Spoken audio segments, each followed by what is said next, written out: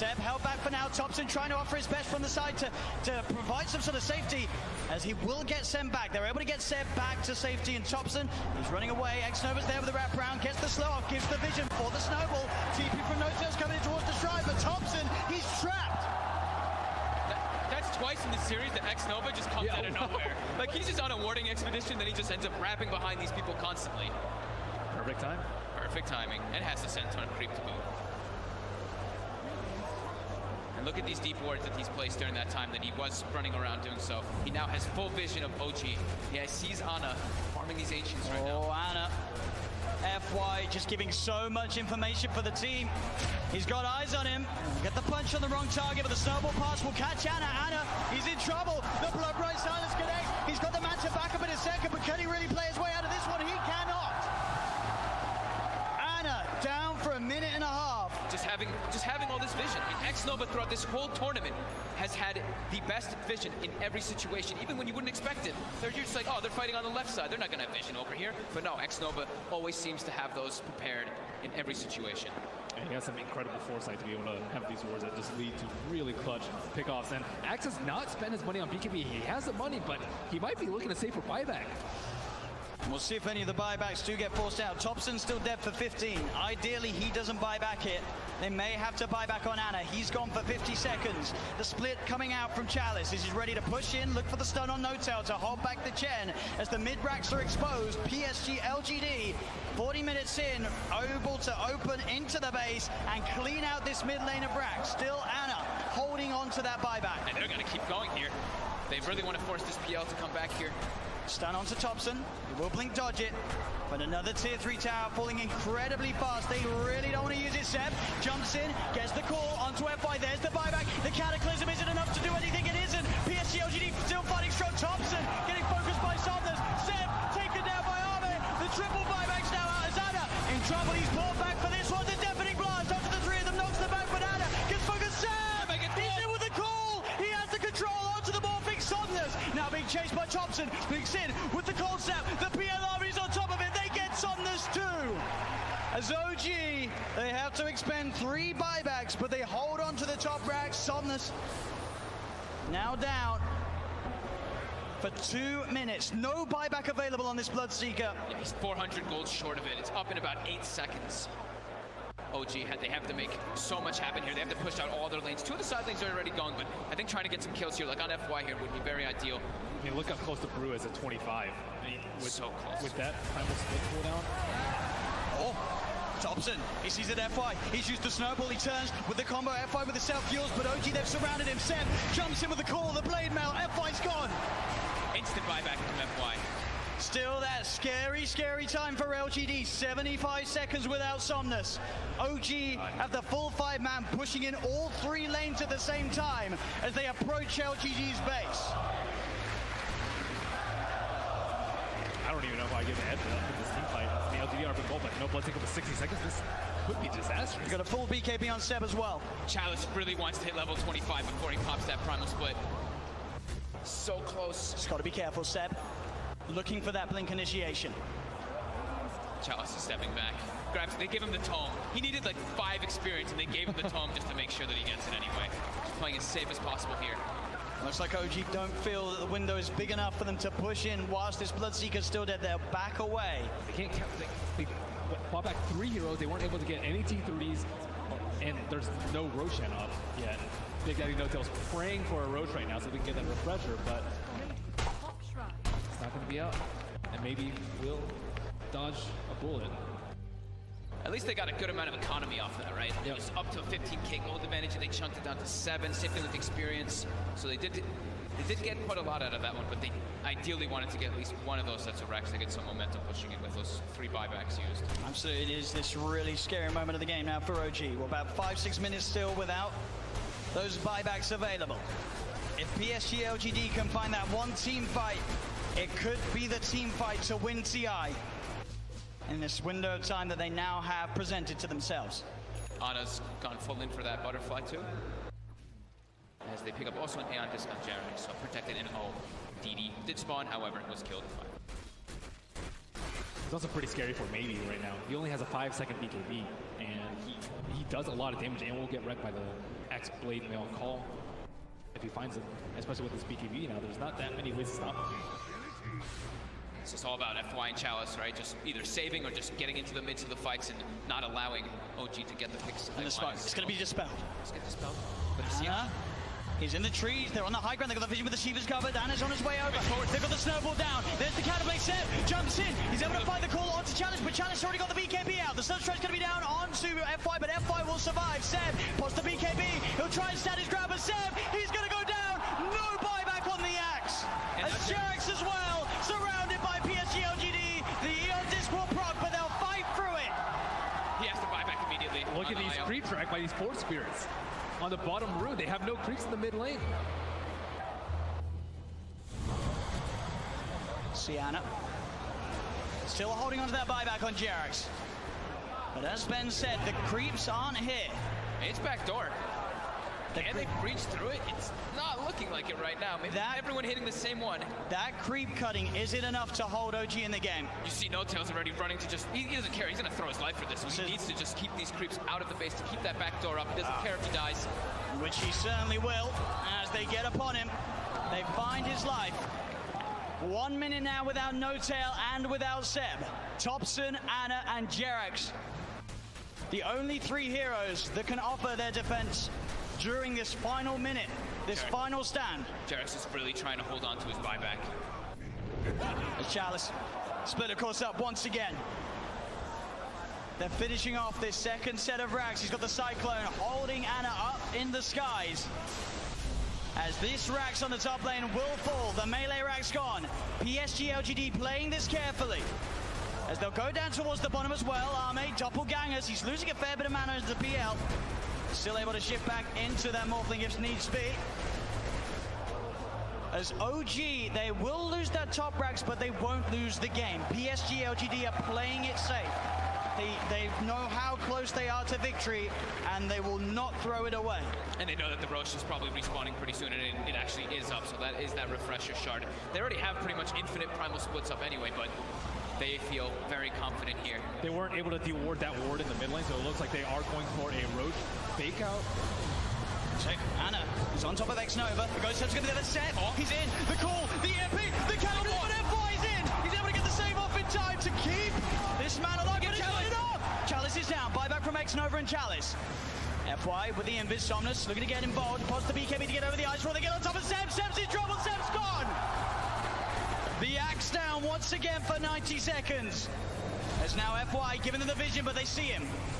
Got the doppelganger to jump away from the snowball over to Topson, the self-fuels, FY trying to buy time for the rest of LGD to come in, again, up into the air, Arme straight on top of No Tail, FY will fall, Arme looking towards No Tail pops the hand of God, but No Tail beaten down by Arme and Somnus. Chalice gets the primal split off as Anna, he's been left behind in Topson, he's got to do something incredible in terms of the combo, can he find the angle, Jarex coming in, keeping Anna alive, Anna with a doppelganger, the Deafening Blast comes out onto the 2 of them, Anna trying to go in, looking for the kill, can he find it in time onto X-Nova, he's on top of him, trying to beat him down, Anna again with the doppelganger, now retreating back towards the base, as X-Nova will survive, Jarex back in, the combo, meatball down onto Chalice, but Chalice is so tanky, pops the Shiva's gone, he's on top of Jarex, Jarex is gone, Anna as well, can he really fight back against the Somnus, and X-Nova is so low, as the buyback for Jarex comes in, he's healing Anna back up, that buyback could set them up for the kill on X-Nova, the cold snap, down onto the attraction, they find him, he's out of mana, he's starting to shift into the strength, but he's surrounded, OG, can they find the ball? They can! OG are still in the game, Arme buys back immediately, but now it's PSG LGD's turn to be without 2 of their supports. Seb's going to be back up in 8 seconds. Oh my god, that buyback from Jarex onto that shrine, being able to save Anna, but Anna also toying with him with that doppel. He sent the illusion, they thought that was the real one. They actually couldn't finish him off, even though they got the thirst vision of him for a second. With the level 25 talent on the doppelganger, it's really hard to kill him. Seb, yeah. He's looking straight for the play. Can he find Somnus? He's hunting. Somnus, he's there, Seb. He'll see him. Oh! Doesn't get the call though, and now Seb. He'll be ruptured. They're looking at him, but Anna, he's straight in on top of Somnus. Somnus puts the BKB, Anna again with the doppelganger. They see Cataclysm coming out. And Somnus still alive. Anna will be able to force him away. They've got the hex. They've got the control. They're on top of him. Can they kill him in time? They finding, looking for Arme. Big Daddy No-Tail gets the penitence out. Only onto the illusion though. Arme able to waveform up to the high ground. As Arme should be fine here. Thompson's got the ghost, he's got Hex maybe up soon too. Oh, the doppelganger Arme's over the trees. Can he hide his way out of this? No, back. Real one. Goes for the waveform. Seb tries for the call, but he's already out of there. Nice play from Arme. And he buys so much time too for his team there. The Brewmaster was dead for 120 seconds, now only 90. Still a big window for OG. They're only without Jerax for the same amount of time. And that lead that PSG LGD had, it is going down a little bit. Only 4K, 5K at the moment. With these last few fights, obviously the 25 is now coming out on OG. Thompson's into the pit. What a timely DD coming out for him too. I don't think they expected to be taken out this fast. He's almost able to solo it with the help of these summons. And that's a refreshing shot. There's no way to get this. There's no way LGD can. Oh, and the Seb level 25 too. That extra Berserker's Call AoE. It catches people out. They don't expect it. It does not feel like OG 2X that. Yeah. The Berserker's Call now is, I mean, the AoE is really massive now when you have that talent. It's so hard to play against. Can PSG LGD do it? They've got the Basher now for Somnus. For just a 2K lead with those last big comeback plays from OG.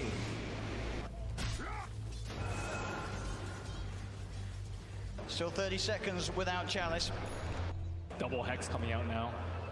Thompson and these 5-second BKBs. Yeah, I mean, they were crushing with their BKBs. Being spotted out. Got the vision. They're on top of it. Thompson, he's in trouble. The nullifier comes out, but he got the ghost walk off as well as the Hex in time. Now, Somnus turns up. The blood runs down. Thompson!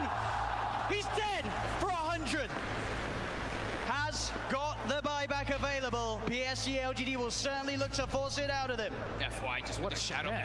It just, as soon as they split up, he finds the perfect opportunity there on Thompson. You got to be careful going out on the map when FY's alive. There's every chance in the world that he's going to be watching you from the trees.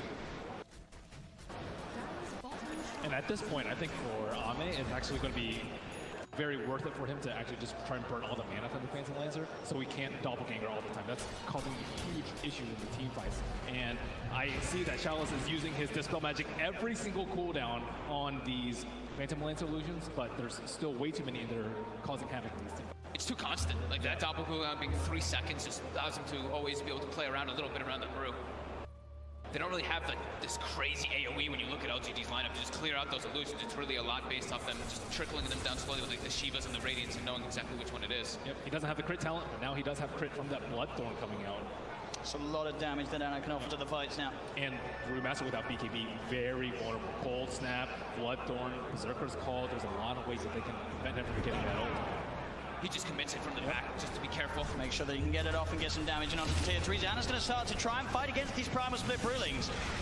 He'll be able to find one of them. He has been silenced. He'll take down the Wind Panda 2 as well by the looks of it. There's only the Earth Panda prevails. Seb jumps and he gets the call onto the Panda, popping the BKB as well, so they won't kill the Brewlings off.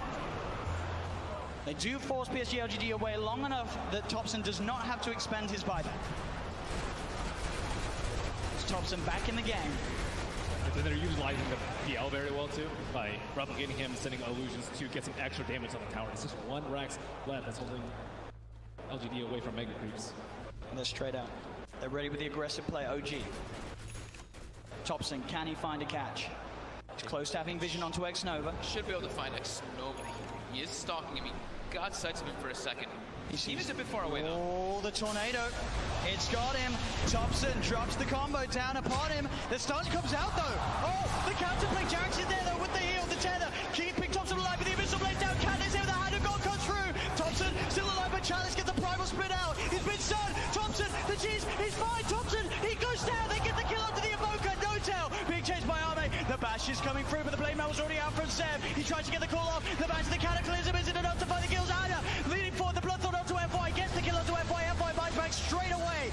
Anna looking towards Somnus again. The doppelganger. Arme on top of Thompson. Thompson being saved by Jerax. Jerax with the tether. Arme turns into Gemma. There's the call. Seb, he catches Arme. Arme dead for 2 minutes. The Hex. They've got Somnus as well. Oh, gee. Double kill for Seb. The clutch buybacks coming into play. Nobody has a buyback available right now. as OG stand with 5 alive on the map, 100 seconds without the Morphling. This double talent is just destroying LGD. They have no way to actually find Ana. Like Ben said, the Brewmaster's constantly using the Dispel, but it's so hard to find the real PL amongst all these illusions in all this chaos of the fights with tornadoes and chaos meters and everything falling all over the place. And look at this. The tier 3 tower falling. Ana frontlining it all. What's he scared of? The Blood Bride will come out. Chalice with the Shiva's Guard trying to initiate. But Ana, he's poking, prodding, beating down, and on the side, Thompson jumps in. Chalice gets in with the beat, with the call. Seb, he's got the disable on the Chalice. Do they have the damage? They got on top of the Chalice. He's into the snowball. FY buying time for him, but now he's vulnerable. He's gets hexed. He gets Bloodthorn. Chalice buys back. Straight back into the game. Ana trying to find his attention onto X-Nova. Chalice leading forward. The Tornado going to be off the market. Only catches out the Bloodseeker, but Seb, he's looking for the follow-up. Jumps in, gets the call. The BKB was out in time. The Bananas on top of it. Did they have the damage? Seb's got the blade on FY. Okay. With the snowball again. Thompson, Jarax focusing the rags. Thompson gets the hex up onto X-Nova. Seb healed up by Jarax. Ana still full health at the moment as the Brewlings are pushed back to the base. OG get the bottom melee racks. As still 30 seconds to play without the Morphling in the game. They move towards the mid lane. OG, can they really get it all here? The mid racks falling. They've taken a full second sets, 15 painful seconds for LGD. They're gonna keep going. They want to claim their megas. Another tier 3 falls. OG onto the final set of racks that LGD have left standing. Azana, he gets kicked back. He's separated from the team, but he has the double gagger. He's been ruptured. He needs help, but he needs it now. Jarak in with the tap of the hand of God. Give it that double heal. The relocate as well. Jarak gets him out. As OG will successfully disengage before that Morphling's back in, as they found both racks. Jerax will die for this one, almost certainly, as he looks to tether across, but the nullifies upon him. He has buyback though, and OG just took so much away from PSG LGD, as they only have a lone range rack standing on the top lane. I can't believe this is only 3 racks left in this game. One of them is a range racks on the side of LGD. Buyback status. I saw X that was buyback. It was only like 600 or 700, yeah, which is crazy. But Jerax also kind of in that same net worth territory, looking at a very cheap buyback. But 2 in the game left. IO and the PL. PL is almost unkillable at this point. Like, even without the Wisp, it's still really difficult. With the Wisp, just don't even try. We'll see this again. It's a save here from Jerax. The control is just not there, and they don't have the way to kill all these illusions constantly. And of course, look at Jerax coming in, starts that relocate channel, and is able to get it off. No one gets the control on him. Keeping it cool at the time that it means the most, but he's still able to crack a smile here in Game 4, the TIA Grand Finals. OG making a stand, now leading 9K advantage in net worth. LD able to join us. I don't believe they actually have any 4 stabs on the side of LG. That's generally how you deal with a Scythe of Ice. And I think they can get a Scythe of Ice on the core, get a blink call, and that hero is likely dead without buyback at this point. So OG, I would say, definitely favored at this point of the game, especially with PL having buyback. LGD, they have a couple minutes to think about what they want to do before this like Roshan. Yeah, they can't be totally reliant on FY just getting these perfect snowball saves, or even like I saw in the last fight too when it was down bottom. He even tried like Walrus kicking the IO away from when he was tethered from somebody else. They need to find some other ways to be able to save, in particular that Brewmaster, who just time and time again is the most important hero, it does seem, for LGD. Yeah, I'm not exactly sure what they do with the BKB call. The snowball is the only thing, but they have Bloodthorns, they have Scythe of Ice for the Tusk, they have a lot of things available. Maybe Aeon's is perhaps for Brewmaster. I'm not exactly sure what the best way for him to deal with it is. Looks like he is going for an Octarine perhaps for almost permanent. The sentry's down though. They see Thompson, but Thompson, he's already quick with the play. The Tornado into EMP, Cold Snap as well, they've got the Hex, but there won't be any further jumping. They just poke at Arme. They're trying to make space. They got the Mega Creeps. That's the distraction play right there. Up against the Mega Creeps. PSG LGD, it's what stands between them and the championship title here in Game 4. And they got it right before that wave, before that 59-minute mark too, so we already have the Mega Creep wave coming in, that momentum pushing onto LGD's side. And you look at their lineup, can PSG LGD's heroes deal with the Mega Creeps? It's hard. They don't really have that sort of incredible D-push or AoE sort of hard hitters to deal with it. That's kind of what they've been lacking in a lot of this game, right? That's what we've been talking about with the illusions with the PL. They've got ways to find them if it's, or ways to kill them if they find the exact one, but as for doing that, it's very tough when they don't have just the Dispel from Chalice. And he does too much damage to ignore at this point with the Bloodthorn. And on top of that, Roshan is going to respawn in about 1 minute's time. LGD, I think their buybacks are going to cool down around that time, but I just don't think they can withstand this onslaught from OG. They really want to be able to prevent this Roshan. It's super obvious when there's Mega Creeps. With Mega Creeps, that's the luxury that you have. You can just wait a couple of seconds. You know, the creeps will be hitting at your T4s if you wait. As Ana commits forward. Has no boots, but a full Eye of Scotty. 3,800 health now on this PL, who hasn't been dying for a very long time. Now he's got easier ways, easier kill opportunity, and much more survivability. Yeah, he probably has like maybe 7,000, 8,000 HP effective with the Butterfly Evasion and the heal, the Overcharge, and the Hand of God. Is just way too much. And the lifesteal from Shen too, which is another ability. OG. Just clearing out the pit. Very, very soon to be spawning. Roshan and PSG LGD are well aware. Roshan's up. It looks like only OG knows. Oh, Arme and Ana. He's losing action. Arme's going to get caught out by the Tornado, though. They've opened up onto him. Arme trying to get on top of Ana. The BKB pop by Challenge. He'll get the ult out. No-Tail getting got out straight away by F5 with the snowball. No-Tail's dead for 100. They'll get the Chen. Ana, in the midst of it, trying to lock down onto FY. The rest of his team about to come over to get the Tornado. Out onto X7 Seb. Looking for the cool control onto Arme. Has he got it? Arme getting stunned up by the cold trap, but he's able to wait for him up the high ground. Thompson blinks in. He gets the hex up, but F5 with the snowball save. They get the bash out. Sonos will be able to find the IO, but they're fully low OGD. That's Sonos dead for 2 minutes. They get Thompson. Thompson dead for 2 minutes. Only Ana. Ana, can he do it here? Is it half out save?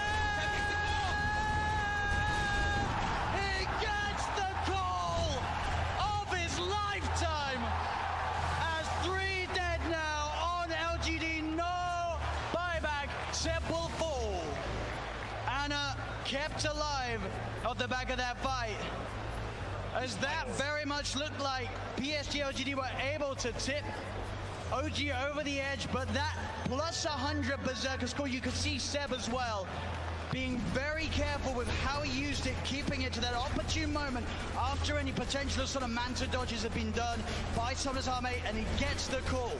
9 doppelgangers used just in that area around the Ancients from the PL. Just the constant barrage of illusions giving that distraction to allow Seb to get that call off. And that's another Roshan for OG.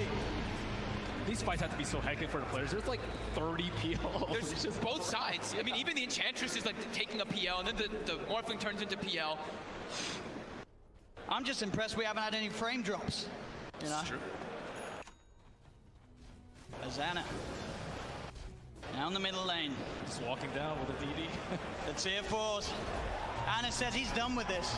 He wants to end this game. The buyback will come out from FY. Ana. It's going to be snowballed. Ana.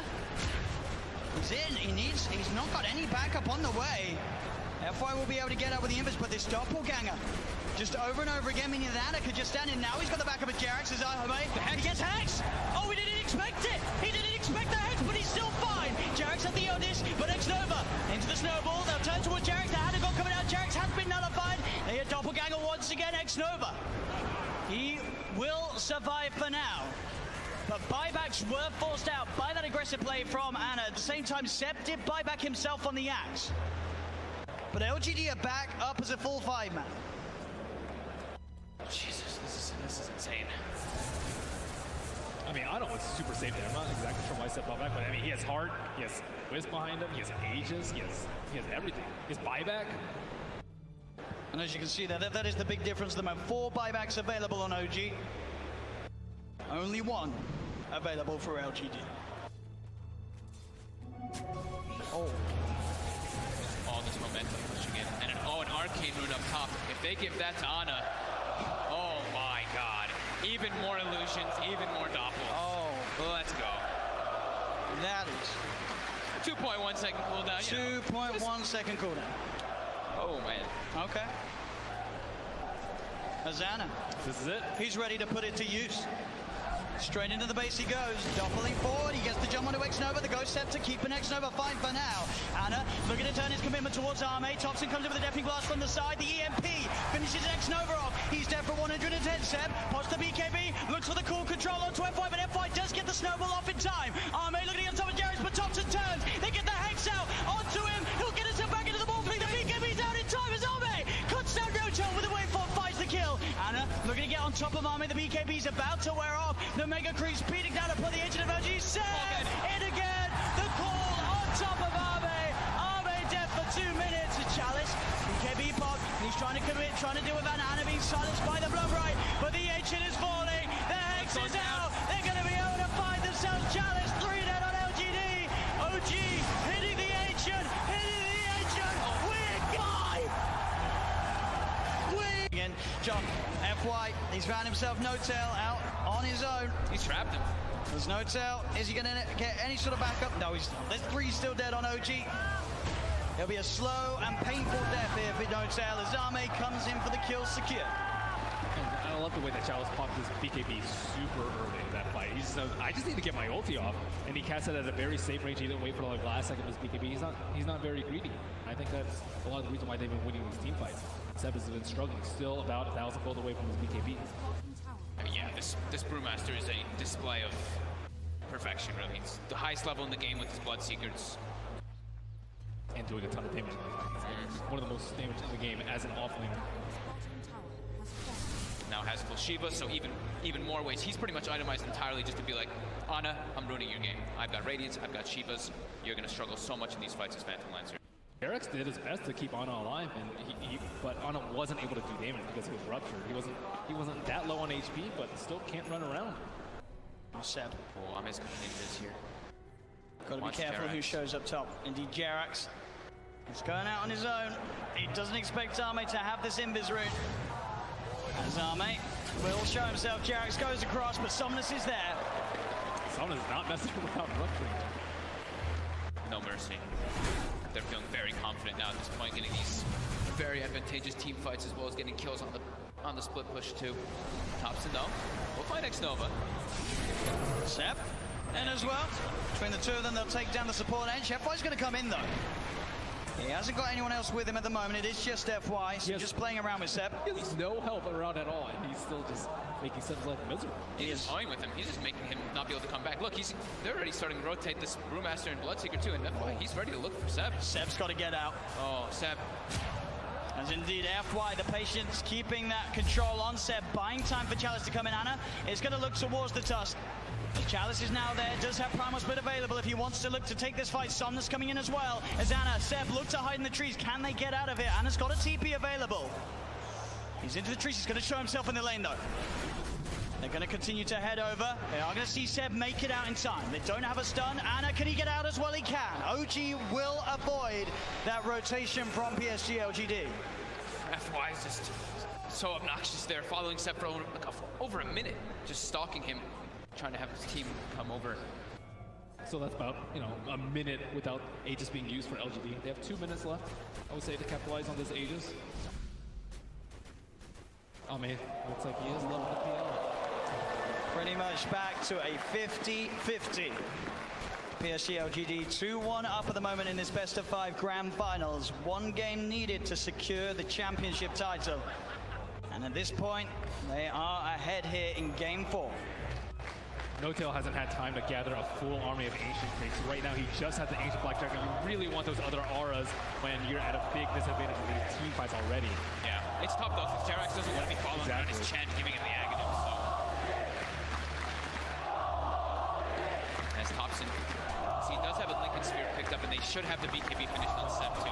So that'll give him a little bit easier time to get those Blink Claws as he's been suffering to do so in the last few fights. And Somnus, I've Scotty picked up, about to be level 25 as well. Yeah, they just need a couple more minutes on the side of OG before they're ready to fight. Wait for Aegis to expire. Seb, he's in, gets the call, the character's going to get FY, there with the snowball save, he's going to be fine, and now they turn to look towards the axe. The taunt's going to be out. Seb goes for the TP. They've got the stun to cancel them. Seb held back for now. Thompson trying to offer his best from the side to provide some sort of safety, as he will get Seb back. They're able to get Seb back to safety, and Thompson, he's running away. Xnova's there with the wraparound, gets the slow off, gives the vision for the snowball. TP from Notails coming in towards the stride, but Thompson, he's trapped. That's twice in the series that Xnova just comes out of nowhere. Like, he's just on a warding expedition, then he just ends up wrapping behind these people constantly. Perfect time. Perfect timing, and has the senton creep to boot.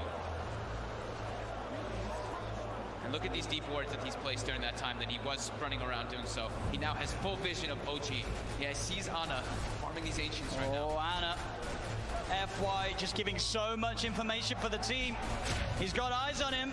Get the punch on the wrong target, but the snowball pass will catch Ana. Ana, he's in trouble. The blood bright silence connects. He's got the man to back up in a second, but can he really play his way out of this one? He cannot. Ana down for a minute and a half. Just having all this vision. And Xnova throughout this whole tournament has had the best vision in every situation, even when you wouldn't expect it. They're just like, oh, they're fighting on the left side. They're not going to have vision over here. But no, Xnova always seems to have those prepared in every situation.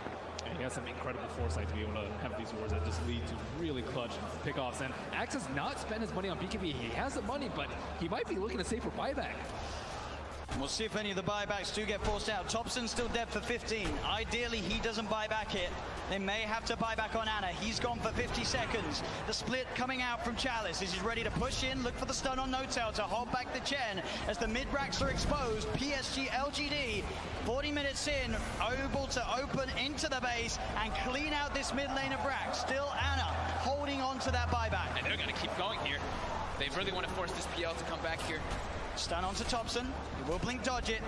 But another tier 3 tower falling incredibly fast. They really don't want to use it. Seb jumps in, gets the call onto FY. There's the buyback. The Cataclysm isn't enough to do anything. It isn't. PSG LGD still fighting strong. Thompson getting focused by Saunders. Seb taken down by Arme. The triple buybacks now out as Ana in trouble. He's pulled back for this one. The deafening blast onto the three of them. Knocks them back, but Ana gets focused. Seb! He's in with the call. He has the control onto the morphing Saunders. Now being chased by Thompson. Mix in with the call snap. The PL army.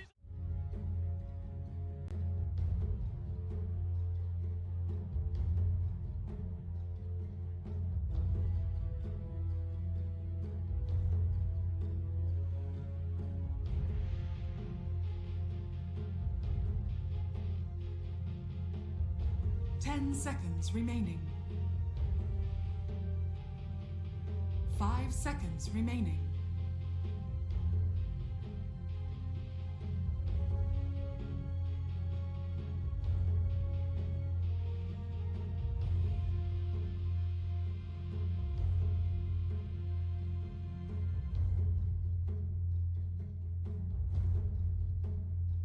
Radiant team back.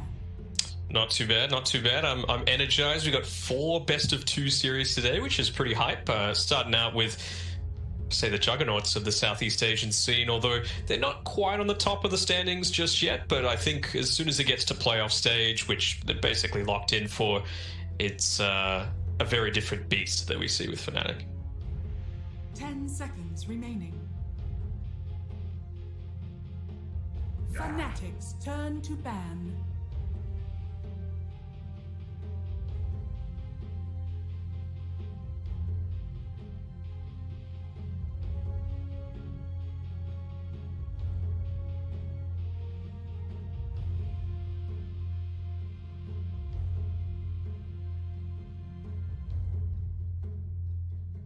Seconds remaining. 5 seconds remaining.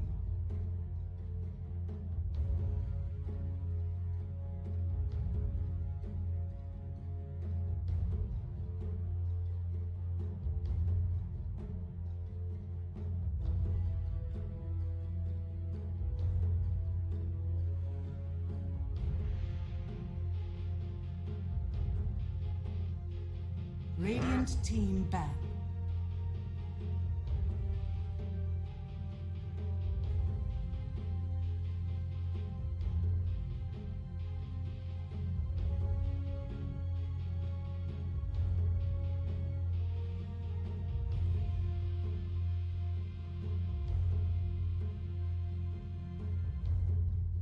10 seconds remaining. 5 seconds remaining. Fanatics turn to ban.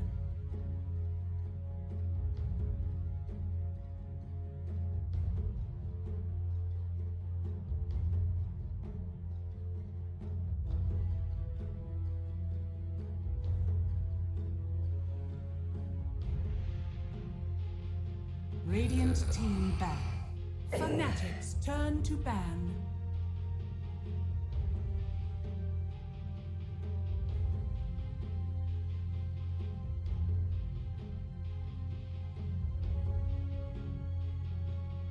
Radiant team ban. Yeah.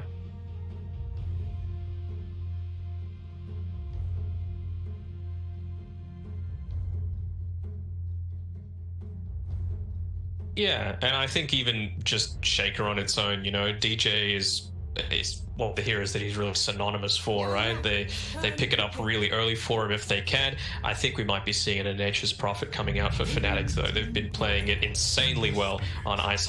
But, you know, Ember Spirit, perfectly fine pick to come out as well. Really versatile. We've seen it rotate through both the core and the support roles. A bit more leaning towards core these days, but still such a great pick at any stage of the game.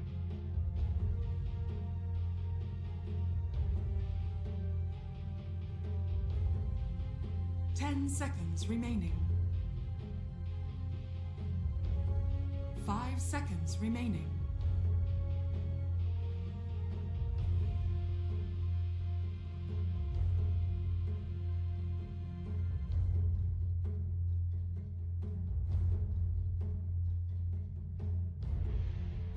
Yeah.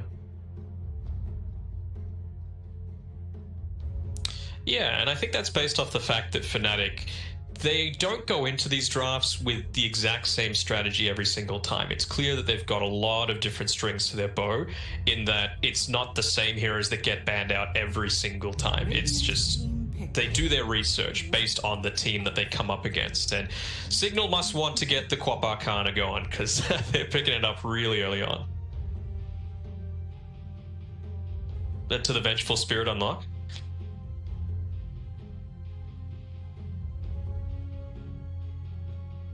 Yeah. 10 seconds remaining. Enigma. 5 seconds remaining. Played a fair amount. Shadow Demon, Grimstroke.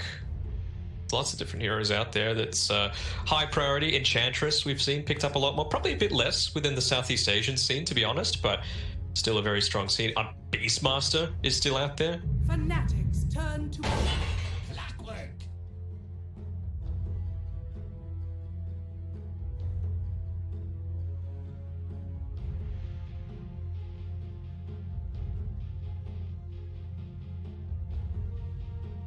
Fanatics turn to battle. I speak for the trees. Yeah. I was surprised that they didn't really pay too much attention to it until now. I think it's something like a 95% win rate that they've got with it whenever they pick it over this recent patch. So if, I would be putting everyone on Fnatic if it was me. But a little weird that they go for it after the Clockwork pickup. You know, it is one of those things that can disrupt it a little bit. You've got good maneuverability. You can't just TP away from it very easily, even in the Sprout. So we'll see how it works out. Fnatic have been banning out the Clockwork a lot in recent times, so to be seen.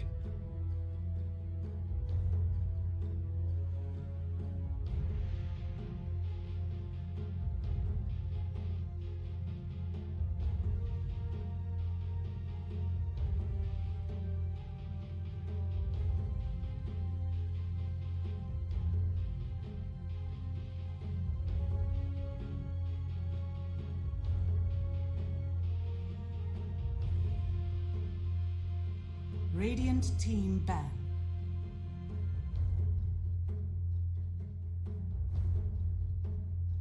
You know what's cooking? Boom! Yeah.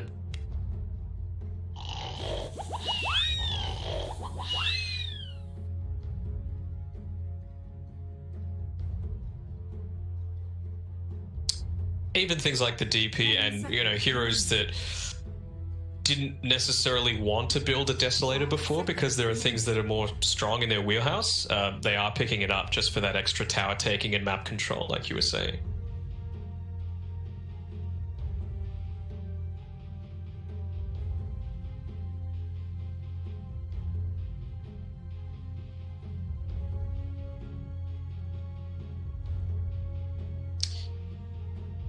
Yeah. Radiant team pick.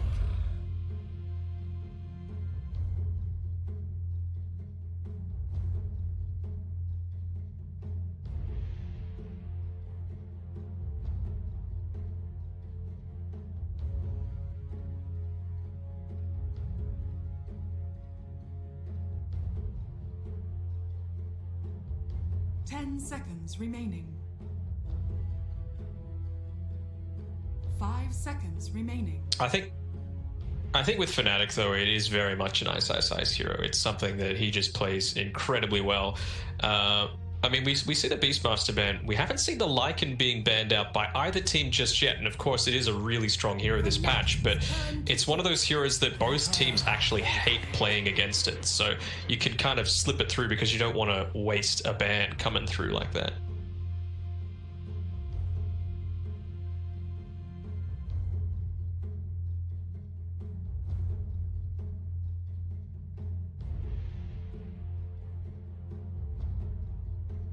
Seconds remaining. 5 seconds remaining.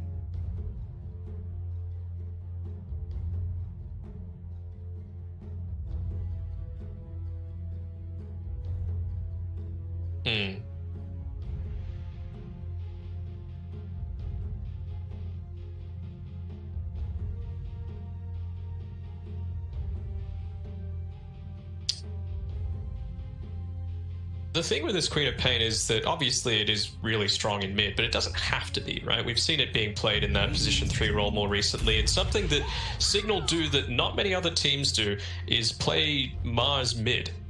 They do it a fair amount, so it is something that does work reasonably well with a Keeper of the Light. So I'm interested to see if they go down that pathway because, you know, with a Nature's Prophet, you can't just sprout yourself and TP away. You're just guaranteeing that you're going to be hit into trees. Same thing with the Clockwork Cogs, right? You can just spear them into the 10 cogs. seconds remaining. 5 seconds remaining.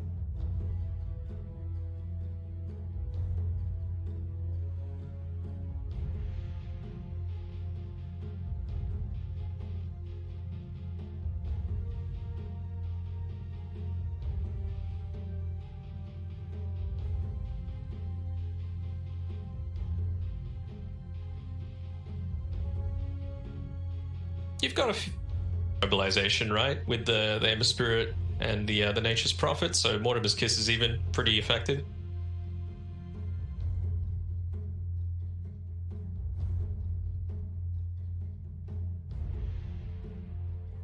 Yeah.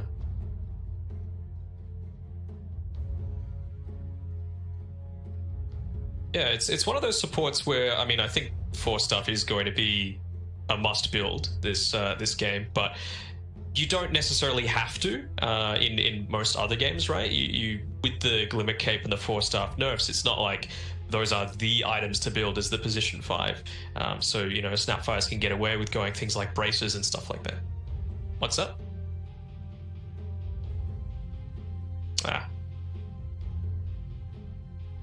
With 1 second left, I actually just saw that.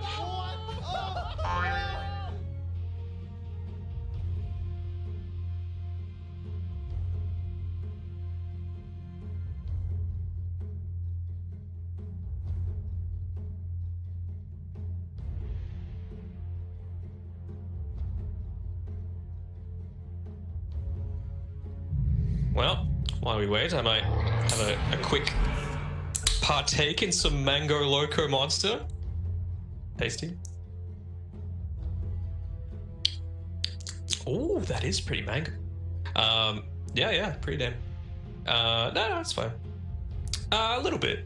You heard the right?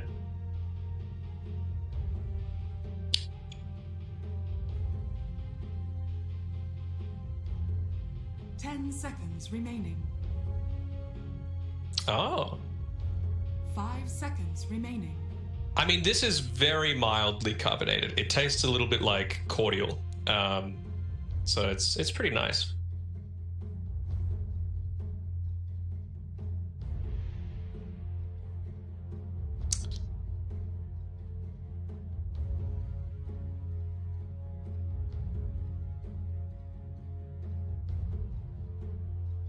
Radiant team ban.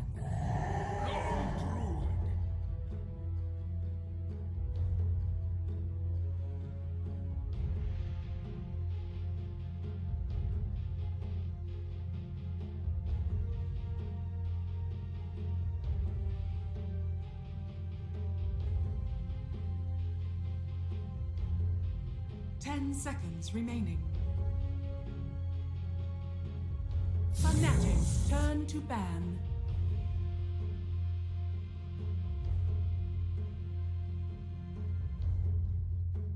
Oh, so they ban it themselves. Okay.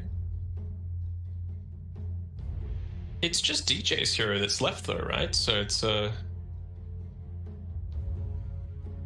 what I'm thinking. 10 seconds remaining. Yeah. Pretty standard across the board. I mean, the LD and the Ember can potentially switch, but eh. Fanatics turn to pick.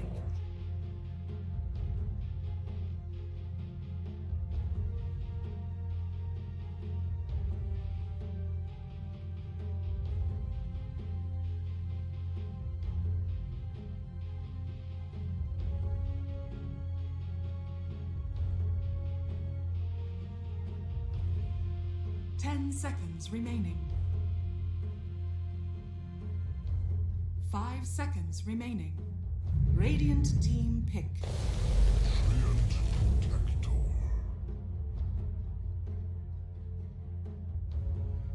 Yeah, it was the one thing that I was thinking they might have been lacking a little bit was some sustain. You know, with Snapfire, of course, once you get enough levels, sure, your cookie gives a little bit of heal, but wasn't really any natural like mech or Greaves or anything like that builders on the team. And not that Treant's going to, I think he's very much just going to rush a Meteor Hammer anyway, but at least you've got the Living Armor, at least you've got the level 1 Leech Seed. You may now select your heroes. It's okay. Need to be mindful of when you use your rage, right? You don't want to get just overgrowth straight afterwards, or you don't want sprout easies to start happening.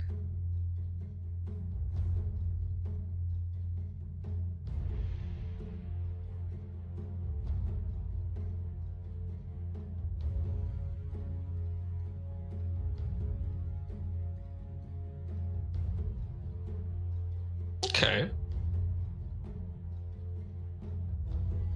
And Moon. Well, they're changing things up a little bit, which, I mean, I think they've got enough games in hand so that they can try something a little bit different here. Interesting to see. And it's just going to be a mid-quap as well, going up against this. I mean, I think it's all right. You know, you need to be very careful with how you're placing your treants. You know, get them away.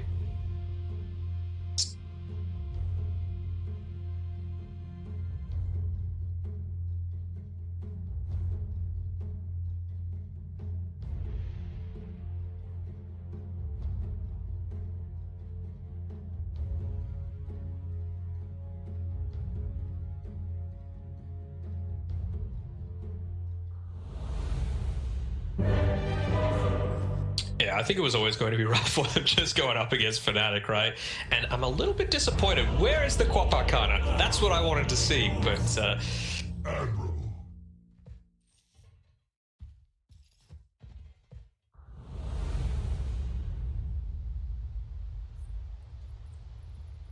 They're hogging the levels.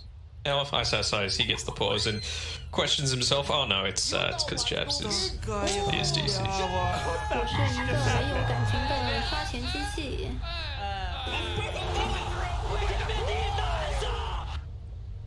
That is a lot of chat lines. Oh man. Alright. Any interesting item choices coming out already here? Clockwork might be trying to do some pulling here. Get the double wave stacked up. Don't have the greatest ways to deal with it with his Snapfire. 我是一个没有感情的刷钱机器。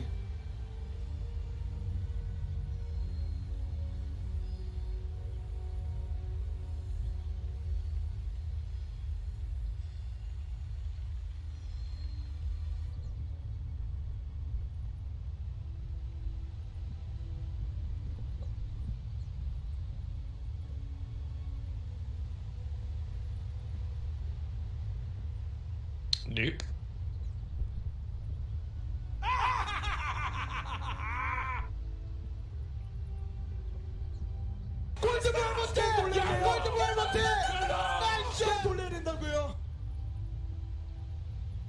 Which is a bit of a pain.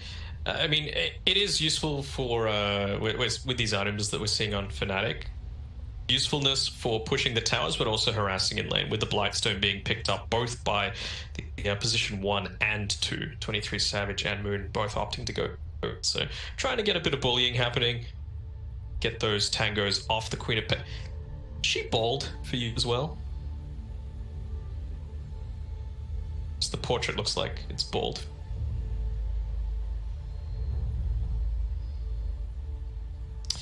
Yeah, in the actual game itself, she has the hood, but in the portrait, she's bald. so.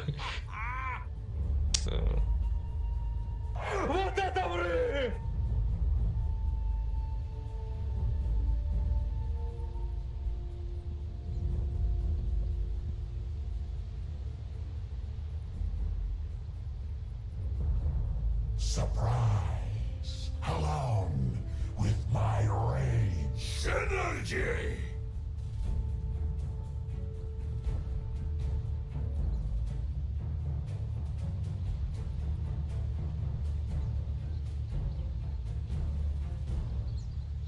Yeah, it's one of those things that is similar with like a Kunkka, right? That makes it really effective. Even if you go with something that's going to be constantly harassing you out, like a Quap, for example, with a Shadow Strike, it doesn't really matter because you can just TP straight back.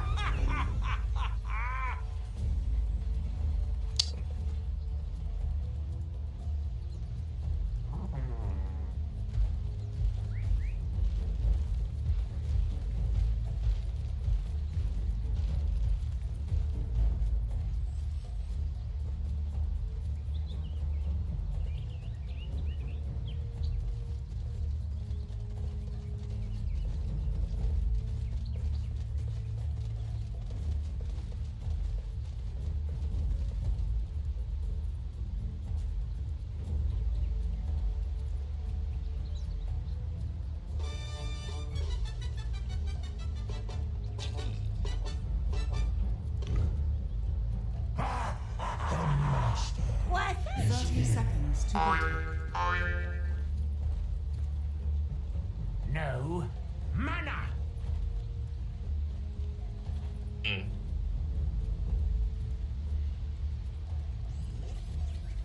Yeah, exactly. And, well, we'll see what Jabs does if they're just trying to go for early kills down here. It very much is possible. The EJ Ember Spirit, if he opts to go for Searing Chains early up, but... begins. And as well with Jabs, we're seeing the Boots of Speed as well on him, so maybe predicting that we might be seeing a bit of lane cutting here from the Clockwork. So at least chasing up a little bit, but Clock's always going to be that little bit faster, 15 extra movement speed to start the game.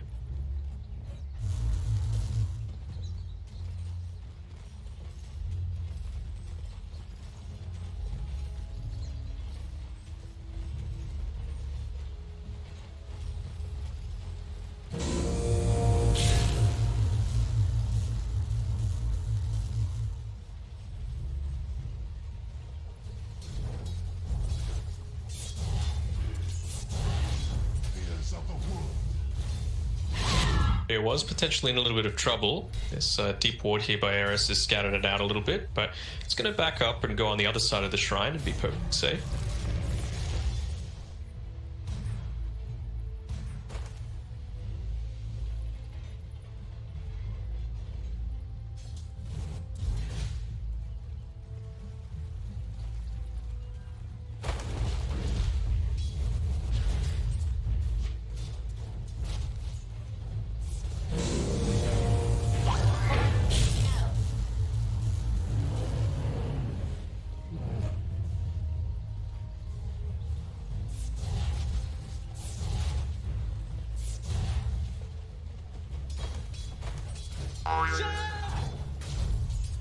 And 8 last hits, so he's doing quite well. I'm interested to see how Moon goes about doing this, because against a Queen of Pain, not the greatest ability to shove waves all too much. I mean, I guess you can commit your treants heavily onto it, and that gives you the little bit of extra time that you need to start making these rotations happen, especially once you hit that level 6 mark. But let's see if Jamesy's mindful of that and pushed heavily onto the dire side of the map if he can. So Clockwork just keeps coming over here and body blocking the small camp. Not going to give Jabs any tools to really reset the lane here. And they have stacked up this big camp as well. So the Lifestealer can shove the lane forward and then they can get some side pulls going. It would be good if Jabs could somehow interrupt that, but I don't really know how much he's going to be able to do. He's just lurking on the backside of the lane here, keeping his eyes on things. Hops over the top of the Clockwork and makes it back to his team. Now, DJ level 2 making the rotation in here does have the chains. They do not have the follow-up stun. 23 Savage just going to send the bear forward. It has been slowed down already. So, doesn't seem like there's going to be any really big play here. But we do have the full tri-lane versus tri-lane kind of getting locked in. I think DJ was hoping to make something happen with the level 2 rotation, but doesn't get an immediate kill, though they are going to get this they get this stacked pull going. So if they can defend this, that's going to be a lot of experience denied away from Signal. Handy. DJ loves fighting in those enclosed areas as well, and yeah, I mean, with it's the hard camp double stacked, that's very easy to just quickly clear out the waves. It's not a small stack where you can start to make that rotation through. Had the slight chains, but DJ would have had to pop the mango to get both spells out there. And Jabs straight back at it, gets another wave pulled through. Signal does look like they're going to be better positioned to contest this time around, but the lane's already been pulled back towards the tower, so 23 Savage can be pretty happy playing under there. Mid lane, 20-2 up against the 18 for 9. And these mid lane heroes really going to be the big question when it comes to this top lane, and how much longer they're going to be able to sit here as a tri-lane versus tri-lane. And both position 4s are already thinking about the 4-minute rune, looking to contest it right now. Living Armor to help out the Ember a little bit, but looks like you're still going to be the one to secure it. Jamesy really wanted that, but it was just about to get denied by the treants, so... A little bit of a grief, but at the same time, some good play coming out from Moon, as well as DJ putting that constant pressure up. Bottom side, Ice is doing a really good job down here, getting some denies off. He's leading in the experience mark. He's had a couple of double waves somehow pulled underneath his tower, so he's going to make the rest of his team a lot more sustainable as well, not opting for any points in the Leech Seed because realizing he doesn't really have that kill potential in lane. Yeah, and the ability is a little bit garbage, let's face it. Yeah. He's got a lot of rings. He's got 2 rings of protection and a ring of regen currently. I don't even know if Turn Protector has enough fingers, but you know, we won't question too much. I'm in the position to make like a joke about how trees have rings based on their age, but I'm just not going to do it. So you're going to acknowledge that, but not actually going to... No, okay, I'm too dumb to be able to make a spot enough. Right. Okay, so still one more bounty over here. Looks like Fnatic gonna grab 3. Jab's just playing, you know, pretty deep in here, looking for a couple of couriers. Looks like he is going to be able to snipe Clockworks quickly.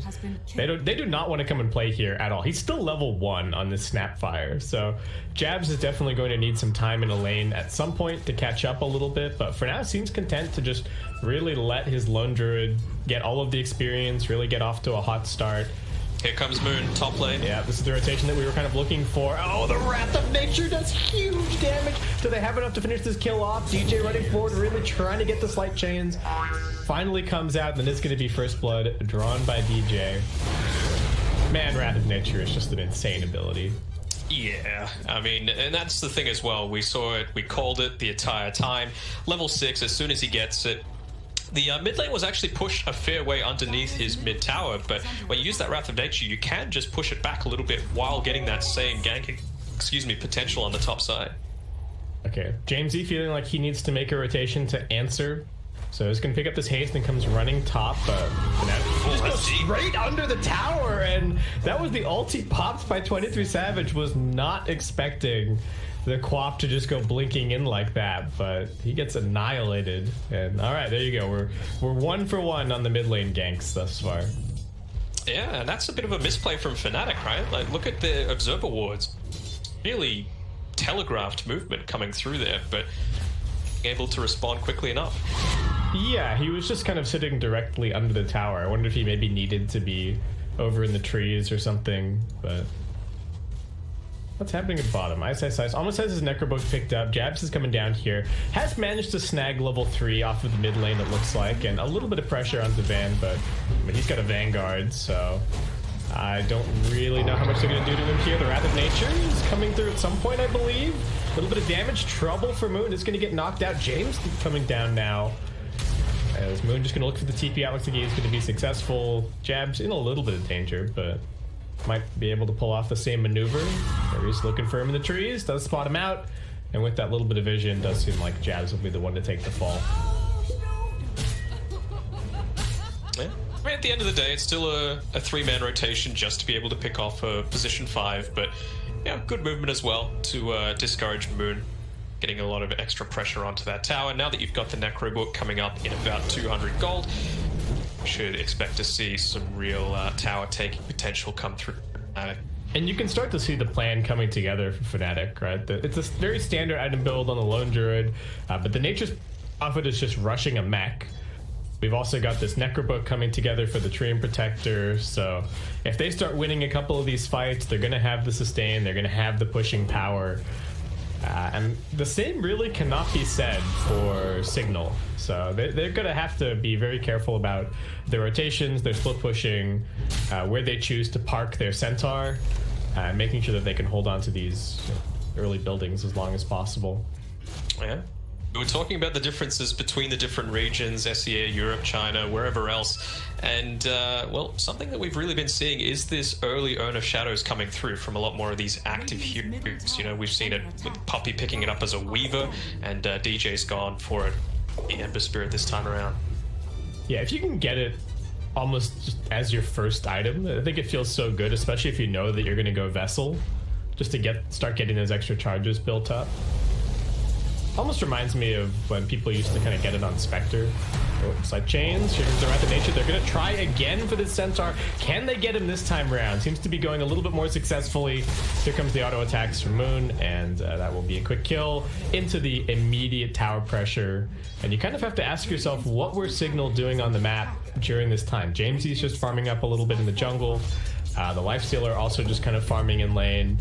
And Clockwork only level 4, really, so not a whole lot that he's able to contribute, and the tower just getting melted at bottom. Yeah, level 4 only, and only a Tranquil Boots as well. Meanwhile, with that kill, Moon's got his mechanism coming out to him, opting for an armlet as well on a butt, so realizing the need to take a lot of this early aggression and try and push it back into Fnatic, but with a lot of that sustain, some of that BKB and rage piercing with Ice, so we'll see how it goes for him, but it's not looking great. Well, Jabs, all right, hops over into the trees here. Doesn't want to TP out. I think wants to soak a little more experience if he can. Bounty rune's coming up. Found him. Oh. He's on the run. Cookie's still on cooldown for 5. That tree is not cut down, so he's going to have to go to the south. Jabs looking for the slowdown on Therese, but Stampede comes through, and that is going to be another kill. They're going to just park Ice up here to try and hold on to the Tier 1 tower a little bit longer. Over at mid 20%. This would be a huge kill. Jamesy, the auto attacks with the double damage. Once again, the ulti just not doing nearly enough. I don't even think it did anything for him there. It was still mid transformation down. Okay, that's the exact thing that you have to do, right? You've got a lot of these aggressive heroes. Basically, LD was the only one not trouble for Jamesy. Just the 2 supports at mid, but can they kill him? The Wrath of Nature finishes him off. Not respecting the chains into the cookie enough. And now Fnatic looking for this mid tier 1 tower, or at least a little bit of damage on it. Ice able to keep on holding on to this top tier 1 for a very long time, even dragging the creep wave over into the neutrals. He's being such a nuisance up here. name a more iconic duo. Ice and being a nuisance. Yeah, Grievous almost gets brought down here at mid, but is going to end up surviving. That's the Mortimer's Kisses launching. Van running over looking for DJ. Does have a couple of remnants. Doesn't have one out currently, though. So needs to split off to the side. Buying a bit more time, Jamesy waiting for him, though. Finds the intercept. Ice. Can he escape? Just going to go for the TP. Unfortunately, no hook shot just yet on Ares. Yeah, unlucky as well with a battery assault ending a couple of seconds too early for him to make that rotation through. So an alright defense coming through from Signal there, but just feel so concerned about, again, this aggression coming through. Moon, he's opting to go into an Orchid, so trying to catch out this Queen of Pain, who is also going for the same style of items. So positioning and vision is going to be even more important than usual in this game. But yeah, it has to be said, Signal holding on pretty well so far. About coming under some pressure at bottom. Doesn't even have a point in the Infest just yet. Is opting to max out the Feast and the Rage as much as he possibly can. Yeah. And it has to be said as well, the fact that they've been able to take these pretty decent trades on Signal despite not having the Hookshot or the Will-O-Wisp on their supports is influential. Nearly about to get it on Grims, but he's going to be caught out by SSIs perhaps, but speedy, Keeper of the Light. DJ just keeps running at this Lifestealer. The Wrath of Nature, they now have enough mana on Moon, so Bot needs to be a little bit careful here. You don't think we would see like an armlet toggle gone awry? Yeah, I hope not, but it could happen. Necrobook getting chased here by Jamesy. He's going to clean that up for some nice gold. And Fnatic just starting to take over the Radiant jungle, because they don't have to give away their top tier 1. They're just continuing to either TP the Trade Protector or the Nature's Prophet up here to hold.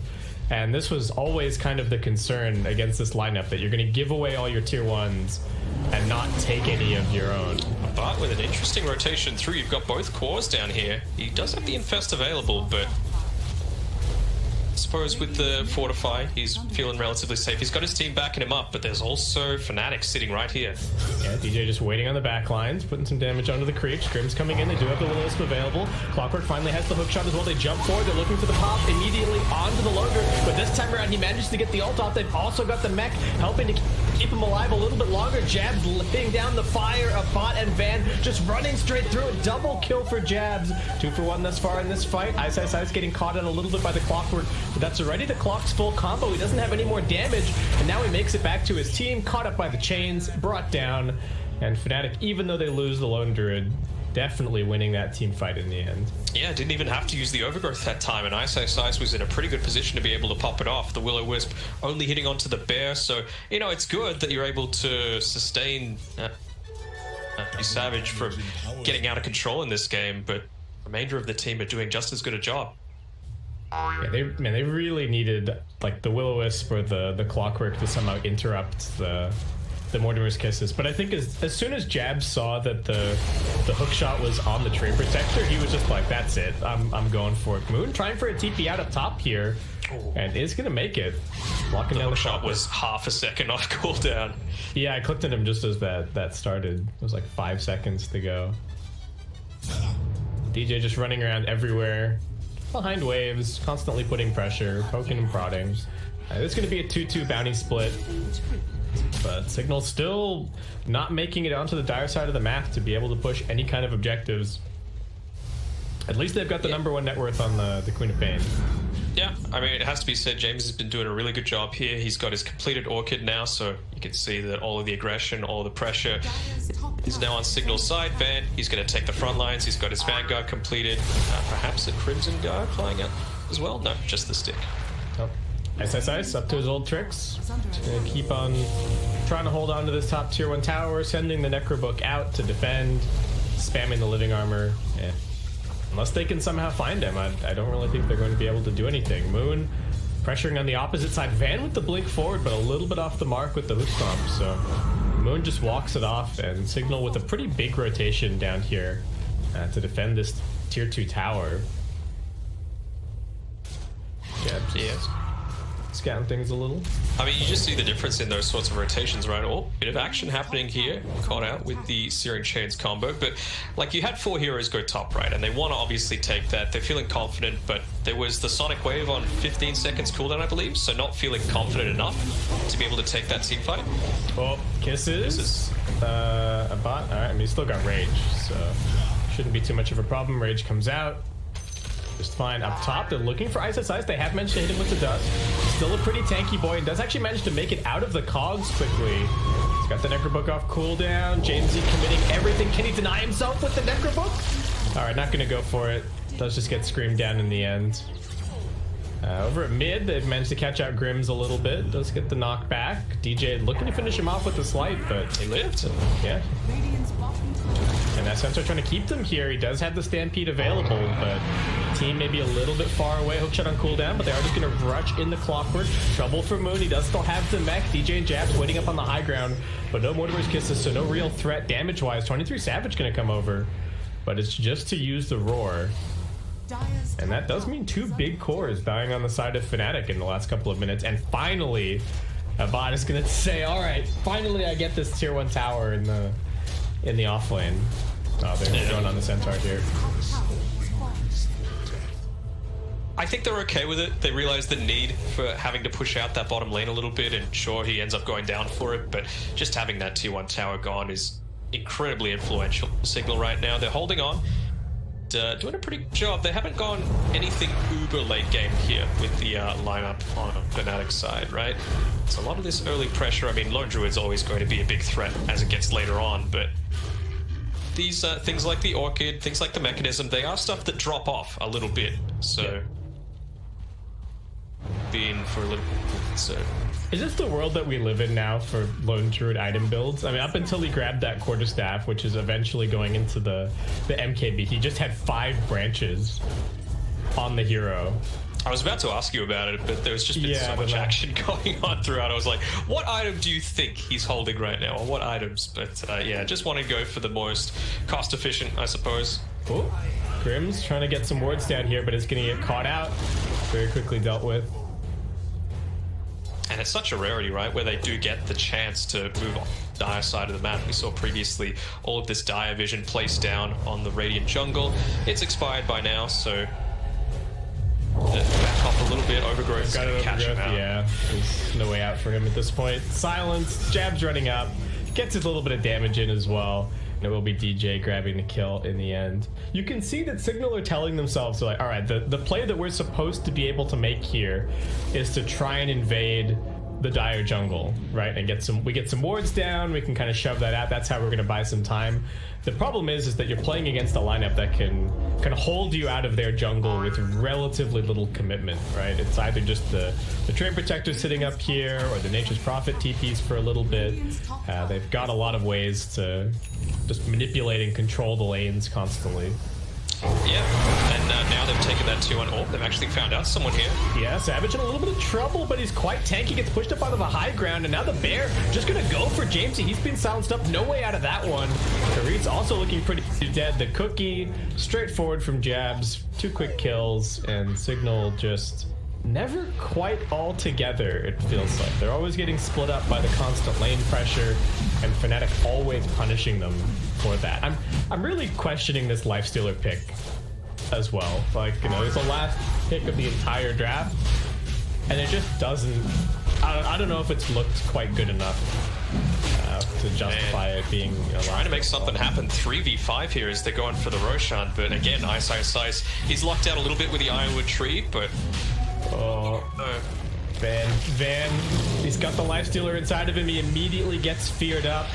Trouble for the Centaur. One more hit and he's going to be brought down. Ice looking to finish it off. Grims is going to drop down the Willows to try and continue the fight, but a bot just going to get right-clicked, I think.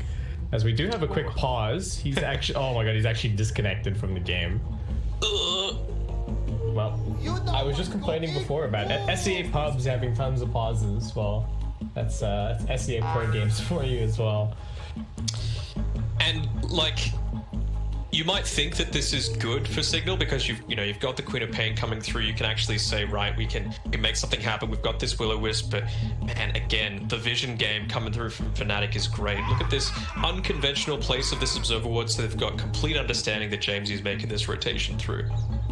Yeah, and there's no Sonic Wave available either, so I really just don't think that they have the damage here. Like, Moon's still got mech, Ice is full HP, his Blade Mail's cooling down. And maybe he's got overgrowth. Yeah, and maybe they could find some kind of a jump and kill on the lone druid. They do see him, so maybe Clockwork can somehow thread the needle here. But even then, I don't know if that's gonna work. So, if you were in Fnatic's shoes right now, or even in a pub, and it's 20.5 minutes, you would be very happy if you were a position 5. In a half minutes, you've got an Ag Scepter completed, because that's what Jabs has flying out to him right now. It's next to the mid tier 1 tower, and what are we expecting here? Something like an Ember Spirit to get spat in and then just have that immediate escape if he needs to? I guess, or you just spit the Trade Protector in, and then he overgrowths, and then you follow it up with the regular kisses, and say farewell, enemy team. I don't really know what else you do at that point. It's an insane amount of farm. It is. I would really love to look at the gold breakdown after the game. I think a lot of it is probably just coming from the fact that there's all these. He's got 37 last hits, and they've taken a bunch of towers. But he is also 4-2-4. So yeah, pretty decent scoreline. All right. So predictions here: Grims dies, Abat dies. They finish off Roshan. Yeah, I think so, because you can't even range TP because they're still overgrowth. So Grim's dead to DJ. Abat just gonna keep on hitting Ice. Jamesy was trying to chase after Jabs, but he had the last little bit of a haste, and now he's got the gobble up ready to go. Trouble for, and then just he's just shooting a creep over at him. He's looking for the kill at Jamesy. It's not quite a long enough stun. He's still hunting for him with the Mortimer's kisses. Oh man, they're toying with him, Kip. Yeah, well, Abat's not quite dead. And now actually Jamesy gonna go back in. Looks like he will be able to finish off Jabs. Ice caught out somewhat, but Nature's Prophet goes looking for Jamesy. Abat in the middle of everybody. They're pump faking the overgrowth. Do they even really need it? Abat with the armlet toggles, well, trying to armlet toggle, but DJ finishes him off with the sleight of fist. And Fnatic just rolling from strength to strength here. Probably go and finish up the Roshan before too long if that's what they want to do. You could tell James was a little bit salty with what that Snapfire tried to do with how aggressive he got onto him. It was like, all right, nice try, buddy. I'll show you who's the real core in this game. But the Queen of Pain already starting to fall off a little bit, it feels like, as these Fnatic heroes just get tankier. They've spotted him out again. DJ's here. Prophet's got TP. Yeah, and they've got the clumsy net as well, so that secures the TP in for the silence. Van trying to help out, but I think he's also just in a little bit of danger. Oh, the spit out, but Grims manages to dodge it. The DJ still closes the gap. They're going to finish off that kill. And now Centaur trapped in the middle of everything. If he can get his blink off, I think he might be able to blink TP. Probably living. Alright, he's good. TP Moon, he TPs to try and get him. He's like, oh, a bounty rune, no. Nice. Right. How long's that been here, guys? Man, he's got the Grove Bow as well. And the full BKB picked up now. So really nothing to fear whatsoever from a lot of these heroes on the side of Signal. And this does feel to me a lot like a lot of the Centaur games that I've seen recently, where the hero just takes a while to come online. And in general, you can just kind of ignore him. Like, got a smoke coming through. They're trying to make something happen, but Eris getting in there on the front lines. They make space for him. Jump in. They only get the stop onto the bear. Hookshot 4, but that's onto the trade. Nice Will-O-Wisp. Here comes the Will-O-Wisp, but they're all still so damn tanky. And here comes the overgrowth with the Mortimer's kisses. That's one dead so far. They do get the Aegis over onto the lone druid. So Abat not successful in his endeavor there to finish off the Roche and then grab that for himself. Jamesy up on the high ground, gets Moon spat at him. And in the duration of that cookie stun, he's going to be brought down. They did manage to grab DJ in the end, but very small consolation prize as Fnatic just looking looking too strong at this point. And they got the Roche kill as well on Signal, but yeah, again, that's not really what matters at this. Well, Crims, all right, he's got the Shadow Amulet. That's going to keep him alive here. The Chappie special. But, I mean, Ice is dragging waves top. Mid lane's getting pushed by 23 Savage. I'm just looking at this Lone Druid inventory. Just, you know. Yeah. Just LD things. Radiant's top tower is under attack. How long until the bear is the hero and you summon the other guy? Because it just doesn't. I mean, this is the thing that Signal does all right, is that they've obviously got good high ground defense with the Keeper of the Light, having both the Illuminate and the Bloody Light. But when you get spat at like that... Yeah, Grims is dead. And like you said, you can throw in DJ and he can just go for a kill and then immediately jump back out. The slow siege continues onto the tower. Ice going in to lay down a couple of punches. He's got the Necrobook off cooldown. Another slight chains. Pop and a bot not very happy with their lot in life. Jump in attempted from the Centaur, but not really doing enough. 23 Savage does have the resummon available, I believe, and now on the front line of the bot, just getting locked down and punched. Surviving for a little bit longer inside of the creep, but it's getting sent back towards the fountain. Do have a Sprout. Another nice slight chains from DJ. A bot trying to fight, but here comes the Mortimer's Kisses. Jab's gonna clean up this team fight, and Fnatic gonna clean up this game. GG's. Yeah, I mean, it has to be said, really nice game from Jamesy, but that was basically it from Signal's side, right? Yeah. He's finishing with 0 kills, Van only the 1. It just felt like they didn't really have, like you were saying before, that overall game plan. It just felt...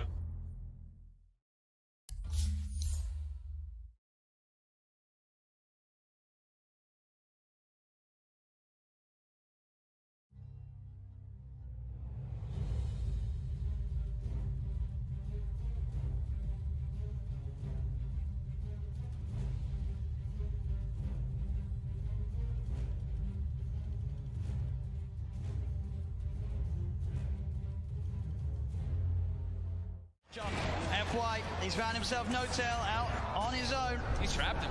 There's No-Tail. Is he going to get any sort of backup? No, he's not. There's 3 still dead on OG. It'll be a slow and painful death here for No-Tail as Zame comes in for the kill secure. And I love the way that Chalice popped his BKB super early in that fight. He just knows, I just need to get my ulti off, and he cast it at a very safe range. He didn't wait for the last second of his BKB. He's not very greedy. I think that's a lot of the reason why they've been winning these team fights. Seb has been struggling, still about 1,000 gold away from his BKB. I mean, yeah, this Brewmaster is a display of perfection, really. It's the highest level in the game with his Bloodseekers. And doing a ton of damage. One of the most damage in the game as an offlaner. Now has full Shiva, so even more ways. He's pretty much itemized entirely just to be like, Ana, I'm ruining your game. I've got Radiance, I've got Shivas. You're going to struggle so much in these fights as Phantom Lancer. Eric's did his best to keep Ana alive, and but Ana wasn't able to do damage because he was ruptured. He wasn't that low on HP, but still can't run around. Seb. Oh, I'm as ninjas here. Got to be careful who shows up top. Indeed, Jerax. He's going out on his own. He doesn't expect Zame to have this invis rune. And Zame will show himself. Jerax goes across, but Somnus is there. Somnus is not messing around rupturing. No mercy. They're feeling very confident now at this point, getting these very advantageous team fights as well as getting kills on the split push too. Thompson though, we'll find X-Nova. Seb, and as well, between the two of them, they'll take down the support edge. FY's going to come in though. He hasn't got anyone else with him at the moment. It is just FY, so just playing around with Seb. He has no help around at all, and he's still just making Seb's life miserable. He's just toying with him. He's just making him not be able to come back. Look, they're already starting to rotate this Brewmaster and Bloodseeker too, and FY, he's ready to look for Seb. Seb's got to get out. Oh, Seb. As indeed FY, the patience keeping that control on Seb, buying time for Chalice to come in. Ana is going to look towards the Tusk. The Chalice is now there, does have Primal Split available if he wants to look to take this fight. Somnus coming in as well. As Ana, Seb look to hide in the trees. Can they get out of it? Ana's got a TP available. He's into the trees, he's going to show himself in the lane though. They're going to continue to head over. They are going to see Seb make it out in time. They don't have a stun. Ana, can he get out as well? He can. OG will avoid that rotation from PSG LGD. FY is just so obnoxious there, following Seb for over a minute, just stalking him, trying to have his team come over. So that's about, you know, a minute without Aegis being used for LGD. They have 2 minutes left, I would say, to capitalize on this Aegis. Oh man, looks like he is level with the Pretty much back to a 50-50. PSG LGD 2-1 up at the moment in this best of 5 grand finals. 1 game needed to secure the championship title. And at this point, they are ahead here in game 4. N0tail hasn't had time to gather a full army of Ancient Creeps. Right now, he just has the Ancient Black Dragon. You really want those other auras when you're at a big disadvantage in these team fights already. Yeah, it's tough though, because Jerax doesn't want to be following around his Chen, giving him the Aghanim, so. As Thompson, see, he does have a Lincoln Sphere picked up, and they should have the BKB finished on Seb too. So that'll give him a little bit easier time to get those blink calls out, as he's been suffering to do so in the last few fights. And Somnus, I've Scotty picked up, about to be level 25 as well. Yeah, they just need a couple more minutes on the side of OG before they're ready to fight. Wait for the Aegis to expire. Seb, he's in, gets the call, the character's going to get FY, there with the snowball save, he's going to be fine, and now they turn to look towards the axe. The taunt's going to be out, Seb goes for the TP, they've got the stun to cancel though. Seb held back for now, Thompson trying to offer his best from the side to provide some sort of safety, as he will get Seb back. They're able to get Seb back to safety, and Thompson, he's running away. X-Nova's there with the wraparound, gets the slow off, gives the vision for the snowball. TP from N0tail's coming in towards the shrine, but Thompson, he's trapped. That's twice in this series that X-Nova just comes out of nowhere. Like, he's just on a warding expedition, then he just ends up wrapping behind these people constantly. Perfect time. Perfect timing, and has the Senton creep to boot. And look at these deep wards that he's placed during that time that he was running around doing so. He now has full vision of OG. Yeah, he sees Ana farming these Ancients right now. Oh, Ana. FY just giving so much information for the team. He's got eyes on him. Get the punch on the wrong target, but the snowball pass will catch Ana. Ana, he's in trouble. The blood bright silence connects. He's got the man to back up in a second, but can he really play his way out of this one? He cannot. Ana down for a minute and a half. Just having all this vision. And X-Nova throughout this whole tournament has had the best vision in every situation, even when you wouldn't expect it. They're just like, oh, they're fighting on the left side. They're not going to have vision over here. But no, X-Nova always seems to have those prepared in every situation. And he has some incredible foresight to be able to have these wars that just lead to really clutch pickoffs. And Axe has not spent his money on BKB. He has the money, but he might be looking to save for buyback. We'll see if any of the buybacks do get forced out. Thompson's still dead for 15. Ideally, he doesn't buy back here. They may have to buy back on Ana. He's gone for 50 seconds. The split coming out from Chalice. He's ready to push in, look for the stun on N0tail to hold back the Chen. As the mid-racks are exposed, PSG LGD, 40 minutes in, able to open into the base and clean out this mid lane of racks. Still Ana holding on to that buyback. And they're going to keep going here. They really want to force this PL to come back here. Stun onto Thompson. He will blink dodge it. But another tier 3 tower falling incredibly fast. They really don't want to use it. Seb jumps in, gets the call onto FY. There's the buyback. The Cataclysm isn't enough to do anything. It isn't. PSG LGD still fighting strong. Thompson getting focused by Somnus. Seb taken down by Arme.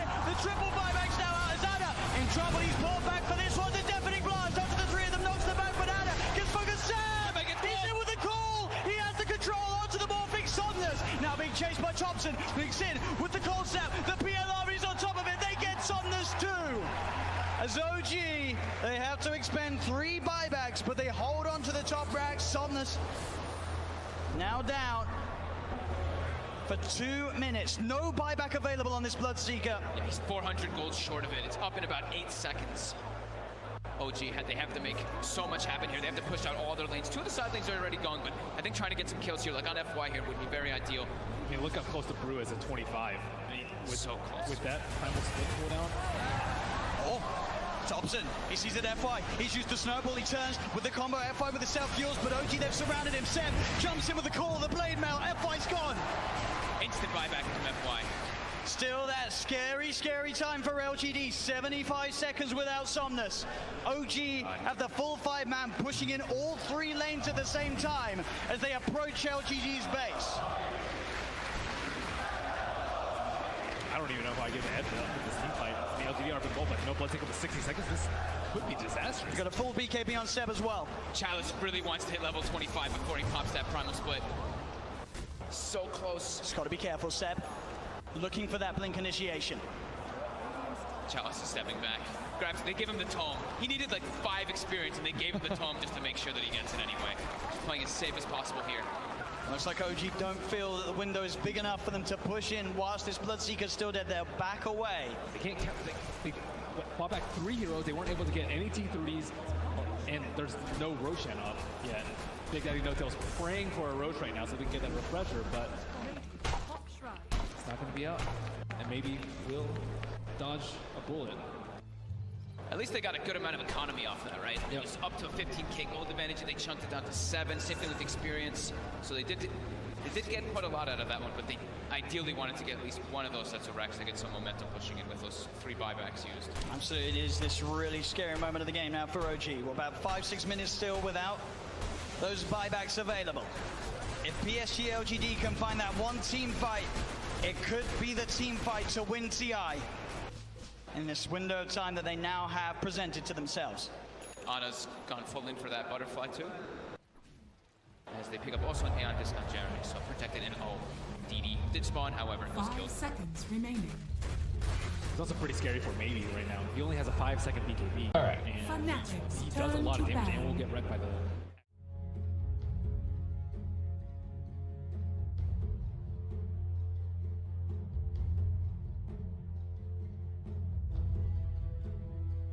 I'll let it. Let's see a ban first. Let's see a ban. It is actually pretty good. I wasn't even just selling out, you know. It's Yeah. very mango-y. It's like cordial. 5 seconds remaining. I'm gonna have to go and get myself a couple for today.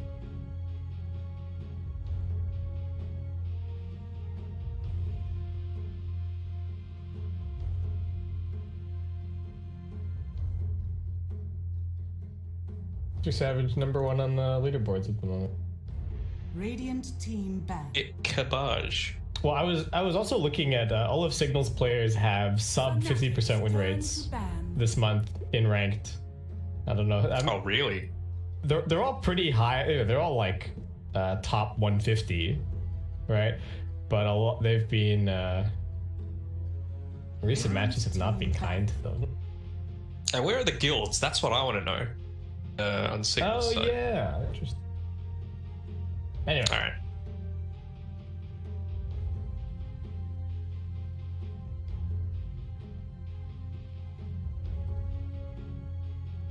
all right, everybody, welcome back. We've got more action here for you. Signal Ultra versus Fnatic. Game number 2 for the BTS Pro Series Season 2. And this time around, the Nature's Prophet going to be banned out. Danog is selling out. I mean, You know how it is. you know me. Yeah, you know yeah, me. that's true. That's what I do. I mean, I completely understand the Prophet, right? Like, they played it so well with Moon. Ice plays it fantastically. They've added to their 95% win rate now with the heroes. So just get rid of it, right? It's like the EETB. Just ban it. Team ban. Yeah, you just got to get rid of it. Fnatic going to be getting rid of the Ember here. They do show a little bit of respect to the Quap. Going to be banning that out here. Shaker also gone. Fanatics. The other thing I want to talk about is that I do think there's a little bit more nuance to this patch than just like the pushing heroes, but of course it's also about winning your lanes, and I think that's where we start seeing some of these other bans and whatnot coming in, like the Timbersaw getting banned, the Bat Rider. They're these heroes that can, the matchups that they win or the matchups that their counter picks in, they are so strong. Like they completely just dominate those matchups if you don't have the right heroes to answer them. So I think it's that. Like, they're obviously really strong counters to certain heroes, especially like with the Bat Rider in particular. If you have no basic dispels, just see a Baden, Oracle, it's really effective. But they're just really strong heroes. I feel like this patch is entirely about lane control right now. You know, the heroes that to safely push out waves, or if you are able to push it out as a support and you die for it, but you still create an extra 30 seconds on the map, that's going to be really impactful. Tusk kind of has that if it goes a bit later on when you get the talent to increase his snowball damage. You know, an Ice Shard snowball is enough to clear a wave, so you've kind of got that. But Fnatic, they're just so aggressive that they're going to hopefully, for their sake, be able to take advantage of that before these lanes pushing into them start to become too much of an issue. Yeah, and what we were just saying as well, right? The Tusk is such a strong laning hero that it kind of covers that other aspect that we're talking about. That the lanes overall are just very important. Signal just going straight in.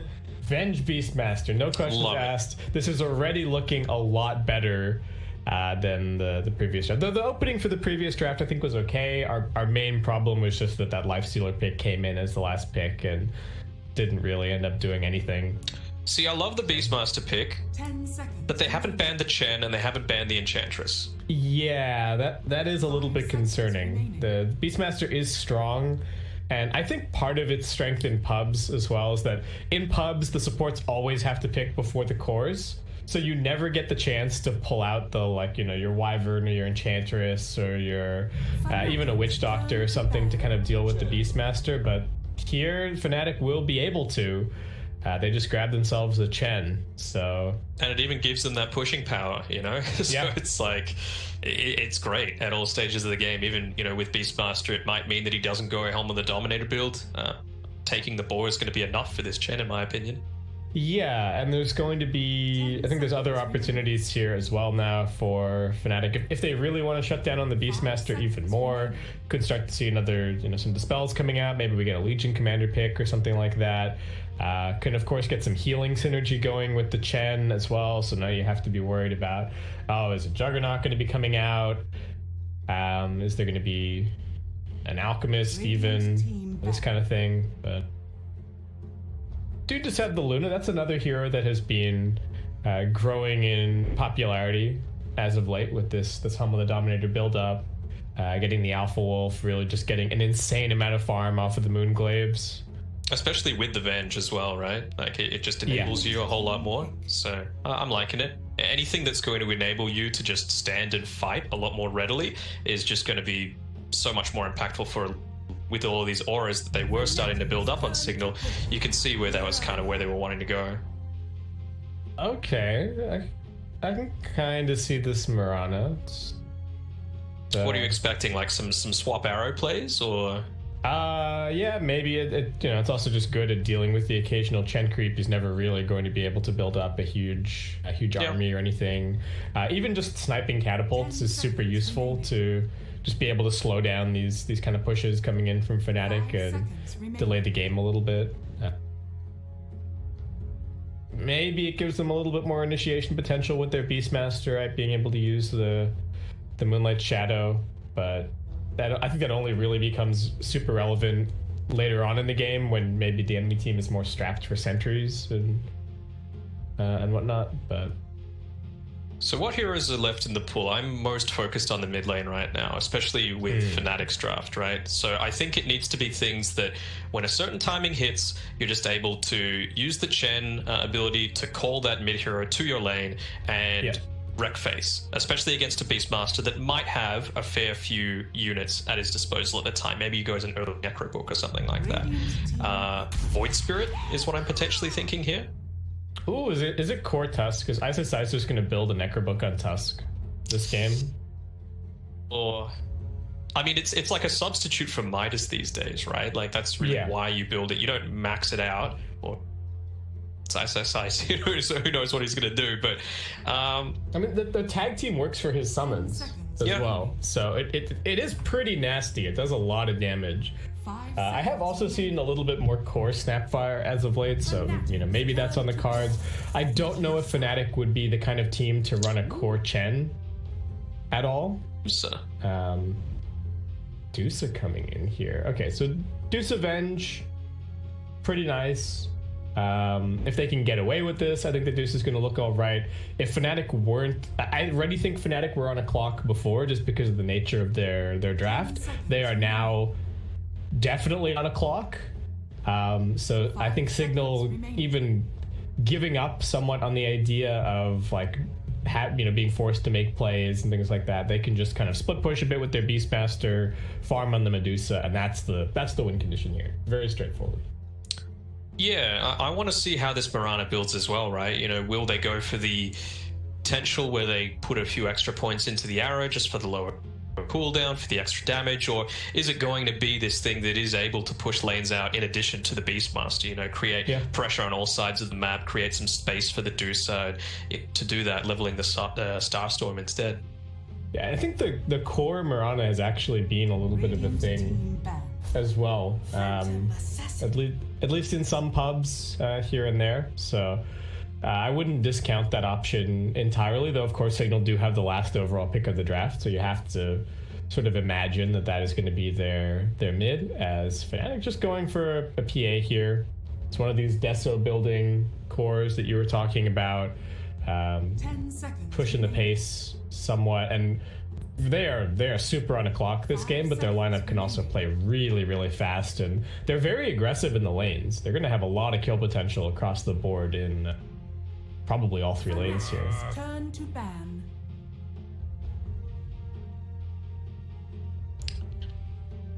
Just trying to think, like, obviously PA needs a couple of those early items, right? And is this the game to go the Battle Fury? Kind of, maybe? I mean, I don't know. Against a Beastmaster, it's nice, but... I think you just want to play fast. Yeah.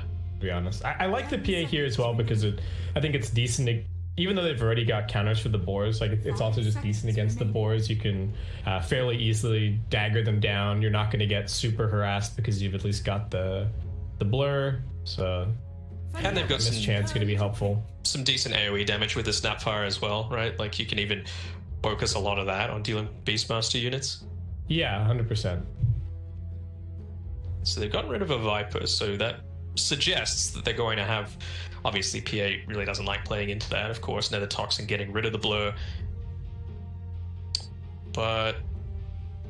10 seconds remaining. Hey, more of a melee mid laner? They want to do that and risk having the Dusa lane up into you either, though. I don't know if it's so much a melee mid thing as just being annoyed by the... Like, the Viper is always going to be able to fight and just slow down the pace of the game. And really buy time for the Dusa, so... Go for an Invoker here. Just thinking the Quas works to deal with the mana? Yeah, I think this is really just, like, run at you Dota from... Fnatic, and like it's run at you and it's enable the Phantom Assassin. It's like Alacrity the Phantom Assassin, move the Phantom Assassin around in the fights, save her with the roll, with the snowball. You've got the extra heals coming in from the Chen, and drain the Deuce's mana with the MP. Yeah, exactly, and just gives you more team fight on top of everything else. I've got a really scary team fight, right? The Invoker combos plus Chen heals plus Snapfire damage. And Signal don't currently have the best ways to get into the backlines, really. They don't have a hero that's gonna like get in there and wreak total havoc and just be able to kill the Invoker or kill off the Chen easily. So, I mean, is there even any heroes left in the draft that can do that? Maybe. I don't know. I think they can put the Mirana mid here and then get like a kind of go in hero for the position 4 potentially, but I don't know if that's what they're planning with their draft. And I don't know exactly what form that would take either. Like, are they going to pick the Clockwork again? I think they're going to shy away from that idea. No, it's definitely not a... Yeah. I think the laning counter that you're thinking about here is like, oh, we're going to TA. But you just can't do that here. You need something more active. Mind this puck. It's initiation. It can find those backline heroes. The matchup is pretty good against the Invoker, or at least decent. It's good lane shove as well, right? And you were talking about that clock. It just extends the clock a little bit for the Dusa, gives her that extra minute or two that she might need to get the next big item, and I don't mind it at all. Well, we'll just have to see how it works for Signal here. And it is the Ice Tusk as well. Yeah. So this lineup is much more... I like Signal's draft a lot more here. I can see how they win. I still think they're probably going to get maybe a little bit out executed by Fnatic, and there's just going to be a lot of these like unanswered ganks on the map where Fnatic get 1 or 2 kills and Signal just weren't in a position to find some kind of a trade is probably the concern, but definitely much better. And I think if Fnatic make a few mistakes, the Signal lineup is actually going to be pretty scary when it comes to defending their high ground, and if the Medusa gets some decent farm going. Yeah. I mean, they've got a body of work behind them, right, with Fnatic, and I think you hit the nail on the head. I think this game, and it's nothing against Signal, but I feel like it's Fnatic's game to lose as opposed to Signal's to win. Yeah, I'm definitely with you.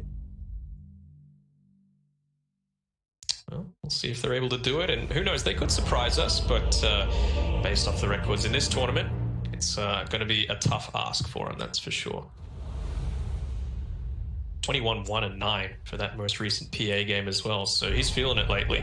You were telling me in the break as well a bit about their recent ranked experiences on particularly on Signal side. Yeah, Signal. I was having a look at the old. I think it's getting captured in the stream right now. So I've got the old Overwolf Dota Plus. Looking at their ranked games this fun. None of them have had a particularly fun time in pubs. As of late, it looks like. All of them are sub 50% win rate currently, a couple of loss streaks here and there. And they are they are piling up the bounties. The bounties on poor old Van here. And even with that, he's walking forward, he's feeling confident. Well, we'll see. Fnatic really just were they gonna 5-man top? They were thinking about it at least. A little bit. I mean, they've done this Observer Wood as well, right next to the Roche pit twice in a row now. So it's going to expire just after that 4-minute rune. So clearly prioritizing that in a heavy way. Yeah, oh my god, this is double boots. The Tusk Snapfire as the dual offlane. And the other thing to mention here is the tag team plus Little Shredder is just a ridiculous amount of damage. It will absolutely annihilate you. And this Deuce is going to need a lot of help, and I don't know if Vengeful Spirit is the hero to do it. Well,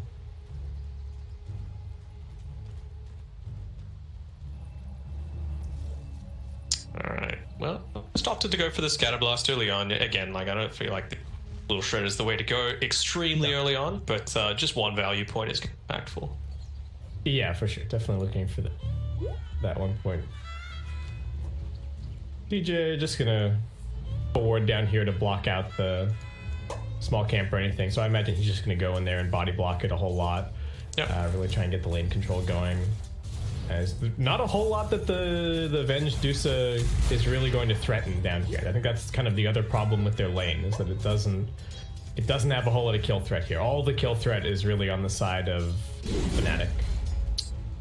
Some pretty decent zoning here being done by Grims. It's going to stop that body block coming through from DJ, so the small camp pull has been enabled. Yeah, and he blocks the big camp.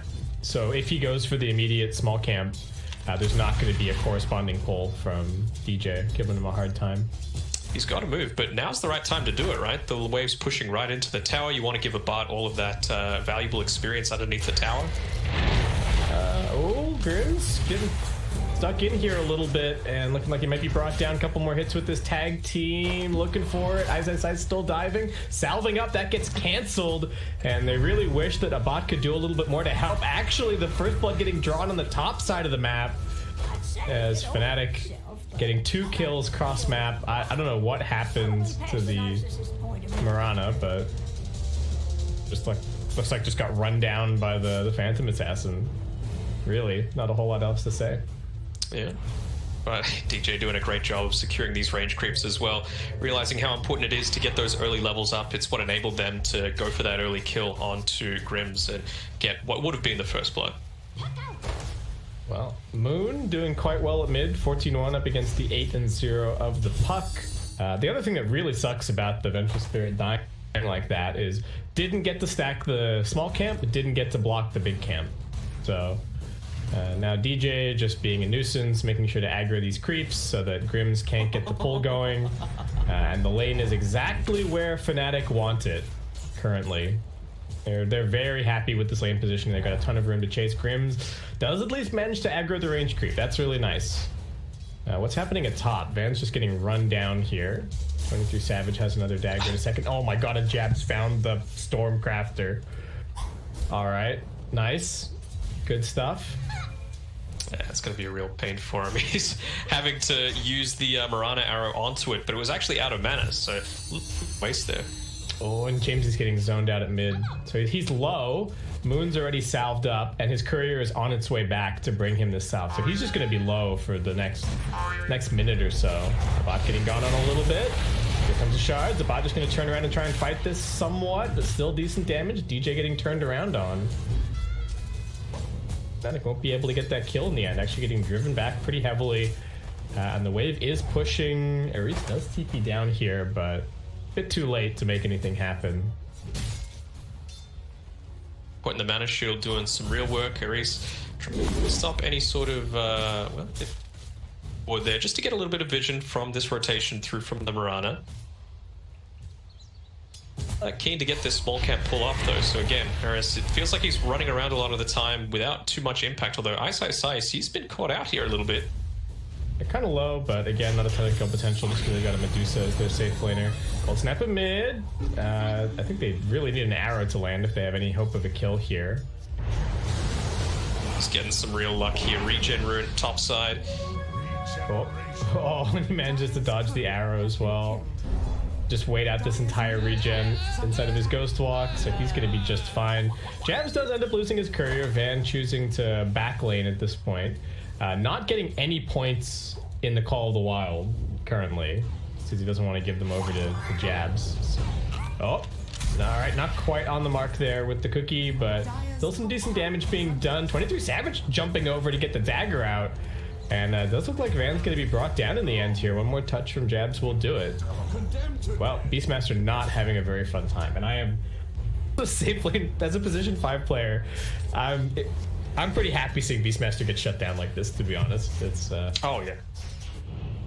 I've had my fair share of getting Beastmastered in my pubs. Ice getting combo stunned down here.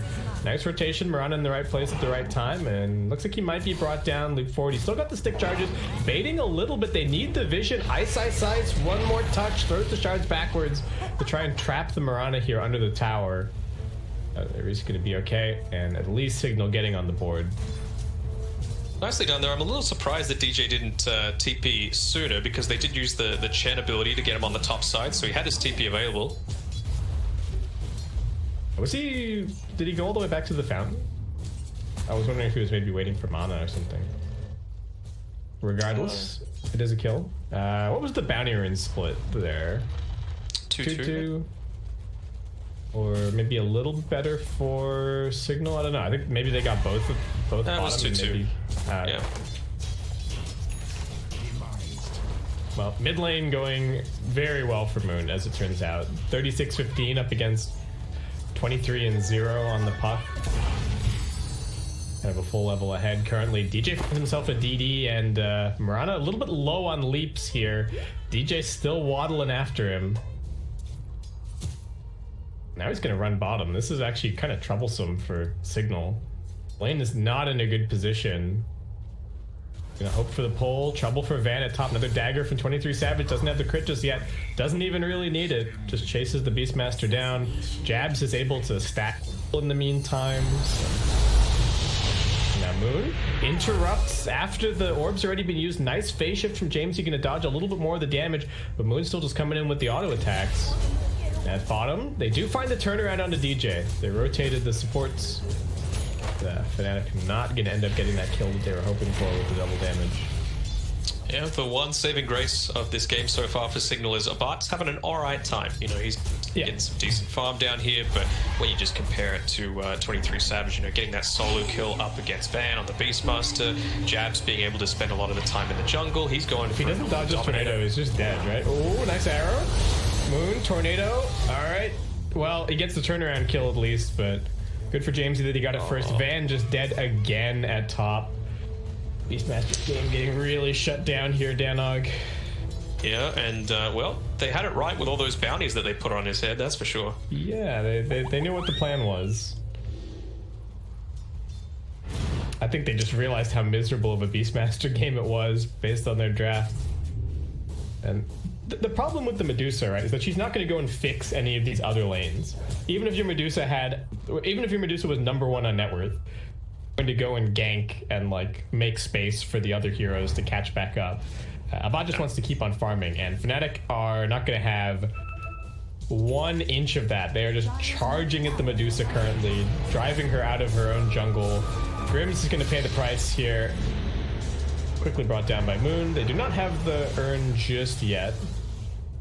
And that's the thing that really gets punished, right, by not banning out either the Enchantress or the Chen, because Beastmaster, have a look at his skill build, he's gone 2-0-2. Yeah. What can you really do against that? And that enabled this PA pick, right? Like, all of this kill potential suddenly gets nullified a whole lot more if you do have that risk of dying if you overextend against these boars. Yeah, it does kind of feel like Fnatic have just outdrafted Signal in both of these games.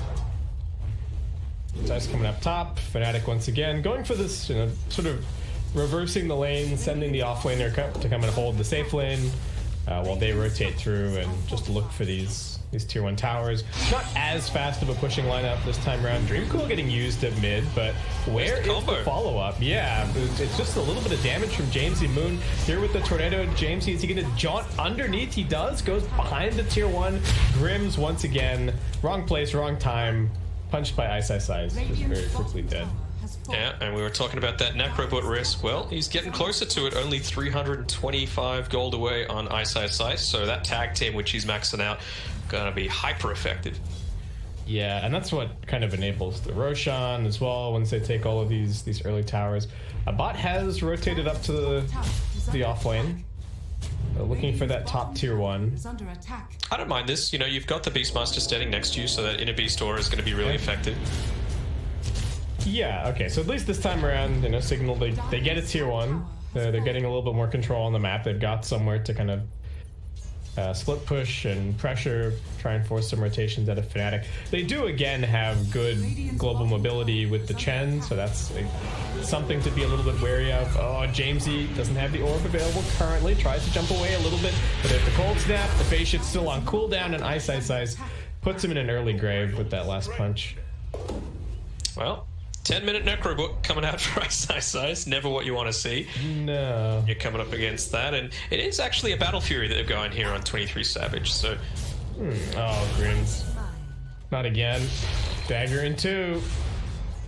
Very difficult to run. Ice. Is he going to go for the kill secure? Doesn't need to. 23 Savage finishes it off. And yeah, what is this Beastmaster going to do? He's got a Soul Ring, and he's maxing axes so far. 23 Savage is going for him once again. Tornado does just barely clip. Moon wants some more urn charges. He's going to get him. Mirana manages to leap away, but... Again, like a bot, he was slowly slithering his way down towards that team fight. You had the Puck there who could have potentially got, for example, a 4-man Dream Coil off, but what then? Where's the follow-up? There's absolutely nothing. I'm liking the fact that Eris is gone this Starstorm build so that he can push out the waves a bit more, but he's just not doing it. Oh. Jamesy again trying to defend at mid is going to get caught out a little bit. Tornado looking for him. Will not quite catch, but that is Puck walking out to lane, getting dropped to 0 HP, and just having to walk all the way back to base. At least the Medusa is farming a bit on top, but his team is suffering in the meantime. Moon getting dusted up here, just gonna run back to his teammates. Grims with the swap into the stun. Moon's still pretty tanky. Van's got the roar. 23 Savage here just to look for the fight. Can they actually do enough damage to Moon? He's still got stick charges. Van trying to chase.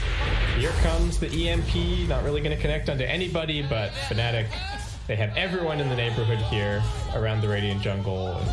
Easily respond to that pressure from Signal, who just kind of look frustrated in that moment, right? They're like, why is this Invoker allowed to walk up to us like this? Well, why is the Invoker allowed to walk up to you, and then when they do commit, where's the follow-up? Again, you had the Puck, was in base, regenerating mana, with Dream Coil available, so it is one of those team fights where Invoker can't just walk away if something like that happens again. And yeah, sure, they made some space for the Deucer, and he's catching up on charts, but it feels like it wouldn't just be a you're catching up, it would be a you're in the lead if they played with a little bit more cohesion. As 23 Savage, he's changed gears again build-wise. Okay. So he's going back for just like a Deso SNY kind of a plan. Don't mind it. I think this was what the plan needed to be. Just keep the pressure up constantly, because the Tusk and the Tusk, the Chen, and even the Snapfire to an extent are gonna fall off later on. Oh, Jamesy orbs forward. Can he get his way out of this one? He's got the silence, jumps out of the shards. Ice is still looking for him, and that scatter blast brings him low. Commits the coil as well. You've got the Deso coming out now for 23 Savage, so 13.5 minutes to have that level of pressure on the map is always going to be a big concern. Eris doing his best to try and delay it by pushing out this bottom side, but doesn't have too much in the form of escape himself. Just got that level 1 leap, so it's a trouble that he might be in. Wants to pop the Moonlight. Do they have any detection? Do not have it. Still find him out. Moonlight gets popped, but is that going to keep him alive? Tornado, Fairy Fire, one more punch from Ice. Job. Well, what do we got going on over here? There is a big, angry army of Chen creeps waiting up this hill for anybody who wants to face check it. We can get a Mud Golem into what, a triple Centaur stun going on. I don't want to, like, I'm flaming signal here, but you saw what just happened on the bot side, right? Like, Mirana dies, yeah.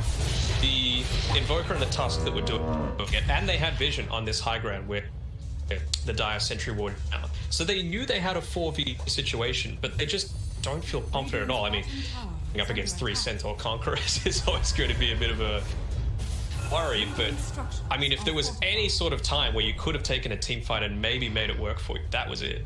They're smoked up. Do they have any vision here? They really need a hawk or some kind of information high ground. So if anyone was wondering why there are 5 creeps, Jabs does have a Helm of the Dominator picked up, so that's where the extra one's coming from. They're looking for the jump on a 23 Savage. He's fairly squishy, but they do have the heals for him here. He's just waiting out the leash, does get dragged in by the snowball, looking to continue the fight. Damage on the Medusa. A bot is going to get pushed back here by the Deafening Blast. They will lose 23 Savage, but here comes the Mortimer's Kisses damage. Ice also dead. DJ looking to finish this one off. Jamesy orb in a second. He's got the Fascia, still living for a little bit longer. A bot going to keep on fighting. Good damage from him. Jabs in the back line. It's just going to get chased down. It looks like this army is going to get cleaned up pretty effectively by Signal as they take a 4-for-2 fight.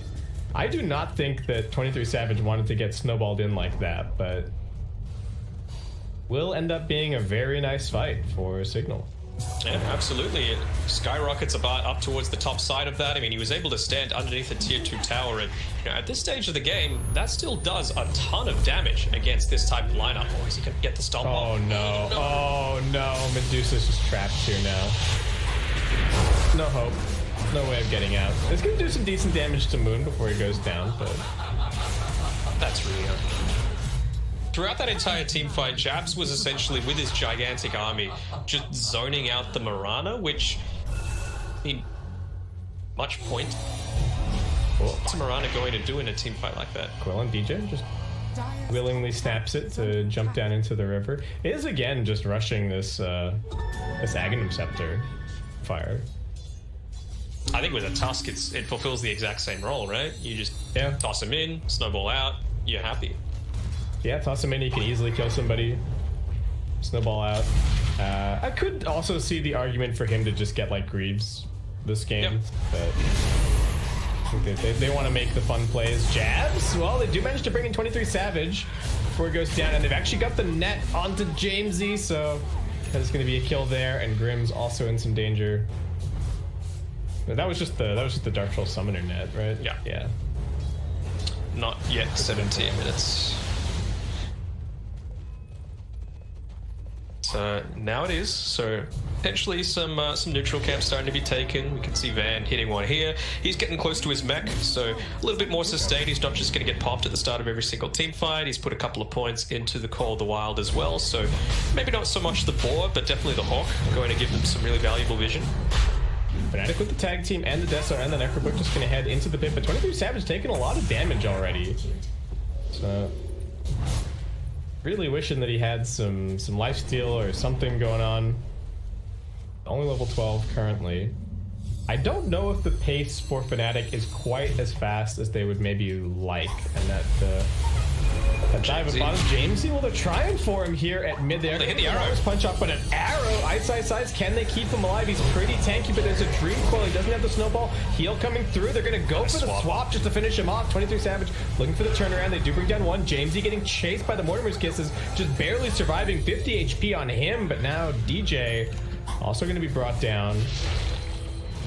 Fnatic cleaning up a couple of creeps, still chasing forward. Tornado not going to connect on anybody. There are 2 leaps on this Mirana, so he should be okay. But as I say that, 23 Savage just crits him down a bot. Chasing after Jabs. This Dusa looking pretty scary. The Fairy Fire finally coming out from Jabs. I think he's had that since the beginning of the game, but it will keep him alive here. Still got one more remaining and a regen rune on the bot side, but now with a few big ultimates used on the side of Signal Ultra, could that embolden Fnatic to again go for this Roshan? I think they really want to, but I'm not 100% sure if they can. And this is where things start getting a little bit worrying that this Medusa is doing. This Medusa is doing a lot of damage. He's got the Inner Beast helping him out. He's got the Vengeful Spirit buffing him up as well. And that stuff isn't even maxed just yet. It's still only 2 points Inner Beast. It's still only, 3 points in the Vengeance Aura now. So this lineup still has a lot of room to grow. And of course the Dusa herself still has a lot of room to grow damage-wise. And I think they really need the Aegis to keep this lineup going and start getting the tier 2 towers. Yeah, keep them at bay a little bit. Oh, really nice fan brace being dropped there. But I think Abad, he's pretty keen on his damage-dealing build right now with the Imp Claw. Yeah, I think it's working well. He's going to go for BKB up next. But, Signal, they're the ones deciding where these fights are happening. Ice. Forcing things underneath the tier 2 at top. Ice. Trying to get the snowball off, perhaps. He actually ends up breaking the coil. So stunned there, and Fnatic still coming in looking for a little bit of a fight. Can they focus down this Medusa? That's got to be the question. Grims swap away, Moon in some danger. He's going to try and survive with the Ghost Walk, but he's being brought down. I don't know about this fight, Fnatic. At least 23 Savage will be able to bring down a bot. On the backlines, they're chasing after Jamesy, but he's still living. Jump forward with the cookie. DJ, can he finish this kill? Jamesy able to jaunt away. DJ still going to go chasing after him. On this side of the fight, Jabs, well, looking to bring down Grims. This is on the stomp. Phantom Assassin does bring down the Mirana. Grims with the swap, still trying to live. Jabs chasing after him. Does seem like Jamesy is still on the run. He's made it back to the fountain. One more touch from Jabs will bring down the Venge. And in the end, will be a bit of a turnaround for Fnatic. Not the cleanest start to that fight, but at least they managed to focus down the Medusa before she could do too much work. And now they've got the Roche potential. They can fight underneath it with the tag team. It's going to blow up really quickly. Grims has just been cordoned off inside this little igloo. Oh, they got the Hawk Vision. Van's over here. Roshan dropping pretty quickly. Puck coming over. James, is he going to try for a snipe? Not interested. Gets the vision and just going to run for it. Moon chasing after him. Does actually have this Orchid available. So whoever he finds out, I think is just 100% dead. Here we go. Cold Snap with the auto attacks. Moon still chasing. Here's the Tornado. Going to give the vision for 23 Savage to jump forward and finish the job. One crit will do. Dominating streak for this Phantom Assassin. Jamesy just going to try and pressure over at mid. Dusa farming all the while, but this is Fnatic, I think they're back on their pace. They are, but this is what they were lacking in game 1, right? The fact that, sure, Van dies again, and actually they found out the puck here. Cookie getting snowball dodged, unfortunately. On the other side of the fight, Moon actually being dream coiled. Can he find a way out of this one? I don't think so. Trying to backstab this fight. He's just going to get punished somewhat. Abad losing a lot of mana very quickly. And DJ just going to let loose with the Mortimer's Kisses. He's actually got the gobble up ready in 20 seconds time. Mirana, one leap. Is that going to be enough? Jamesy looking to punish. SSI still has everything available. Looking to dive a little deeper. Does get caught by the arrow. They do have a follow-up roar from Van. Where's the damage going to come from, Signal? That's my question. This is just not it, you know? it's like, not the point. What is that spell usage? Jamesy looking to finish the kill. 22 Savage still just relying on his Essence Ring to keep himself going. Jabs keeps farming up camps with his neutrals. Pretty happy that the Medusa is dead currently. Jamesy.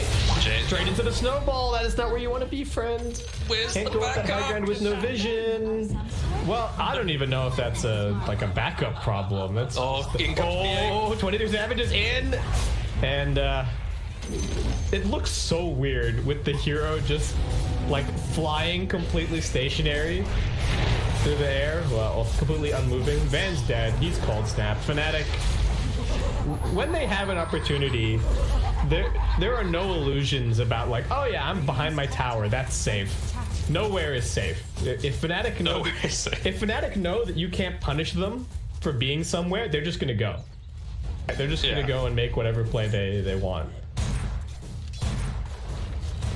And just on that gobble up and spit, it has like, unless I was hearing it wrong, it has some sound effect that makes it sound like some, you know, Wile E. Coyote, Hanna-Barbera sort of stuff where it's like, yeah, I think so. Well, we'll keep a lookout here. Is DJ going to be able to get away? No, they had the call from the Chen trying to reposition him, but he's going to get picked off just in time.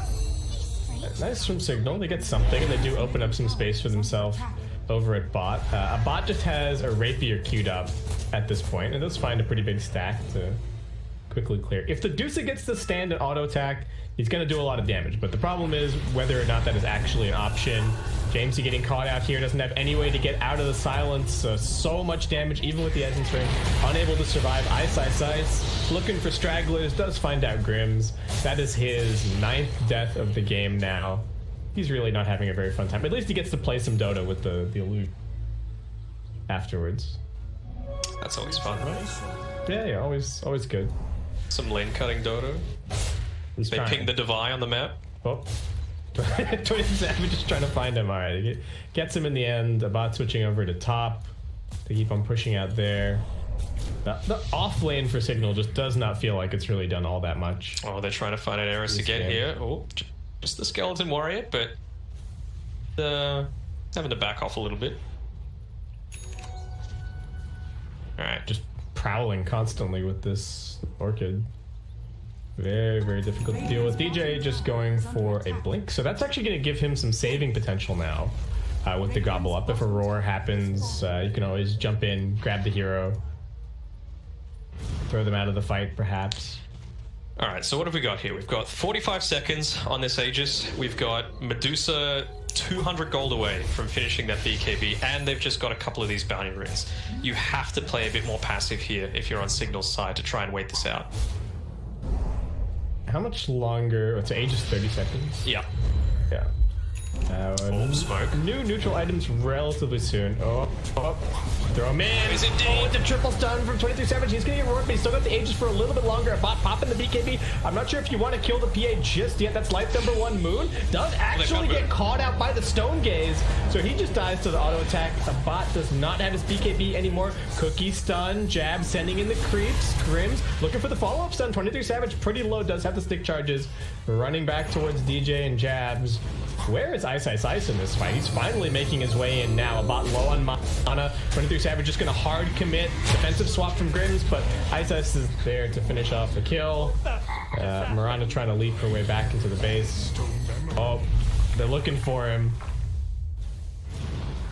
Arrow, is it gonna land? That's a pretty nice arrow. I don't think it's gonna do that much to the Phantom Assassin, but there you go. Also, did 23 Savage get his Satanic like delivered mid-fight there? And is that? I think that's what healed him all the way back up to full when he re-engaged.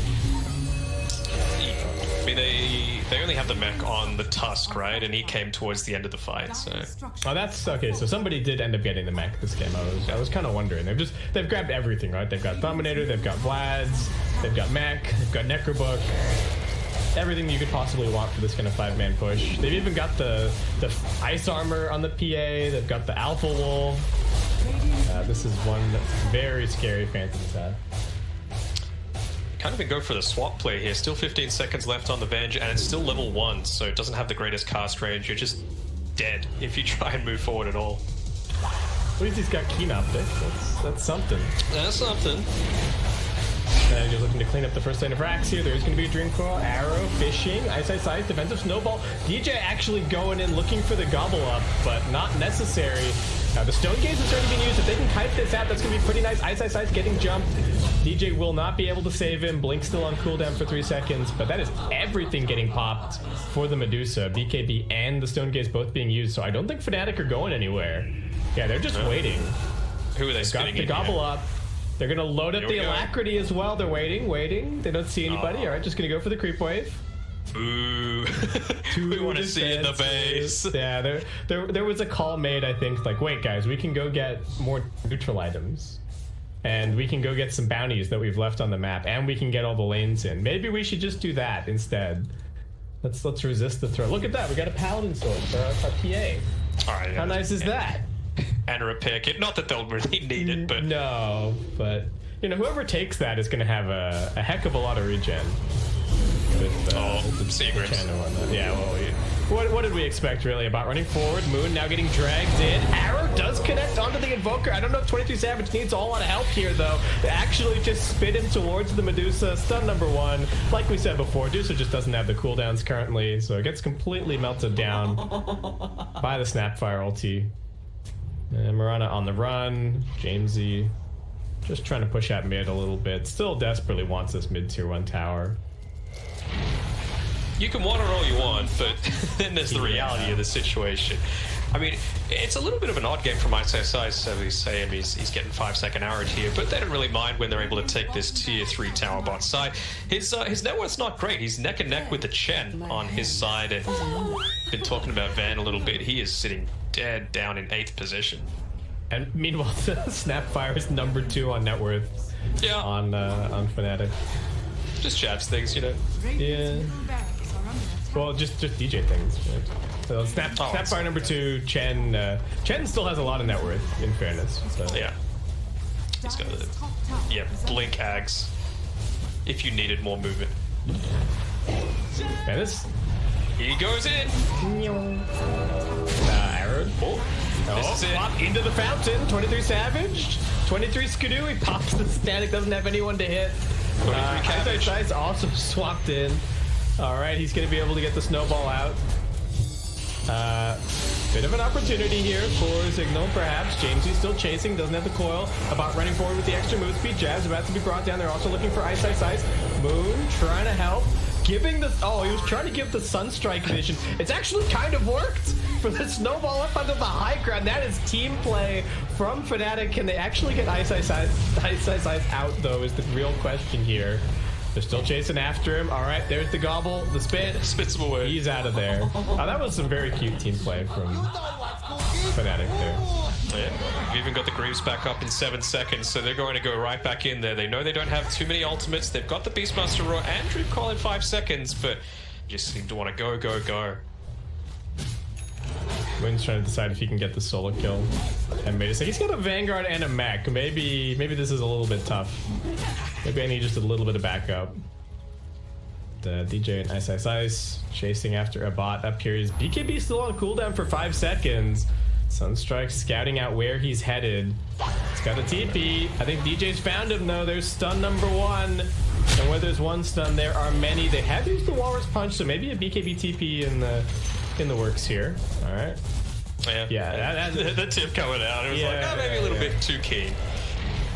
We probably could have killed him there, but mind that DJ. It's got a Lotus. He's pretty tanky here, but yeah, I don't think they go for this fight. This does not look like a fight signal. I know you want it to be, but I'm sorry, I don't think it's possible. You'd have to say this is probably the fight that ends the game, right? Yeah. Well, the fight that ended the game was probably 1 or 2 fights ago, but 19k lead now in favor of Fnatic.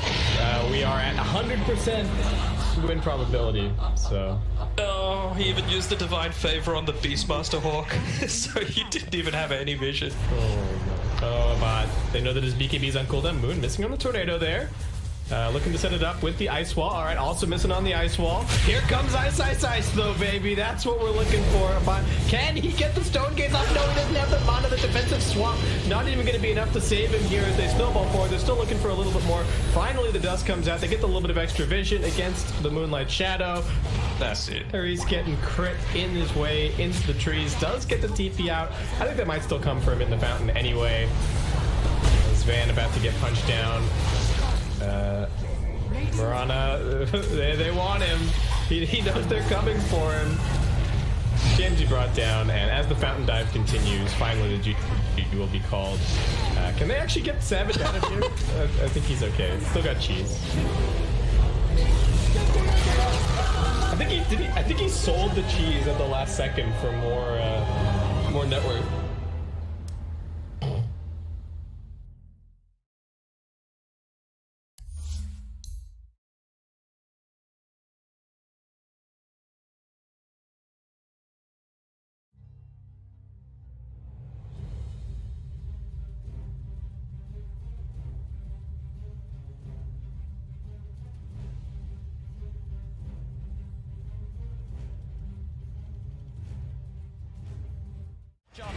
FY, he's found himself No Tail out on his own. He's trapped him. There's No Tail. Is he going to get any sort of backup? No, he's not. There's 3 still dead on OG. It'll be a slow and painful death here for No Tail as Zame comes in for the kill secure. And I love the way that Chalice popped his BKB super early in that fight. He just knows, I just need to get my ulti off, and he cast it at a very safe range. He didn't wait for the last second of his BKB. He's not very greedy. I think that's a lot of the reason why they've been winning these team fights. Seb has been struggling, still about 1,000 gold away from his BKB. I mean, yeah, this Brewmaster is a display of perfection, really. It's the highest level in the game with his Bloodseekers. And doing a ton of damage. He's one of the most damage in the game as an offlane. Now has full Shiva, so even more ways. He's pretty much itemized entirely just to be like, Ana, I'm ruining your game. I've got Radiance, I've got Shivas. You're going to struggle so much in these fights as Phantom Lancer. Eric's did his best to keep Ana alive, and but Ana wasn't able to do damage because he was ruptured. He wasn't that low on HP, but still can't run around. Oh, Seb. Oh, I'm just going to this here. Got to be careful who shows up top. Indeed, Jerax is going out on his own. He doesn't expect Zame to have this invis route. And Zame will show himself. Jerax goes across, but Somnus is there. Somnus is not messing without rupturing. No mercy. They're feeling very confident now at this point, getting these very advantageous team fights as well as getting kills on the split push too. Thompson though, we'll find X-Nova. Seb, and as well. Between the two of them, they'll take down the support edge. FY's going to come in though. He hasn't got anyone else with him at the moment. It is just FY, so just playing around with Seb. He has no help around at all, and he's still just making Seb's life miserable. He's toying with him. He's just making him not be able to come back. Look, they're already starting to rotate this Brewmaster and Bloodseeker too, and FY, he's ready to look for Seb. Seb's got to get out. Oh, Seb. As indeed, FY, the patience, keeping that control on Seb, buying time for Chalice to come in. Ana is going to look towards the Tusk. The Chalice is now there, does have Primal Split available if he wants to look to take this fight. Somnus coming in as well. As Ana, Seb look to hide in the trees. Can they get out of it? Ana's got a TP available. He's into the trees. He's going to show himself in the lane though. They're going to continue to head over. They are going to see Seb make it out in time. They don't have a stun. Ana, can he get out as well? He can. OG will avoid that rotation from PSG LGD. FY is just so obnoxious there, following Seb for over a minute, just stalking him, trying to have his team come over. So that's about, a minute without Aegis being used for LGD. They have 2 minutes left, I would say, to capitalize on this Aegis. Oh man, looks like he is level 50. Pretty much back to a 50-50. PSG LGD 2-1 up at the moment in this best of 5 grand finals. 1 game needed to secure the championship title. And at this point, they are ahead here in game 4. No-Tail hasn't had time to gather a full army of Ancient Creeks. Right now, he just has the Ancient Black Dragon. You really want those other auras when you're at a big disadvantage in the team fights already. Yeah, it's tough though, because Jerax doesn't want to be following around his Chen, giving him the agony. So. As Thompson, he does have a Lincoln Sphere picked up, and they should have the BKB finished on Seb too. So that'll give him a little bit easier time to get those blink calls as he's been suffering to do so in the last few fights. And Somnus, I've Scotty picked up, about to be level 25 as well. Yeah, they just need a couple more minutes on the side of OG before they're ready to fight. Wait for the Aegis to expire. Seb, he's in, gets the call, the character's going to get FY, there with the snowball save. He's going to be fine, and now they turn to look towards the axe. The taunt's going to be out. Seb goes for the TP. They've got the stun to cancel though. Seb held back for now. Thompson trying to offer his best from the side to provide some sort of safety, as he will get Seb back. They're able to get Seb back to safety, and Thompson is running away. X-Nova's there with the wraparound, gets the slow off, gives the vision for the snowball. TP from No-Tail's coming in towards the stride, but Thompson, he's trapped. That's twice in the series that X-Nova just comes out of nowhere. Like, he's just on a warding expedition, then he just ends up wrapping behind these people constantly. Perfect time. Perfect timing, and has the Senton creep to boot. And look at these deep wards that he's placed during that time that he was running around doing so. He now has full vision of OG. Yeah, sees Ana farming these ancients right now. Oh, Ana. FY just giving so much information for the team. He's got eyes on him. Get the punch on the wrong target, but the snowball pass will catch Ana. Ana, he's in trouble. The blood bright silence connects. He's got the man to back up in a second, but can he really play his way out of this one? He cannot. Ana down for a minute and a half. Just having all this vision. I mean, X-Nova throughout this whole tournament has had the best vision in every situation, even when you wouldn't expect it. They're just like, oh, they're fighting on the left side. They're not going to have vision over here. But no, X-Nova always seems to have those prepared in every situation. And he has some incredible foresight to be able to have these wars that just lead to really clutch pickoffs. And Axe has not spent his money on BKB. He has the money, but he might be looking to save for buyback. We'll see if any of the buybacks do get forced out. Thompson's still dead for 15. Ideally, he doesn't buy back here. They may have to buy back on Ana. He's gone for 50 seconds. The split coming out from Chalice. He's ready to push in, look for the stun on No-Tail to hold back the Chen. As the mid-racks are exposed, PSG LGD, 40 minutes in, able to open into the base and clean out this mid lane of Rack. Still Ana holding on to that buyback. And they're going to keep going here. They really want to force this PL to come back here. Stun onto Thompson. He will blink dodge it. But another tier 3 tower falling incredibly fast. They really don't want to use it. Seb jumps in, gets the call onto FY. There's the buyback. The Cataclysm isn't enough to do anything. It isn't. PSG LGD still fighting strong. Thompson getting focused by Somnus. Seb taken down by Armin. The triple buybacks now out as Ana in trouble. He's pulled back for this one. The deafening blast onto the three of them. Knocks them back, but Ana gets focused. Seb! He's in with the call. He has the control onto the morphing Somnus. Now being chased by Thompson. Blinks in with the cold snap. The PL army's on top of it. They get Somnus too. As OG, they have to expend 3 buybacks, but they hold on to the top rack. Somnus now down for 2 minutes. No buyback available on this Bloodseeker. Yeah, he's 400 gold short of it. It's up in about 8 seconds. OG, they have to make so much happen here. They have to push out all their lanes. 2 of the side lanes are already gone, but I think trying to get some kills here, like on FY here, would be very ideal. I mean, look how close to Brew is at 25. So close. With that primal split cooldown. Oh, Thompson, he sees it FY. He's used the snowball, he turns with the combo FY with the self-fuels, but OG, they've surrounded him. Seb jumps in with the call, the blade mail, FY's gone. Instant buyback from FY. Still that scary, scary time for LGD. 75 seconds without Somnus. OG have the full 5-man pushing in all 3 lanes at the same time as they approach LGD's base. I don't even know if I get the head with this team fight. The LGD are goal, but no blood take up to 60 seconds. This could be disastrous. He's got a full BKB on Seb as well. Chalice really wants to hit level 25 before he pops that primal split. So close. Just got to be careful, Seb. Looking for that blink initiation. Chalice is stepping back. Grabs, they give him the tome. He needed like 5 experience, and they gave him the tome just to make sure that he gets it anyway. Just playing as safe as possible here. Looks like OG don't feel that the window is big enough for them to push in whilst this Bloodseeker's still dead. They'll back away. They can't. They bought back 3 heroes. They weren't able to get any T3s, and there's no Roshan up yet.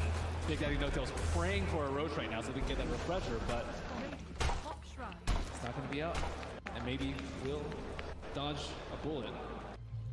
At least they got a good amount of economy off that, right? Yep. It was up to a 15k gold advantage, and they chunked it down to 7. Same thing with experience. So they did get quite a lot out of that one, but they ideally wanted to get at least one of those sets of racks to get some momentum pushing in with those 3 buybacks used. Absolutely, it is this really scary moment of the game now for OG. We're about 5-6 minutes still without those buybacks available. If PSG LGD can find that one team fight, it could be the team fight to win TI in this window of time that they now have presented to themselves. Ana's gone full in for that butterfly too. As they pick up also an Aeon discount Jeremy, so protected in O. DD did spawn, however, it was killed. It's also pretty scary for Maybe right now. He only has a 5-second BKB, and he does a lot of damage and will get wrecked by the X Blade Mail call if he finds him, especially with his BKB now. There's not that many ways to stop him. It's just all about FY and Chalice, right? Just either saving or just getting into the midst of the fights and not allowing OG to get the picks. And the spike, it's going to be dispelled. Let's get dispelled. But He's in the trees. They're on the high ground. They've got the vision with the Shivas covered. Anna's on his way over. They've got the snowball down. There's the counterplay. Seb jumps in. He's able to find the call onto Chalice, but Chalice already got the BKB out. The Sunstride's going to be down onto FY, but FY will survive. Seb posts the BKB. He'll try and stand his ground, but Seb, he's going to go down. No buyback on the axe. As Jerax as well, surrounded by PSG LGD. The Eon disc will proc, but they'll fight through it. He has to buy back immediately. Look at these creep track by these Force Spirits. On the bottom rune, they have no creeps in the mid lane. Sienna still holding on to that buyback on Jerax. But as Ben said, the creeps aren't here. It's backdoor. Can they breach through it? It's not looking like it right now. Maybe everyone hitting the same one. That creep cutting isn't enough to hold OG in the game. You see No Tail's already running to just, he doesn't care. He's going to throw his life for this. So he needs to just keep these creeps out of the base to keep that back door up. He doesn't care if he dies. Which he certainly will as they get upon him. They find his life. 1 minute now without No Tail and without Seb. Thompson, Anna, and Jerax. The only 3 heroes that can offer their defense during this final minute, this final stand. Jerax is really trying to hold on to his buyback. As Chalice split of course up once again. They're finishing off this second set of racks. He's got the Cyclone holding Anna up in the skies. As this rack's on the top lane will fall, the melee rack's gone. PSG LGD playing this carefully. As they'll go down towards the bottom as well. Arme, doppelgangers, he's losing a fair bit of mana into the PL. Still able to shift back into their Morphling if needs be.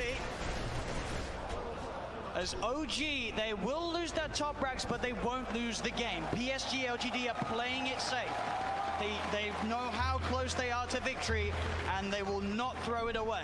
And they know that the Roche is probably respawning pretty soon, and it actually is up, so that is that refresher shard. They already have pretty much infinite primal splits up anyway, but they feel very confident here. They weren't able to deward that ward in the mid lane, so it looks like they are going for a Roche fake out. Check. Anna is on top of X-Nova. The Ghost Step's going to get the set. He's in. The call, the MP, the cannon, and FY is in. He's able to get the save off in time to keep this man alive. But it's not enough. Chalice is down. Buyback from X-Nova and Chalice. FY with the Invis. Somnus looking to get involved. Post the BKB to get over the ice roll. They get on top of Seb. Seb's in trouble. Seb's gone. The axe down once again for 90 seconds. As now FY giving them the vision, but they see him. Got the doppelganger to jump away from the snowball. The snowball over to Thompson. The self-fuels. FY trying to buy time for the rest of LGD to come in. Again, up into the air. Arme straight on top of No Tail. FY will fall. Arme looking towards No Tail. No Tail pops the hand of God, but No Tail beaten down by Arme and Somnus. Chalice gets the primal split off as Anna. He's been left behind in Thompson. He's got to do something incredible in terms of the combo. Can he find the angle? Jerax coming in, keeping Anna alive. Anna with the doppelganger. The deafening blast comes out onto the 2 of them. Anna trying to go in, looking for the kill. Can he find it in time onto X-Nova? He's on top of him, trying to beat him down. Anna again with the doppelganger, now retreating back towards the base. As X-Nova will survive. Jerax back in, the combo. Meatball down onto Chalice, but Chalice is so tanky. Pops the Shiva's gone. He's on top of Jerax. Jerax is gone. Anna as well. Can he really fight back against the Somnus, and X-Nova is so low? As the buyback for Jerax comes in, he's healing Anna back up. That buyback could set them up for the kill on X-Nova. The cold snap down onto the charge, and they find him. Arme, he's out of mana. He's starting to shift into the strength, but he's surrounded. OG, can they find the ball? They can! OG are still in the game. Arme buys back immediately. But now it's PSG LGD's turn to be without 2 of their supports. Seb's going to be back up in 8 seconds. Oh my god, that buyback from Jerax onto that shrine, being able to save Anna, but Anna also toying with them with that doppel. He sent the illusion. They thought that was the real one. They actually couldn't finish him off, even though they got the thirst vision of him for a second. With the level 25 talent on the doppelganger, it's really hard to kill him. Seb. Yeah. He's looking straight for the play. Can he find Somnus? He's hunting. Somnus. He's there, Seb. He'll see him. Oh! Doesn't get the call, though, and now Seb. He'll be ruptured. They're looking at him, but Anna, he's straight in on top of Somnus. Somnus puts the BKB. Anna again with the doppelganger. They see Cataclysm coming out. And Somnus still alive. Anna will be able to force him away. They've got the head. They've got the control. They're on top of him. Can they kill him in time? They can. Chalice got for 2 minutes. And Seb, he's finding, looking for Arme. Big Daddy No Tail gets the penitence out. Only onto the illusion, though. Arme able to waveform up to the high ground. As Arme should be fine here. Thompson's got the ghost strike. He's got Hex maybe up soon too. Oh, the doppelganger Arme's over the trees. Can he hide his way out of this? He's back. It's a real one. Goes for the waveform. Seb tries for the call, but he's already out of there. Nice play from Arme. And he buys so much time too for his team there. The Brewmaster was dead for 120 seconds, now only 90.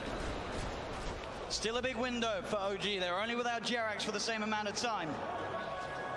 And that lead that PSG LGD had, it is going down a little bit. Only 4K, 5K at the moment. With these last few fights, obviously the 25 is now coming out on OG. Thompson's into the pit. What a timely DD coming out for him too. I don't think they expected to be taking out this match. He's almost able to solo it with the help of these summons. And that's a refreshing shot. There's no way to get this. There's no way LGD can. Oh, and the Seb level 25 too. That extra Berserker's Call AoE. It catches people out. They don't expect it. It does not feel like OG T-Rex now. Yeah. The Berserker's Call now is, I mean, the AoE is really massive now when you have that talent. It's so hard to play against. Can PSG LGD do it? They've got the Basher now for Somnus. For just a 2K lead with those last big comeback plays from OG.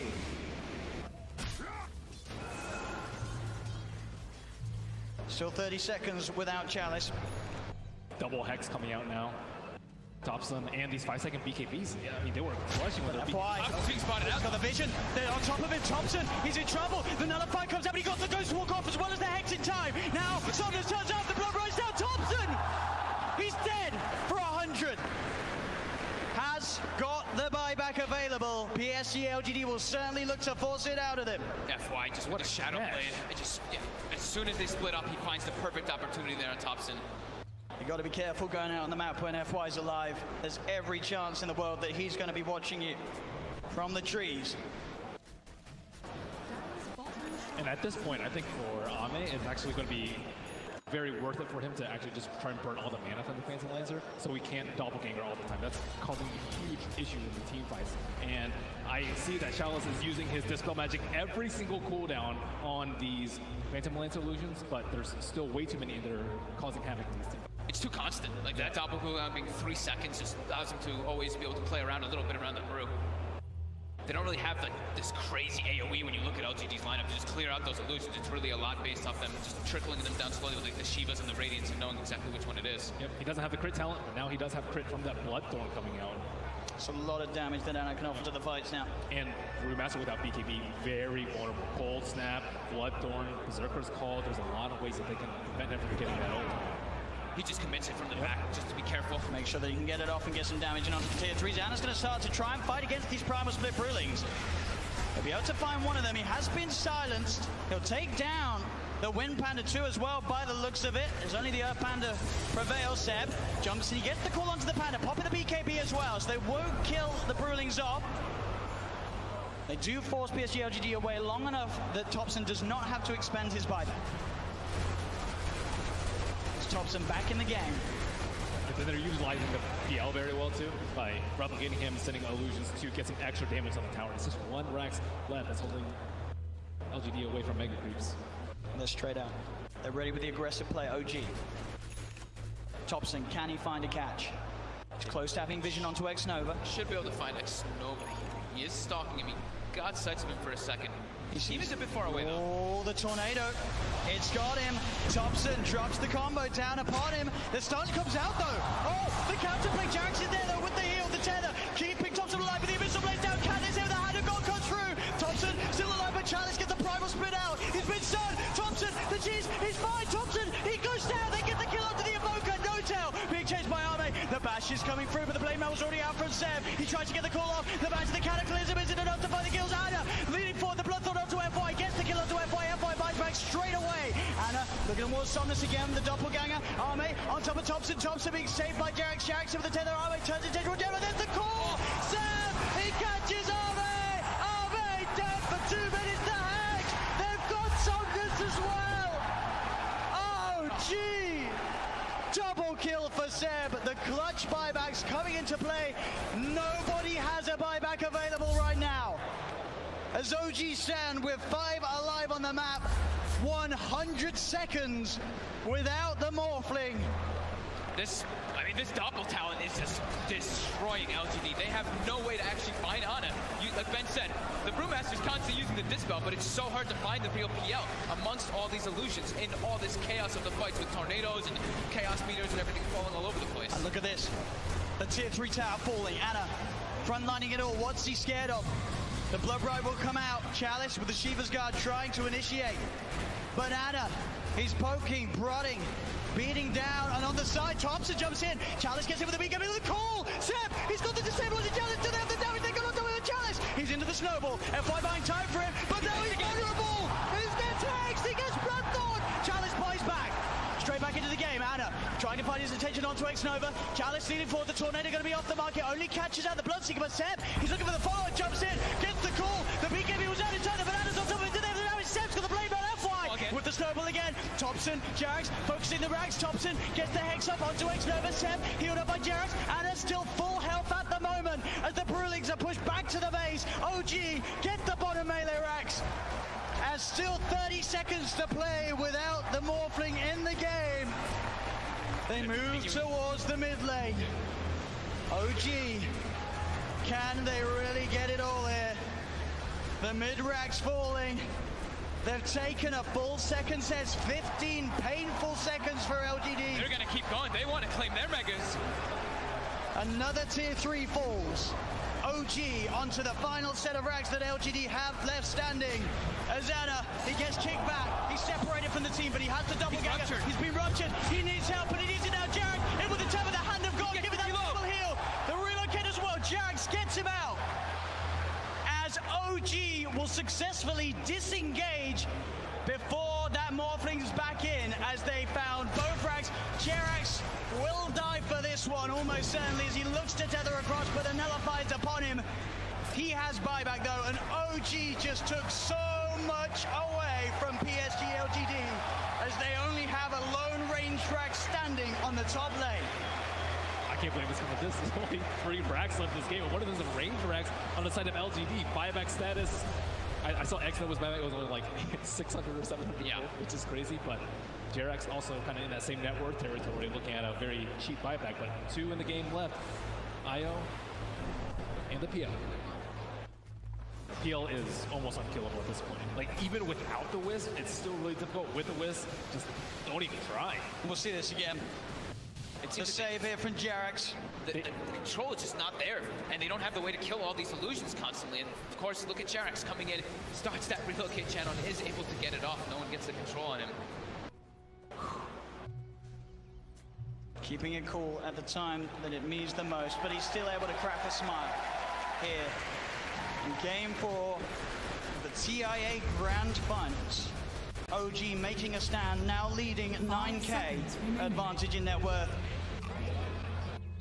LG able to join us. How's the old pub win rates looking out? We got a lot of private They actually profiles. have any 4 stabs inside LG. That's generally how you deal with.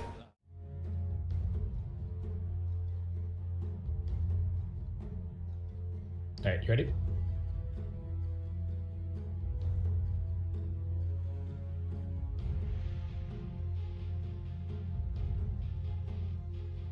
Welcome back, everybody, to the BTS Pro Series Season 2. We're here in SCA. We've got Boom Esports versus Adroit. This is our second series of the day. We've got 4 2-game series coming your way today, so lots and lots of great SCA Dota action.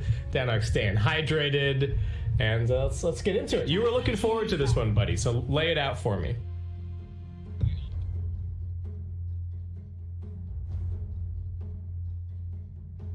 Radiant team ban.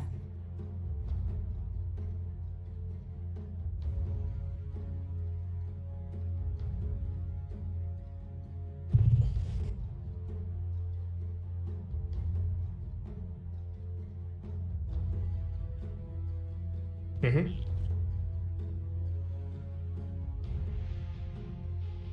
10 seconds remaining.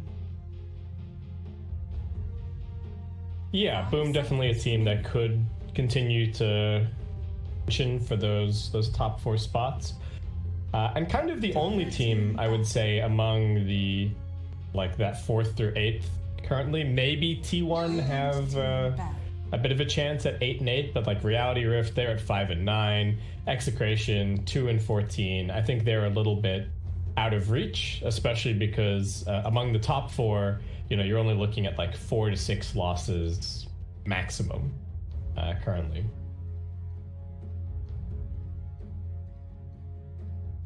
Yeah. 10 seconds remaining. 5 seconds remaining.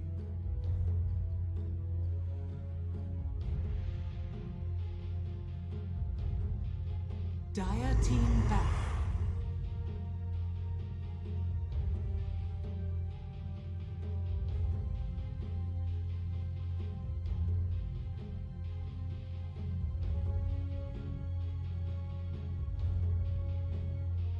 Yeah.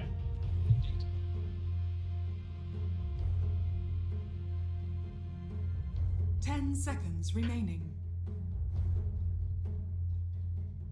5 seconds. Yeah, so remaining. the stock of the Nyx Assassin seems to be rising a little bit. I've been seeing this hero a bit more.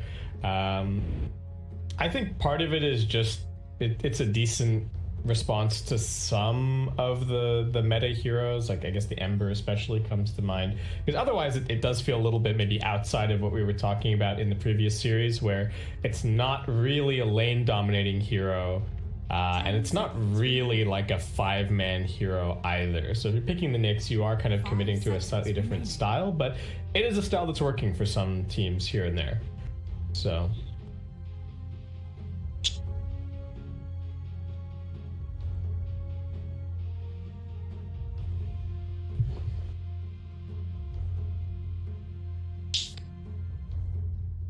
Dire team pick.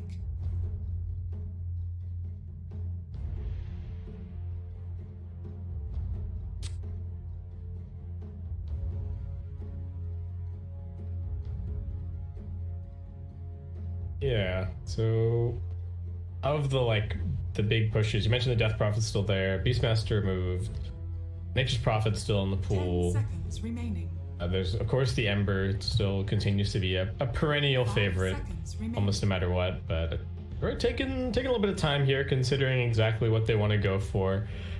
They actually no, it wasn't them who took time at the beginning with selection. It was actually Boom deciding whether or not they wanted Radiant or not. And I think so far today it has been actually, well, in the first series it was split, right? Because we ended up with the same setup both games. But in this particular game, we had Adroit taking first pick, and Boom took. Radiant team pick. Earth Shaker. Okay.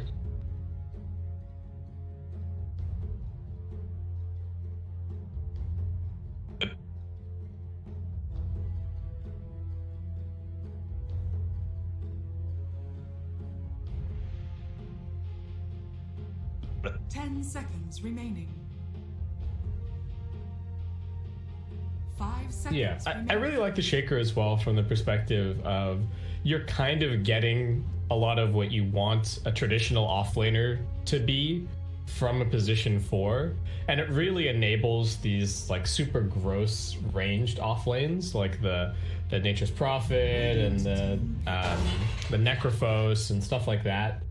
Can really shine when you've got a Shaker like blocking the initial waves and then dragging after that. You can really put the offlane in a position where it's super easy for these maybe slightly greedier ranged offlaners to like get an immediate level 3 or level 4 and just start to take over. But Boom, the answer is going to be the Clockwork, so good 1-to-1 counter there on the Shaker. And I guess the other thing to mention for the Shaker is keeping this Morph Shaker possibility open. I don't even know how good it really is anymore, but there are still some players in SEA that do really seem to like the combo a lot.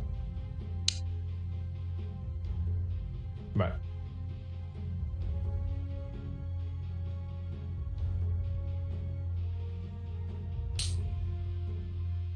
Yeah. 10 seconds remaining. Yeah. 5 seconds remaining. Yeah, I guess they just feel like it's going to be annoying enough in the lanes no matter what, and they could be willing to maybe play it as a 5 if a droid spend too much time and too much effort just counterpicking it. So I don't hate it in this situation. Yeah.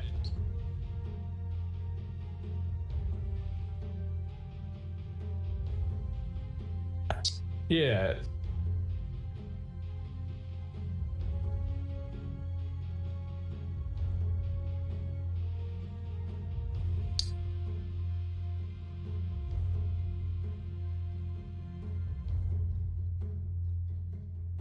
Dire team ban. 10,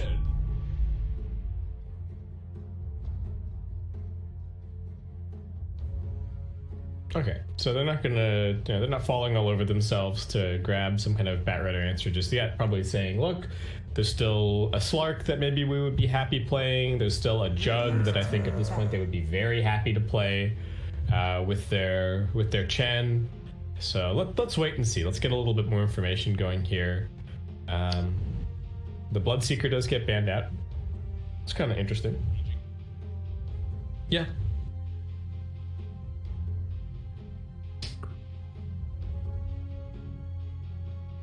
Radiant team pick. And the Morphling ban does happen eventually. The one thing I will say about the Morph Shaker is that I have seen a few games where I feel like Morphling gets baited by the fact that he has the Shaker on his team into going for the Ags, where I think the Ags build in those games was only slightly worse than going for like the E-Blade build or the right-click build, but it did end up being a little bit worse. So anyway, not a consideration here really, since the Morphling's being banned. And boom, do get a pretty late Ember grab. So far, lots of fighting, lots of skirmishing, objective taking or anything just yet. So definitely looking at the rest of their draft to kind of provide that. And they are reasonably single target currently with their disables. Oh my god, a droid just picked Dazzle. Oh.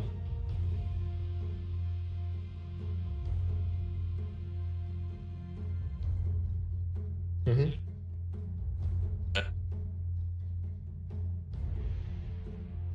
10 seconds remaining. 5 seconds remaining. And super, like I was saying just before, it's in that exact same vein as like these ranged sort of cheesy off lanes that are really enabled by having the Shaker as your position 4. And it looks pretty good here. The one thing I will say is that you do have to maybe be a little bit worried about, like, if this is a reasonably farmed Batrider, then he is going to be able to just jump in and try and focus the Dazzle first. But you have to be able to do that against a Dazzle lineup, because a core Dazzle, if you don't kill the Dazzle, no one else is dying.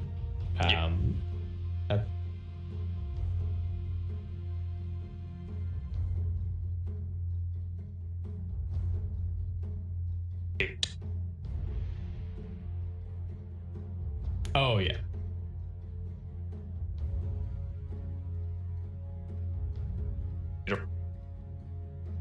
Well, it does also, there's this flexibility here of, Team pick. Boom maybe don't want to put the Ember in the safe lane either, for the kind of the same reason, as the Winter Wyvern now comes out. So is this a good Wyvern game, Danog? You're the Wyvern expert. Give me your master tier insight.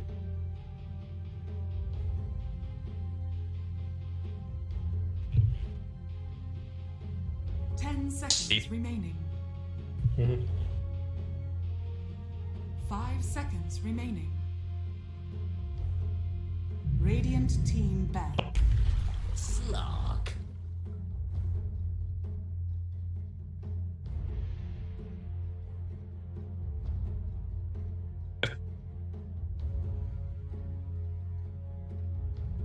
Yep. Yeah, you do have to be a little bit careful, but by the same token, the Cold Embrace not super useful against the Slark, and pretty good against the Ember as well if you manage to land the pounce on him, which can be a little bit difficult. very run at you kind of lineup for a droid. I think they could still do with maybe a little bit more catch somewhere in here. And the shaker is good, but I don't know if that's going to be your be all end all. Plenty of options for whatever they want to go for the mid lane, though they do have to think about the fact that Boom do have that last overall pick. Though Boom, I feel, have drafted themselves into a corner a little bit with this building damage issue. Like whatever they pick for their last grab, it has to be able to take objectives. Otherwise, what are they going to do this game?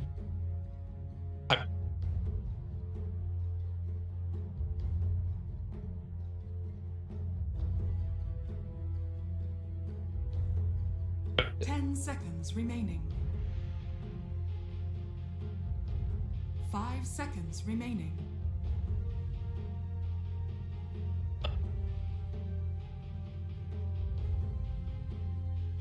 Yeah.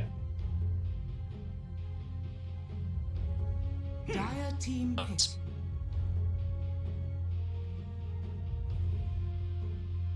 I really don't know about that tide ban. To me, that tide ban says that Boom do not have a handle on what Adroit is doing here. Or, you know, maybe they do. Maybe they're just already thinking that Dazzle is going to end up mid, and they're just predicting some other kind of offlane hero. But for Adroit, I don't know. I could see like a Void Spirit here. I could see. Remaining.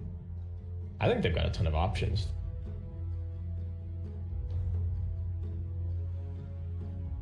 Yeah, I could see. Fine. Gives them another like kind of laning counter to the Ember, so Ember's just not going to have anywhere to go. Be it up against the Dazzle or Death Prophet. No, that's true. What do you?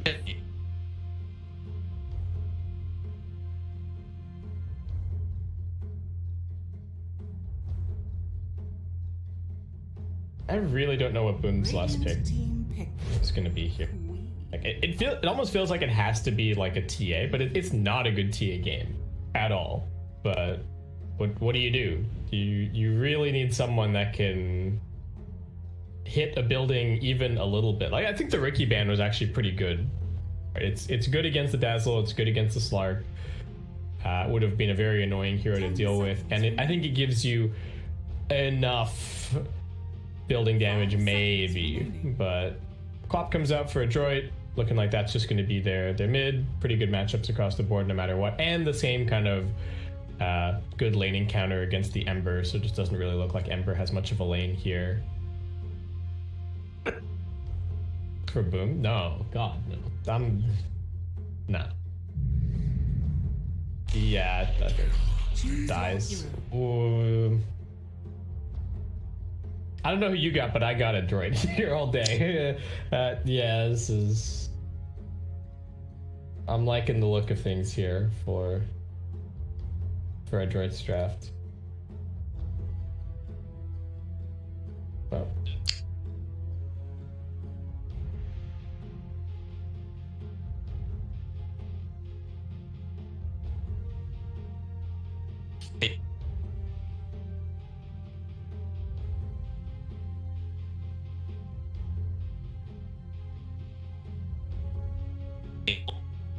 Yeah, I think we're seeing a lot in SCA the value of some of these rosters that have like stayed together for a while, or you know, some of these like 2 or 3 player combinations that have been together for a while and really kind of they've grounded out. They've got the experience, and it's really starting to pay dividends. Though of course you've still got your like fanatics of the world still kind of reigning over everybody in SCA, but there have been a few more opportunities here and there for these teams that they've been on the grind for such a long time.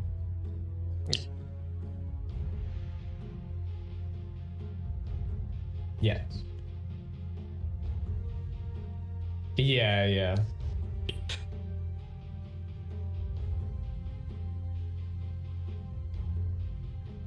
Okay.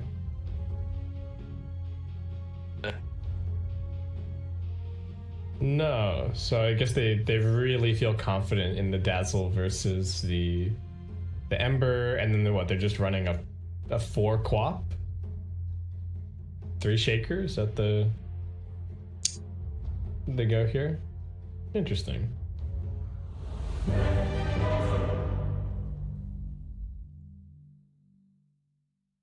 We'll get in game. We'll see some starting items. All will become clear very quickly. But yeah, I really like this Adroit draft. I'm a big believer in the core dazzle. I don't even think support dazzle is a thing anymore, to be honest. We've seen a lot of I think there have been plenty of heroes where, well, I mean, dazzle was a support for the vast majority of his existence, but I think we're at a point now where dazzle is pretty much only a core. His ulti just does way more with farm than than you could ever do. Yeah.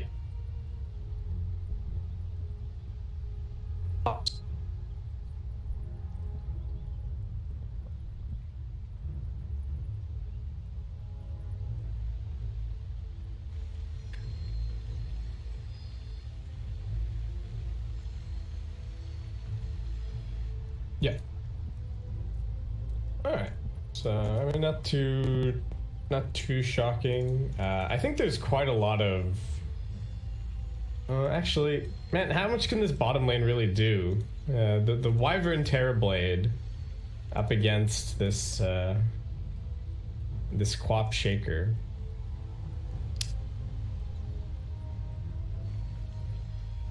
Yeah.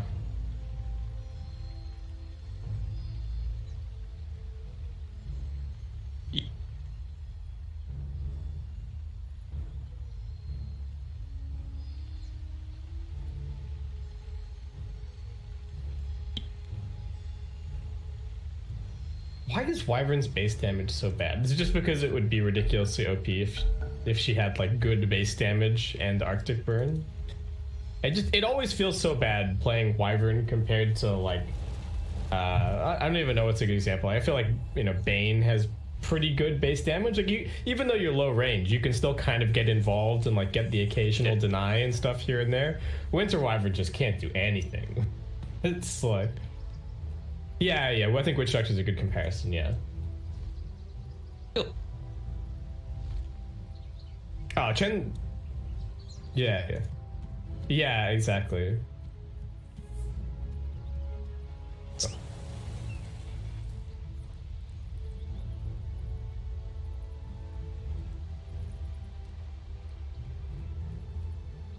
Oh, we got another DC and another pause. Just another day. Casting some SEA dotes.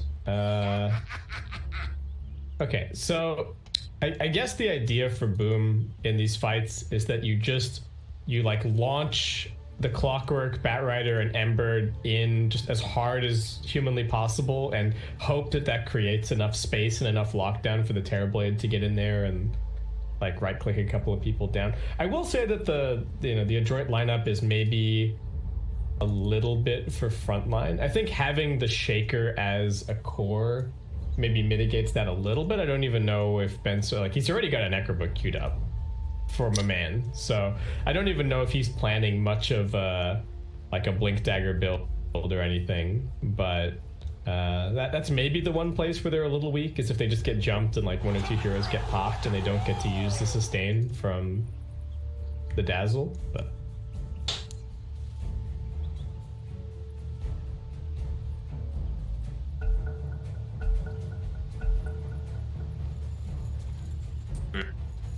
all right.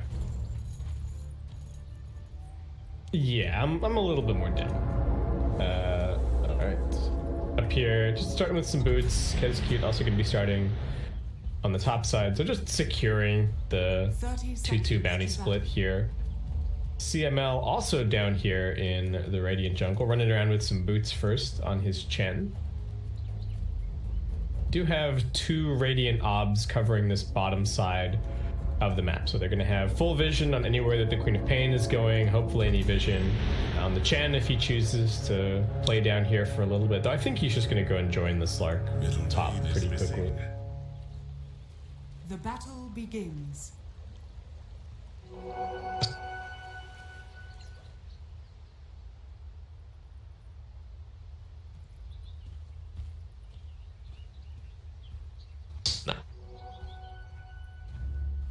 flexing the Arcana here. Thoughts, opinions on the... It has a lot of particles.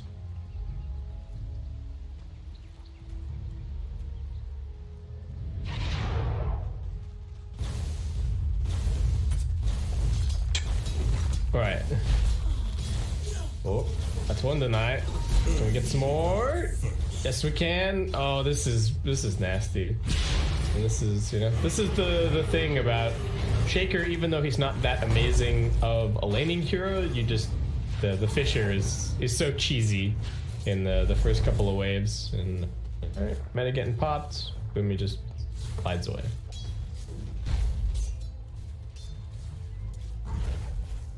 Yeah.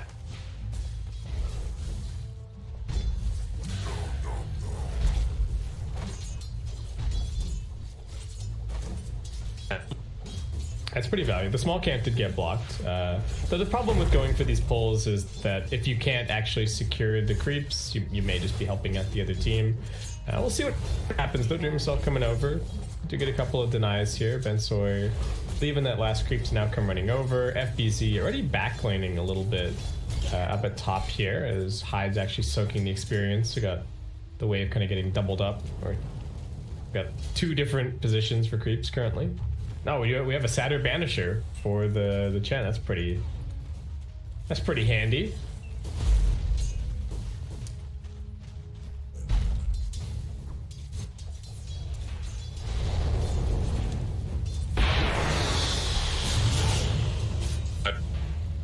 You have been denied. Well, Poison Touch is physical. Yeah, the Flame Guard is not going to do anything to help him, unfortunately. But at least Mac has no way to remove it. So. Yeah.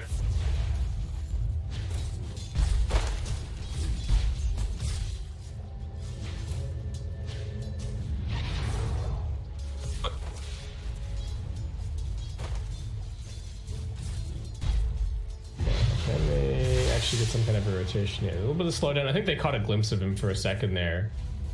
And, well, is that actually going to matter? Is the Shaker just dead?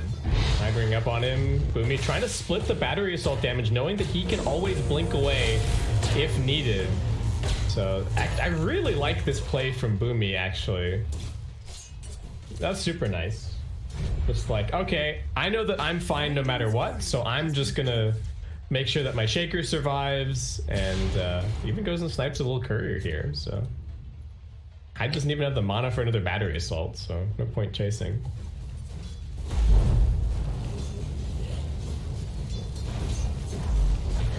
Darkness Courier has been killed.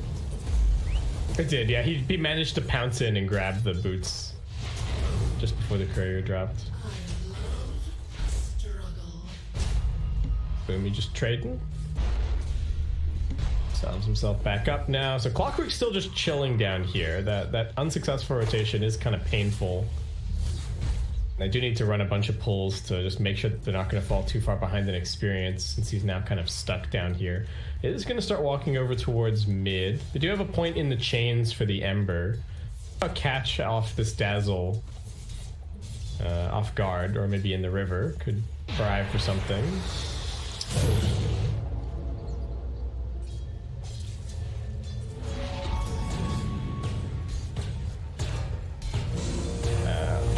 Yeah, this is some damage. I mean, it is only level 1 battery assault, so Max is going to keep on fighting. He's got Stick, he's got Fairy Fire. I don't think he's dying anytime soon. And the Poison Touch coming off cooldown in a second. Boomy going to keep on chasing. There's the Poison Touch. Boomy going to keep this refreshed. This is a lot of tick damage. I think he's just dead. Yep, now that's first blood for your Dazzle. That first game is so unfortunate. He runs bottom, doesn't get the kill, runs mid, dies for first blood to the enemy mid. Like, it doesn't get much worse than that.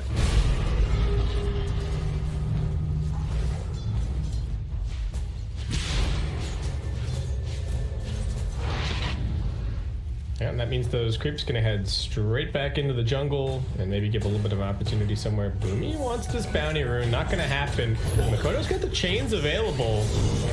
Boomy, I think, thought he was gonna get the blink off, but nice cog pushback from Hyde. All right, he is redeeming his game a little bit here. I really don't know about continuing to chase after seeing that. Like, you can see that Makoto's not there at mid, so... Well... Oh, yeah, alright. That's... Oh, maybe. I think it might be in range, actually. We'll see what happens when somebody comes by. Oh, mid lane, running at Mac here. Doesn't have a point in the grave or anything. Stick Charge is going to help him out a little bit, but this Clockwork starting to turn the game around a little bit. It's Makoto ticking down pretty low, but does survive. And might even be able to grab the level 6 here in one creep to go and refill his bottle, or maybe even secure the 6-minute rune.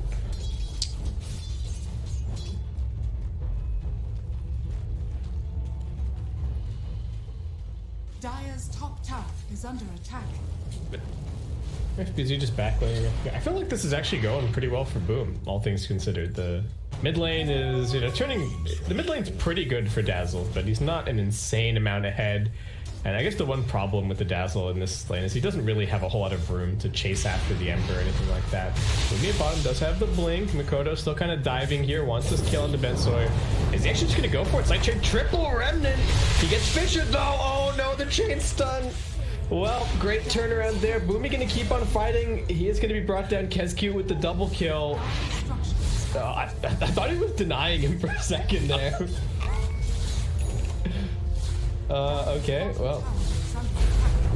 Alright. You're TPing out as a support and your carry just walks over and...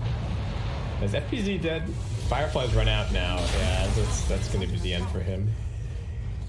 So we're gonna add him to the stack collection. There is a full wave that's gonna die to this tier 1 though. Not the best. And now Mac getting run out again at mid. He's got the point in the grave this time around. Oh no, Makoto. Does he have the damage to finish off this kill? Mac's just TP'd all the way back to the fountain, and Makoto will be able to escape.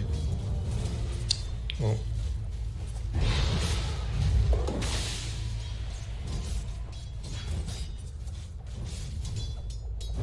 You are too slow.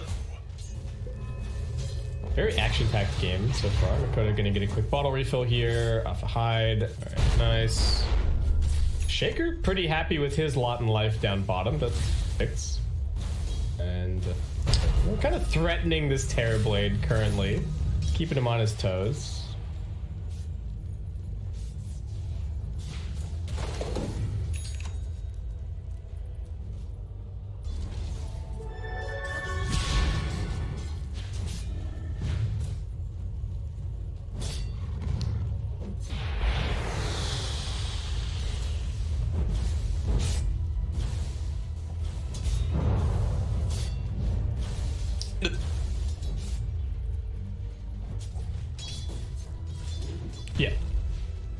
Yeah, no matter what, he's always going to be able to just kind of hunt the Shaker this game.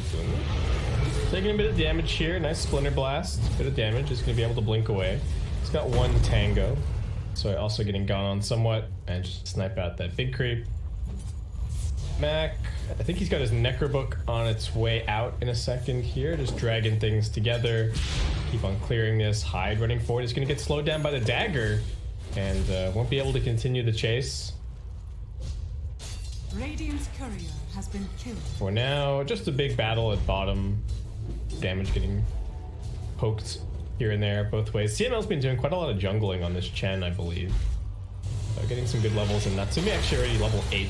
Just straight rushing the Diffusal Blade this game. Do you like the Diffusal build up here?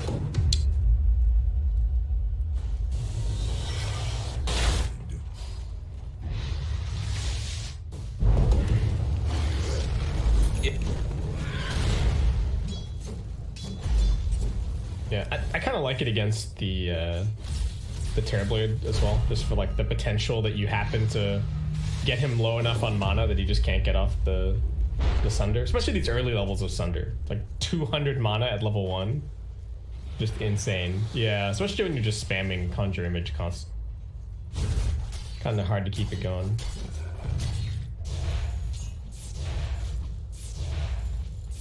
Radiant are scanning.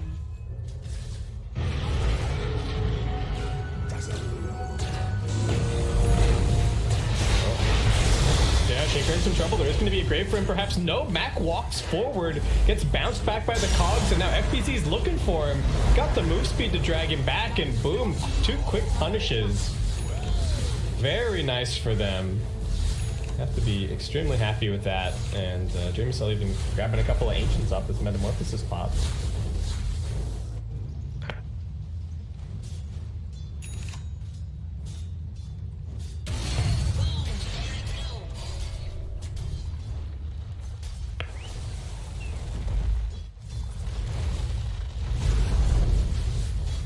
And this is really nice. They've got some meta duration along with the siege creep, so it's not the most important tower in the world, but bottom tier 1 looking like it might be dead. FBZ still just running forward on the Bensoy, and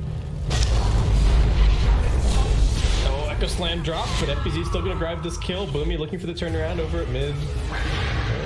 There's the curse coming through. Natsumi taking a lot of damage. Can they keep him alive? Hook shot through from high. The grave finally comes out, and that gives him the Shadow Dance. So Natsumi survives. Everyone's getting bounced around everywhere by these cogs.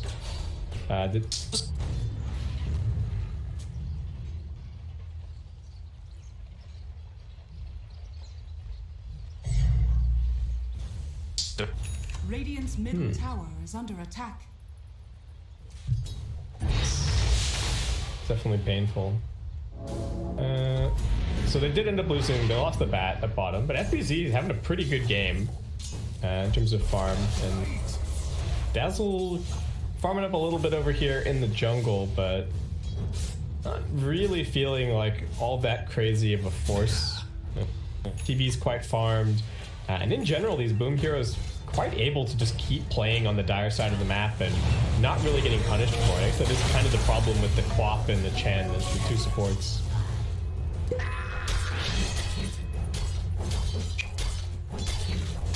Yeah. I think he was like, yeah, he was kind of jungling a little bit with battery assault, and then that's him. We just walked over and slew him. No issue. Who are we bringing in here? Who are we trying to bring in? Looks like the Slark on his way. Boomy just holding on to this top tier 2 tower for a little bit. FBZ trying to hold on to bottom as long as he possibly can, while the rest of his team continues to farm up. Kescute is just going for a Meteor Hammer on this Winter Wyvern. I don't know. I'm not a huge fan personally, but Radiant's bottom tower is under attack.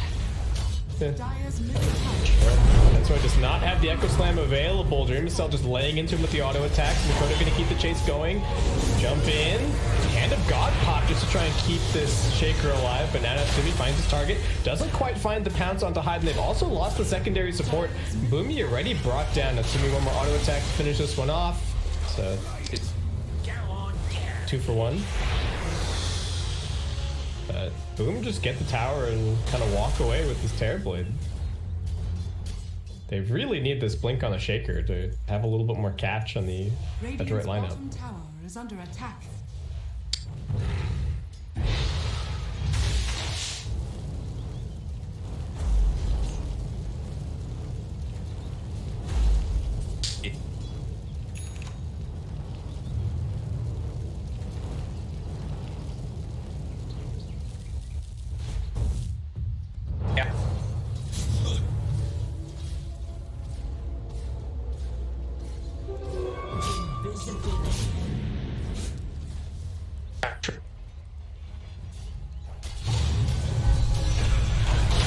Seems like it's going to be the clock once again.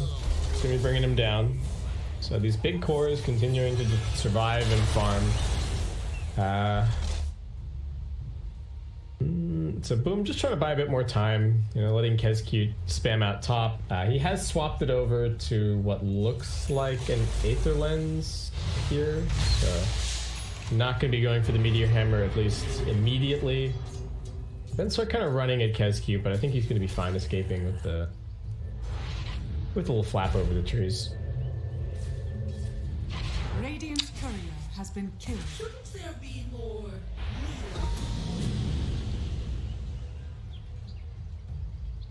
Radiant's top tower is under attack.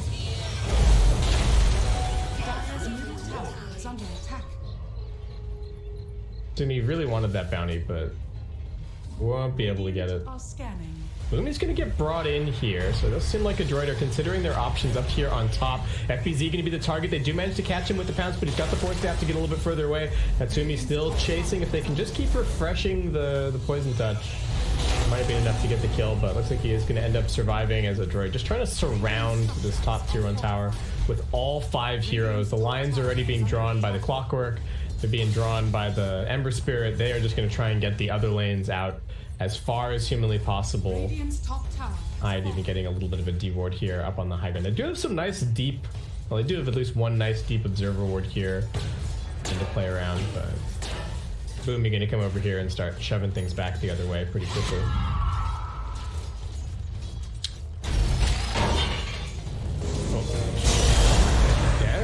Pushback, so they actually have the follow-up damage after this. Hand of God gonna help keep him alive a little bit longer. Boomy doesn't go for the immediate blink. I think he was trying to turn around for a Sonic Wave for his team. Hyde is gonna be brought down. Mac just has Makoto up in his face. CML trying to help him out. These Centaur Stomps not doing enough. Natsumi gonna keep on going with the auto attacks. Bensoy misses on the Fisher. FBZ juking him out a little bit. Bensoy still charging forward. He's got the Echo Slam only dropping it onto one. Buyback coming in from the Clockwork, but Hyde might just be dead again. Great curse onto Mac. That's gonna bring him down. His entire team just beating him to death. Fantastic turnaround there from Boom. Can they get anything more on the side of a droid? Natsumi actually finding out the Terrorblade here. That mana's getting drained. He can't get the Sunder off. Good Fisher, and now they've overstayed their welcome a little bit. Makoto tries to find the turnaround kill onto Boomy. He does get it, but Clockwork dead yet again in as many minutes, and Natsumi still chasing, looking for a little bit more. There are 2 remnants available for Makoto, so I don't think he's in too much danger, but there is a blink for this Shaker. Slow him down. And a little bit low on the mana now. That Fisher not ideal. Natsumi still chasing for it. Can he actually finish the kill? Getting blocked in by the creeps somewhat. Force staff away. FBZ saving the day. Natsumi gonna try for the TP out. Do they have any way to interrupt this? They do not. So, alright. But it does not go punished.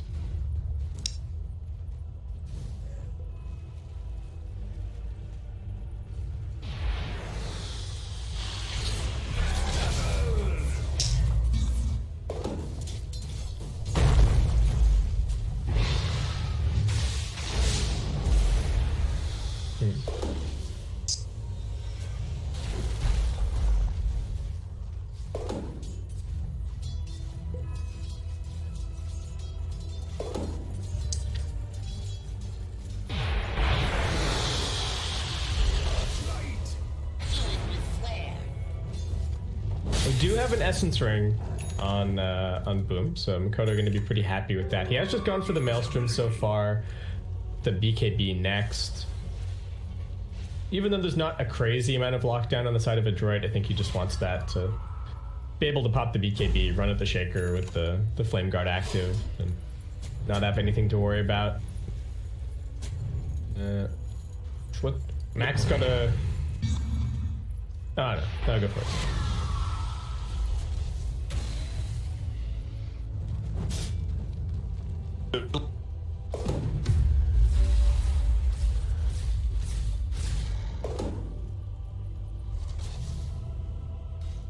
With that extra little unpredictability, even useful. If you can get off 2 early game curses that completely turn the fight around for your team. Yeah, it's going to buy you a lot of time, and a droid, they are on a little bit of a timer here, especially with the Dazzle does continue to scale, but a lot of it is predicated on the idea of having this sustain, and Boom, as we've seen, they've got pretty good pickoff. They've got the initiation from the Bat Rider. He's not going for a blink for a while. Does have the Yules queued up so far. And Boom just pushing bottom loosely for now, as a droid are kind of trying to take over the Radiant jungle, but they need to go and grab these waves.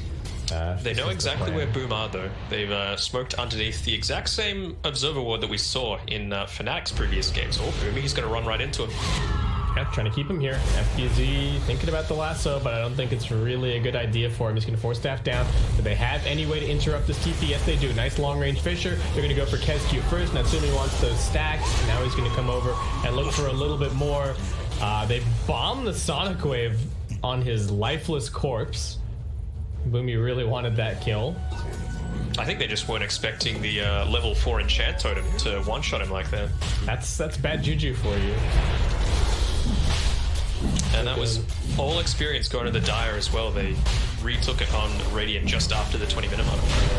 Well, they're straight into the pit. They've got a Penitence, they've got the Poison Touch rolling, and Boom are coming over to try and contest. They don't have a hook shot though. It's on cooldown for 30 seconds, so it has to be Mikoto to try for the steal. Can he go for it? There's a slide. Great stun. And, well, there's the Aegis already picked up. They're gonna go chasing after them now. Boomy hot on their heels.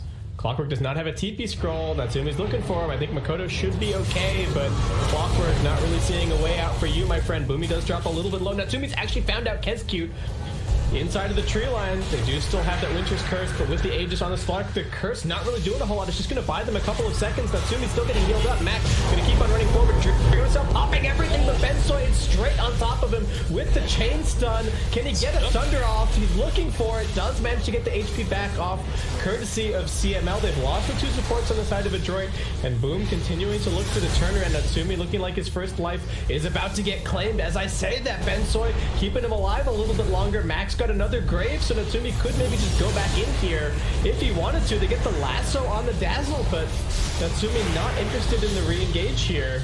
Just gonna leave his Dazzle for dead and does TP out. Yeah, that's the thing. Good Echo Slam coming out there, nearly being able to pop the Terrorblade, but unless you finish the job, then suddenly Boom had nothing to worry about. They could just go forward. They knew there was no real teamfight turnaround, and yeah, they fully committed with I don't think they had to use any buybacks, right? Nope. Yeah, that's what I was literally just checking. I was like, are they backing this hard because there was a buyback or something? But no, they just kind of, they got kited a little bit, and I think maybe not the best coordination between the Shaker and the rest of the team. Like the Echo looks okay, but it only looks good if somebody's there to follow it up and actually finish the job on the Terrorblade. So not everyone on the same page, and at least they get the Aegis out intact. Should be able to take the next fight, but the Ember's starting to get pretty scary. He's got the Flame Guard DPS Town, he's got the BKB, so he's just going to do so much damage in his upcoming team fights. He is, but well, that damage is going to be able to be mitigated with the Hand of God. With the Guardian Greaves now finished up as well for Mac, he's agonizingly close as well to getting his level 16, so he's going to have that maximum rank Shallow Grave. 11.2 seconds on the save potential is undervalued, I feel, and it's only 15 seconds as well until they can have that next Echo Slam available. So looking to consistently keep pressure. They're just going to be playing around the Radiant jungle for a little bit. For them though, I'm liking this from Boom. They're just saying, look, if you try and take our jungle, we'll do the exact same. We're already doing damage to your tier 2 tower. Yeah, they're up here and looking to siege it down. Do you like the Spirit Vessel build skin? Do you feel like it's... Oh, nicely done. Alright, they tried to glyph the waves so that the Batrider BOT could complete, but Boomy just snipes it out. Nicely done. Batrider not going to be able to join them up here on top, and Adroit can keep this push going at bottom. I mean, I think with the speed that they were going, you kind of have to, right? Like, you're going to get a bunch of kills anyway. You've got a Dazzle who's very, you know, death ball minded. Yep. So I think it's perfectly fine. Bottom tower is under attack. It's just the question of what do you follow up into now? You can see he's got the Blade Mail queued up in his quick buy. I don't know if that's the go or not. Something a bit more for the rest of his team as opposed to just selfish, if that makes sense. Not that he's selfish, but you know, self-minded. Yeah, I was wondering if maybe like a Yule's or something would be the option here. Just give them a little bit more catch. Looks like Hyde might be dead again. And he's got a hook shot available. Hooks over to his teammate. Does kind of reveal what's going on here as Bensoy charging forward. Mikoto coming over. Getting the lay of the land. Natsumi's still just running at them with this Aegis, but unable to find too much more lockdown. Mikoto charging at the Dazzle, but he's already lost half of his HP and the BKB's already been popped. This is not a great start to this fight. Didn't have a Remnant out, now just forced to go jumping across to try and escape. He does have one last Remnant to rejoin the fight too. They're trying to put the damage onto Natsumi. The Metamorphosis is being popped. This is just a total travesty of a fight for Boom. They can't seem to get all of their heroes together. They're poking and prodding, but Adroit are standing strong as 5. Nice Centaur Conqueror stomp to lock down Hyde and bring him down as well. Bensoy even looking for a little bit more, and at least Boom managed to get the Ember out of there. But now they've got no meta and no BKB for at least another 30 seconds. No meta and no BKB. I thought that was looking honestly okay for Boom, provided that you have this Wyvern looking to follow up with the Winter's Curse. You know, he finally has that keen optic, he's got the Aether Lens, so you've got that long range potential. It was still daytime, I believe, so you still have the vision, and they were kiting them through these choke points, so you did have the potential to catch multiple heroes with the Winter's Curse, but just backing off and yeah, like you said before, losing 2 heroes and a bunch of cooldowns in the process.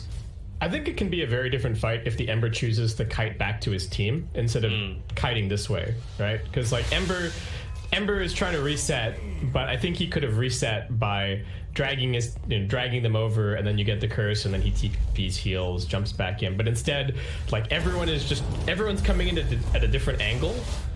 Like the Bat was trying to come from above, the Terrorblade and the Wyvern are trying to come from the left, and Adroit did a really good job of staying together, focusing the same targets. We've been trying to catch him out on the retreat here. Yeah, Lasso onto the Quap. Does have the Blade Mail after this. There's a Grave as well, trying to keep Boomy alive. Along with the Hand of God, he does get the Sonic Wave out high, dropping very low. Can they find anything more? Good Chainstone onto Makoto. That's half of his HP already gone. BKB getting popped. He doesn't have the Remnants this time around. Winter's Curse, very defensive, just locking down the Shaker. Mac force-staffing forward, looking for a little bit more. They know that Boom can't really take a fight here. Terrorblade is not at all interested in getting involved. Still another 20 seconds to go on the Metamorphosis. He's got the Scotty though, which is pretty handy to have against this Dazzle Chen lineup, and the Slark as well. Yeah, the TB's getting big, for sure. He's getting quite scary, and he does a great job of cutting mid-wave as well with the illusions. So they're not really going to lose too much for the fact that they just lost 2 heroes like that. Who's getting the Quickening Charm here? Is it Dazzle? Do you just go all in? All right, there we go. Quickening Charm on its way. The fact that Chen's got nothing is a little tilting for me. I just got the Philosopher's Yeah, all right, Philosopher's Stone there. All complaints negated. Silenced. Yeah. Where are you at, haters? So what are these cooldowns now? 3.5 seconds on the Shadow Wave, 7.8 seconds on the Poison Touch. We've got a 7.8 second on the Shallow Grave. Well, Kez cute. See you later. Spotted out. See ya. Slark is just flying around now with his Aghanim Scepter. And 1 second difference could have been the difference between him being probably not out, but maybe they get Bensoy. Quick lasso at mid does find them a kill. There's a double damage waiting over here.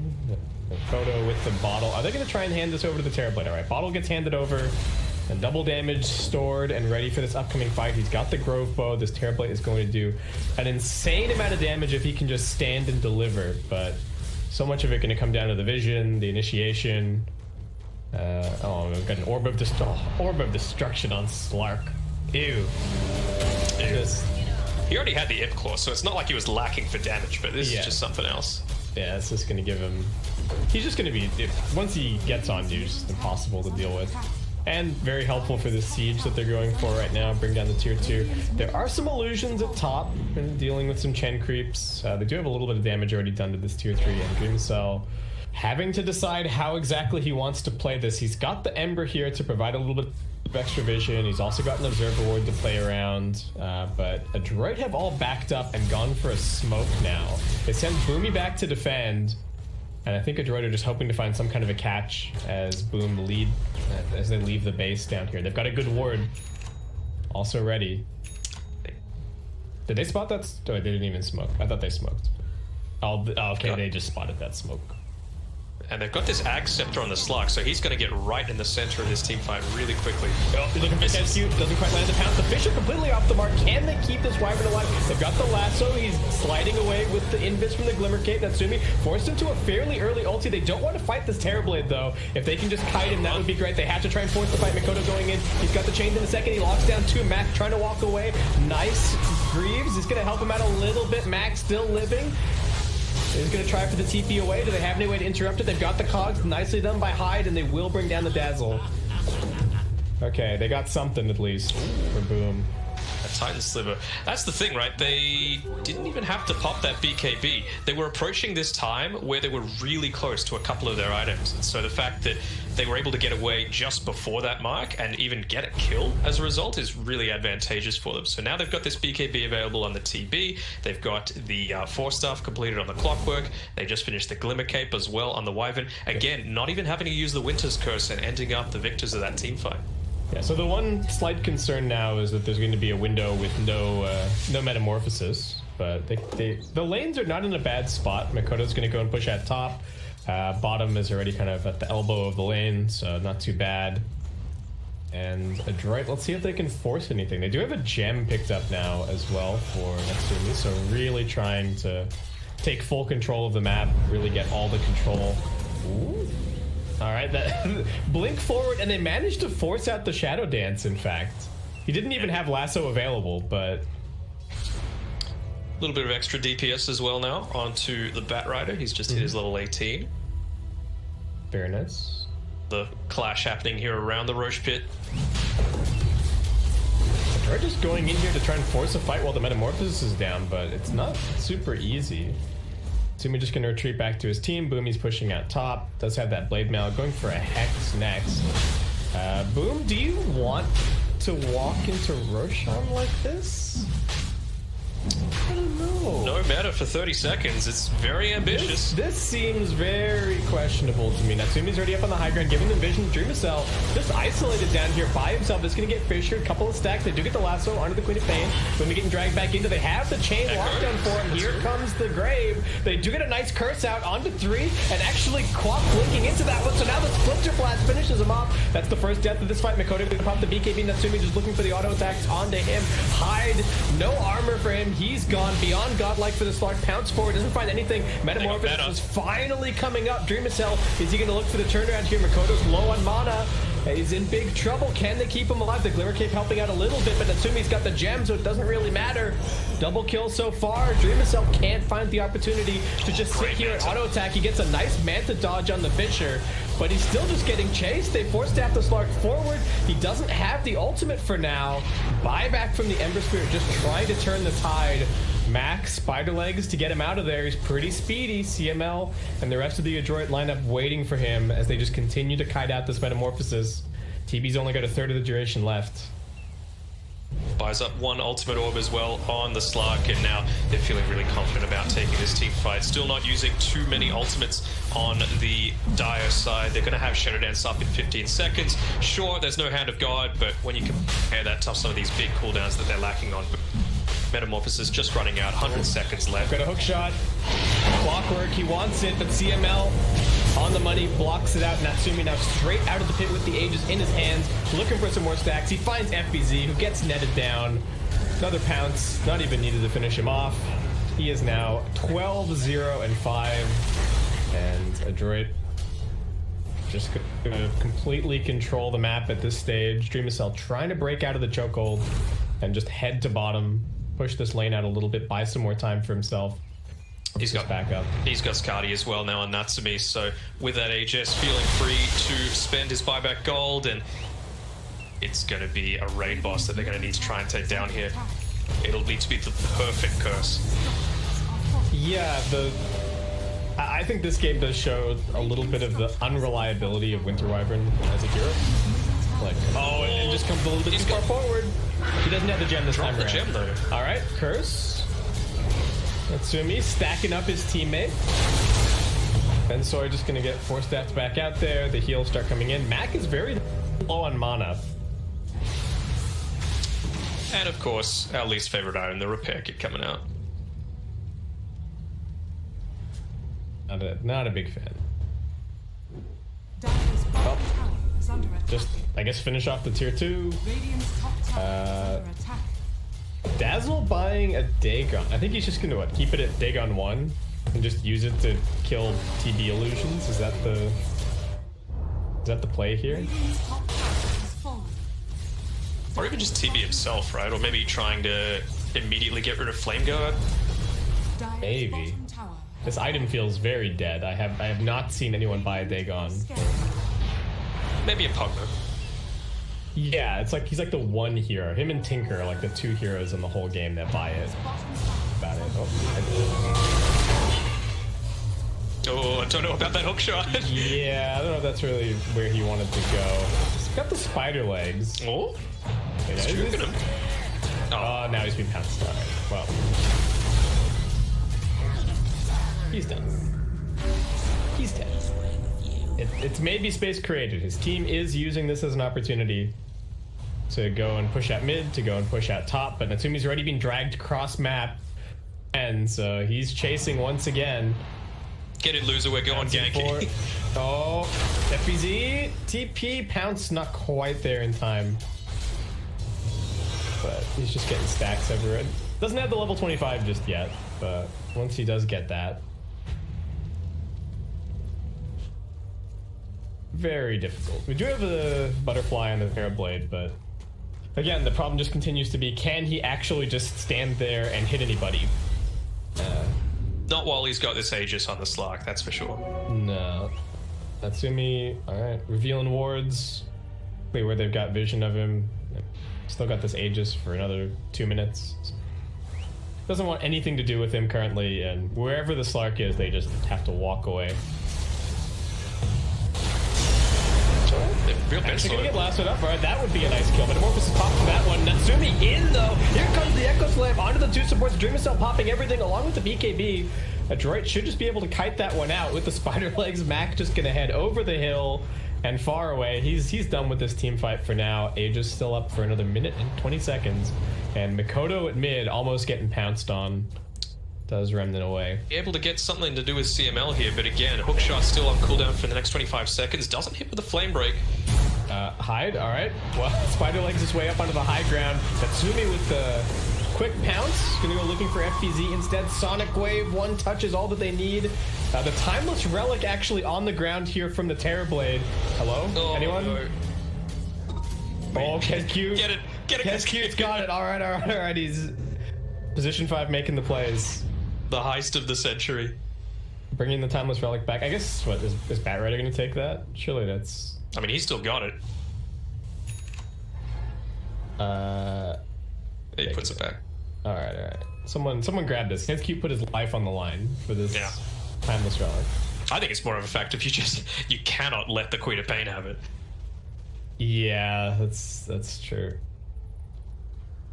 Really? Go for a solo kill here onto the Queen of Pain. Oh, can they get this TP through? They actually do. FTZ the creep survives, so now they get the lasso, and they will be able to punish Boomy. I think he was hoping to push at top and then maybe get dragged in by the Chen. Natsumi's still chasing. This age is not going to last a whole lot longer, only a couple of seconds, but FBZ has been found. Pounce, just getting reclaimed. Natsumi, does he have the directional move? Didn't even He's go got with it. the cogs. Oh, hide. He might have tried for the save there. Yeah, I thought so too. Mac just charging at him with the spider legs. The droid have just been running circles around the map, just trying to kill whoever they can with the Slark, and Boom in their wake, just trying to push out a little wave here, push out a little wave there. We do have the full basher for the Slark now. Waiting to get that delivered. So what's the next big thing we've got here? It looks like Satanic Rapier is what we've got queued up here for Dreamer. Okay. Excuse me, Dreamer Cell. So wanting that little bit of extra survivability, perhaps the status resistance to go on top of the Titan Sliver. Yeah, it seems... I don't know what else he goes for at this point, really. Oh, Princess Knife. Okay. Who's taking that? Mac? Yeah, maybe. I don't suppose that Princess Knife works with the Dazzle Ags, does it? Because the new Ags is you attack everybody. I imagine that they've made it so that you can only hex one person. Otherwise, we would see some shenanigans. I guess it's the first attack that can, right? Probably, yeah. If I had to guess. Oh, no. The level of Slark. 65 essence shift duration. Oh, Rapira, let's go. Who needs Satanic? Alright, he's got it. Alright, Dreamcell. He's making the decisions to try and win. He's not playing to not lose. He's playing to win here. They're taking outposts on either side of the map. Careful not to reveal Dreamer Cell. Oh, he's got to level it for himself, but really want it, yeah? I mean, he's going all in. This glass cannon build, relying on the rest of his team, just saying, look, if I get caught, I'm just dead. Yeah, that's the end for me, but if I get to hit them, they will die fast. Please, team, just set me up here. Unless it's the Quap. Imagine if he dies to a blade mail on the Quap. Oh, no. Yeah, that about it, but... well, the very last fight of our game could be coming up pretty quickly, Danog. It could get pretty explosive. We're just gonna put it on buyback status, actually, because I think that might be the most relevant thing currently.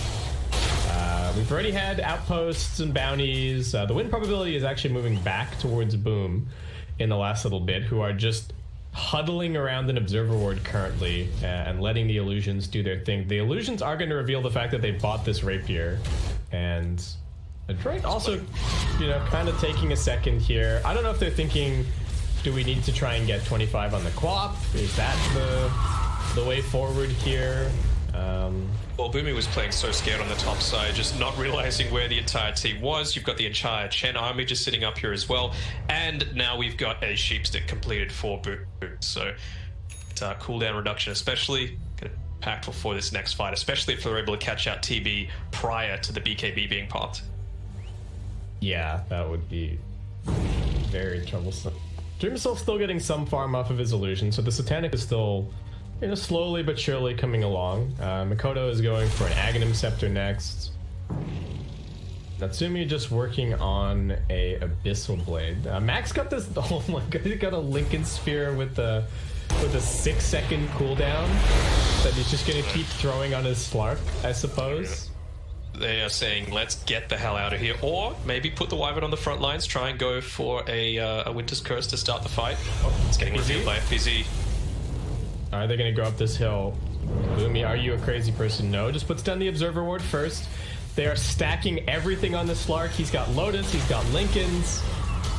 They're super enabling him here. And looks like maybe just wait for Roche. So is it Roche number 3 coming up? Or... yes, they had the cheese on the Dazzle last time. Yeah. It still has it, actually. Alright, so we could see an Ags or a Refresher coming out. Could be very impactful. The Clark is just so tanky. Got 3.6k HP and he hasn't even finished the Abyssal Blade just yet. Dazzle agonizingly close to that level 25. Roshan has respawned with a Refresher Shard, so over to the Chen? No, not the Chen. Shaker. He's got the full Dagon 5 queued up now, so there is a plan forming here for Mac. You can see it. Droid just controlling the enemy Tricamp. Mac gonna defend the base. They can hopefully bring him in with the Chen.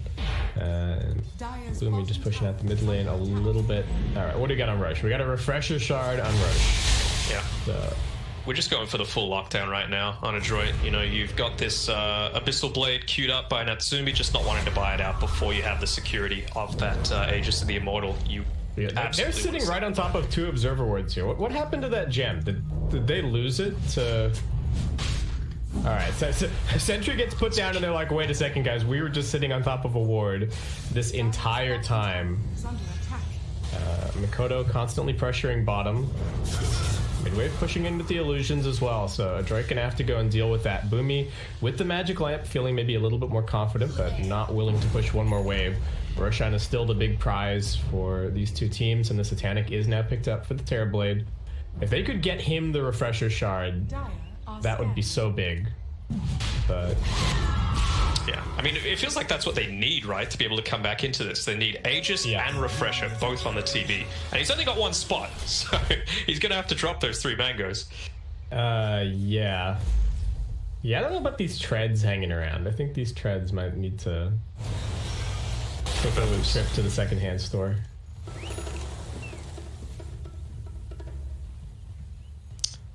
Edge right now. Mac's been able to pick up his level 25, which is real handy. Again, another smoke coming through. Natsumi wasn't caught in it, so he's acting as a bait a little bit. Just so enticing to be able to potentially pick him up, but that Dagon... Oh. No, Boomer walking in. Adroit. Yeah, vision. They're just walking away. They do not. All right, they're pinging now. I think they maybe realized, but this is still reasonably quick. Himself going to work. And Soy moving into position. Do they have any vision on him up here? Mikoto. All right. Vicious stun coming out. Half HP Roshan. Natsumi going in with the Lincolns. Checking things out. Boomy waiting with the Hex. Dreamacell walking back in here. Kind of forcing it. Boom with the smoke in the backlines. They want to get off the Big Winter's Curse if at all possible. Mac continuing to lay down these Lincolns. Can they get a jump? They've got the Hex over onto the Batrider. FBZ just dies instantly. Gem hits the deck. He does have a buyback available. Boom. Being careful. Holding their nerve. He's got that boots of travel, so he can join this team fight at any time. Here we go. All right, the instant that Adroit go into the pit, he buys back. Adroit reset. Dreamacell now the one inside of the pit. There wasn't really any huge commitment there from Adroit to get that kill. They did use the Sonic Wave, granted, but Hex is back up and ready to go. Natsumi feeling confident with his Lincoln. Runs into the meat grinder that is the Terrorblade and takes a lot of damage. Needs the lockdown from his team. Mac running forward. They do get the pounce on the TB, still holding onto his cooldown. Into the back lines comes Mikoto, but he does get stunned up, and now he's being hexed. Echo Slam Knife. Curse finding the trigger. That's going to help keep Mikoto alive. Dream himself blocks the Metamorphosis so he can finish off the Roshan. He secures that for himself. He's still doing inventory management, trying to figure out what he can hold here. He does get the Refresher Shard into the backpack. He's got the Aegis in the inventory, and boom, have done it. They secure the Roshan fight for themselves. He finally dropped the mangoes. I was like, surely it doesn't happen mid-team fight, but Nick, that you could sense on him. He was just Metamorphosis, completely standing still, like swapping things around in the inventory. Oh man. But what a Winter's Curse, right? The curse saves the Ember, it buys the time for the Terrorblade to finish what he was going for. Boom. Making the call, they're rallying around their TB. And Adroit just, I think looking a little scared. Just kind of waiting for the next item, I do think the level 25 and the Queen of Pain are going to be a very big deal. They might even give the tome to Boomy at 50 minutes, but... Oh, yeah. I mean, that's the great thing about the Wyvern, right? Adroit needed to come into the Roshan to try and make anything happen. So you were always going to be a get off a curse if you're positioned correctly. Natsumi, man, he's really hunting. Yeah, he's got Abyssal Blade. The rest of his team is following shortly behind. Dreamacell thinking about it, blink away from the Wyvern. KezQ going to be okay. And now we could have an actual team fight on our hands. They get the jump to the backlines. That's the Batrider, and that's a dieback for him. Boomy in some trouble, gonna get hit by the Cogs. Putback Mac trying to keep him alive. That's another one dead. We're starting to get some stacks going on this Slark, and they're just walking away from the Terrorblade. Nobody wants to fight him. Natsumi not gonna waste his time. Nice curse, looking to lock them down, and now Dreamacell with the second meta, laying down the damage. Is it gonna be enough? The Bensoy with Echo Slam. That's life number one down. The Dagon helping out a little bit as well. He doesn't have meta. Do have a buyback in the backlines. Natsumi finding the answers. He's looking for KezQ. He's looking for Hyde. They don't have the gems. Dreamacell doesn't have anything left at this point. He's got a BKB. He's got a Satanic, but he doesn't have a meta. He just has to fight without it. Natsumi's looking for the badges. He's got to mess up these badges. He can't get the Sunder off. He gets it onto the illusion, but it's hardly giving him any life whatsoever. This Slark is just attacking at a mile a minute. He's got so many stacks. Good game. Well, it's an allies chat. They're not done just yet, but I think that might actually be it. Now is the Rapier getting handed over. Where is it actually? It's on the Quap. All right, GG called. Oh man, that is the end of that one. That's what I wanted to see, Kip. That is a game between two of the top teams in this league. It showed, right? 49 minutes of absolute mayhem, back and forth, could have been anyone's, and then the Filipinos taking it out. I really thought that it was going to be easier for Adroit.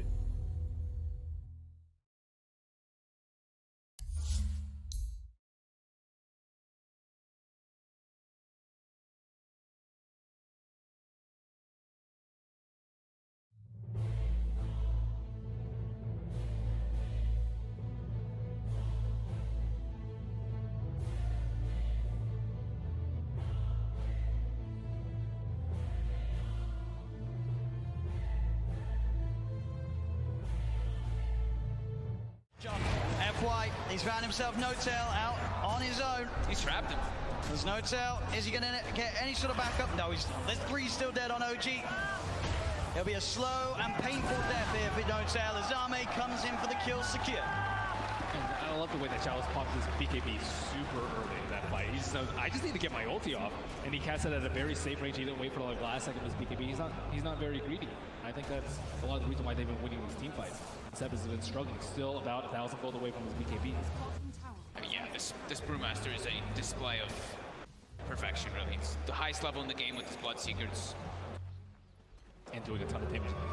He's one of the most damage in the game as an offlaner. Now has full Shiva, so even more ways. He's pretty much itemized entirely just to be like, Ana, I'm ruining your game. I've got Radiance, I've got Shivas. You're gonna struggle so much in these fights as Phantom Lancer. Eric's did his best to keep Ana alive, and but Ana wasn't able to do damage because he was ruptured. He wasn't that low on HP, but still can't run around. Seb. Oh, I'm as coming in this here. Got to be careful who shows up top. Indeed, Jerax. He's going out on his own. He doesn't expect Arme to have this invis route. As Arme will show himself. Jerax goes across, but Somnus is there. Somnus is not messing without rupturing. No mercy. They're feeling very confident now at this point, getting these very advantageous team fights as well as getting kills on the split push too. Thompson though, we'll find X-Nova. Seb, and as well, between the two of them, they'll take down the support edge. FY's going to come in though.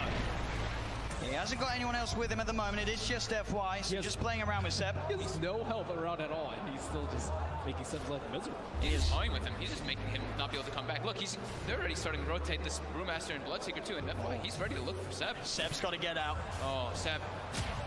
As indeed, FY, the patience, keeping that control on Seb, buying time for Chalice to come in. Ana is going to look towards the Tusk. Chalice is now there, does have Primal Split available if he wants to look to take this fight. Somnus coming in as well. As Ana, Seb look to hide in the trees. Can they get out of it? Ana's got a TP available. He's into the trees. He's going to show himself in the lane though. They're going to continue to head over. They are going to see Seb make it out in time. They don't have a stun. Ana, can he get out as well? He can. OG will avoid that rotation from PSG LGD. FY is just so obnoxious there, following Seb for over a minute, just stalking him, trying to have his team come over. So that's about, a minute without Aegis being used for LGD. They have 2 minutes left, I would say, to capitalize on this Aegis. Oh man, looks like he is level 50. Pretty much back to a 50-50. PSG LGD 2-1 up at the moment in this best of 5 grand finals. 1 game needed to secure the championship title. And at this point, they are ahead here in game 4. No-Tail hasn't had time to gather a full army of Ancient Creeps. Right now, he just has the Ancient Black Dragon. You really want those other auras when you're at a big disadvantage in these team fights already. Yeah, it's tough though, because Jerax doesn't want to be following around his Chen, giving him the Aghanim, so. As Thompson, see, he does have a Lincoln Sphere picked up, and they should have the BKB finished on Seb too. So that'll give him a little bit easier time to get those Blink Calls as he's been suffering to do so in the last few fights. And Somnus, I've Scotty picked up, about to be level 25 as well. Yeah, they just need a couple more minutes on the side of OG before they're ready to fight. Wait for Aegis to expire. Seb, he's in, gets the call, the character's going to get FY, there with the snowball save. He's going to be fine, and now they turn to look towards the axe. The taunt's going to be out. Seb goes for the TP. They've got the stun to cancel though. Seb held back for now. Thompson trying to offer his best from the side to provide some sort of safety, as he will get Seb back. They're able to get Seb back to safety, and Thompson is running away. X-Nova's there with the wraparound, gets the slow off, gives the vision for the snowball. TP from No-Tail's coming in towards the stride, but Thompson, he's trapped. That's twice in the series that X-Nova just comes out of nowhere. Like, he's just on a warding expedition, then he just ends up wrapping behind these people constantly. Perfect time. Perfect timing, and has the Senton creep to boot. And look at these deep wards that he's placed during that time that he was running around doing so. He now has full vision of OG. Yeah, he sees Ana farming these Ancients right now. Oh, Ana. FY just giving so much information for the team. He's got eyes on him. Get the punch on the wrong target, but the snowball pass will catch Ana. Ana, he's in trouble. The blood bright silence connects. He's got the man to back up in a second, but can he really play his way out of this one? He cannot. Ana down for a minute and a half. Just having all this vision. And X-Nova throughout this whole tournament has had the best vision in every situation, even when you wouldn't expect it. They're just like, oh, they're fighting on the left side. They're not going to have vision over here. But no, X-Nova always seems to have those prepared in every situation. He has some incredible foresight to be able to have these wars that just lead to really clutch pickoffs. And Axe has not spent his money on BKB. He has the money, but he might be looking to save for buyback. We'll see if any of the buybacks do get forced out. Thompson's still dead for 15. Ideally, he doesn't buy back it. They may have to buy back on Ana. He's gone for 50 seconds. The split coming out from Chalice. This is ready to push in. Look for the stun on No-Tail to hold back the Chen as the mid-racks are exposed. PSG LGD, 40 minutes in, able to open into the base and clean out this mid lane of Rack. Still Ana holding on to that buyback. And they're going to keep going here. They really want to force this PL to come back here. Stun onto Thompson. He will blink dodge it. But another tier 3 tower falling incredibly fast. They really don't want to use it. Seb jumps in, gets the call onto FY. There's the buyback. The Cataclysm isn't enough to do anything. It isn't. PSG LGD still fighting strong. Thompson getting focused by Saunders. Seb taken down by Arme. The triple buybacks now out as Ana in trouble. He's pulled back for this one. The deafening blast onto the three of them. Knocks them back, but Ana gets focused. Seb! He's in with the call. He has the control onto the morphing Saunders. Now being chased by Thompson. Blinks in with the cold snap. The PLR is on top of it. They get Saunders too. As OG, they have to expend 3 buybacks, but they hold on to the top rack. Saunders now down for 2 minutes. No buyback available on this Bloodseeker. Yeah, he's 400 gold short of it. It's up in about 8 seconds.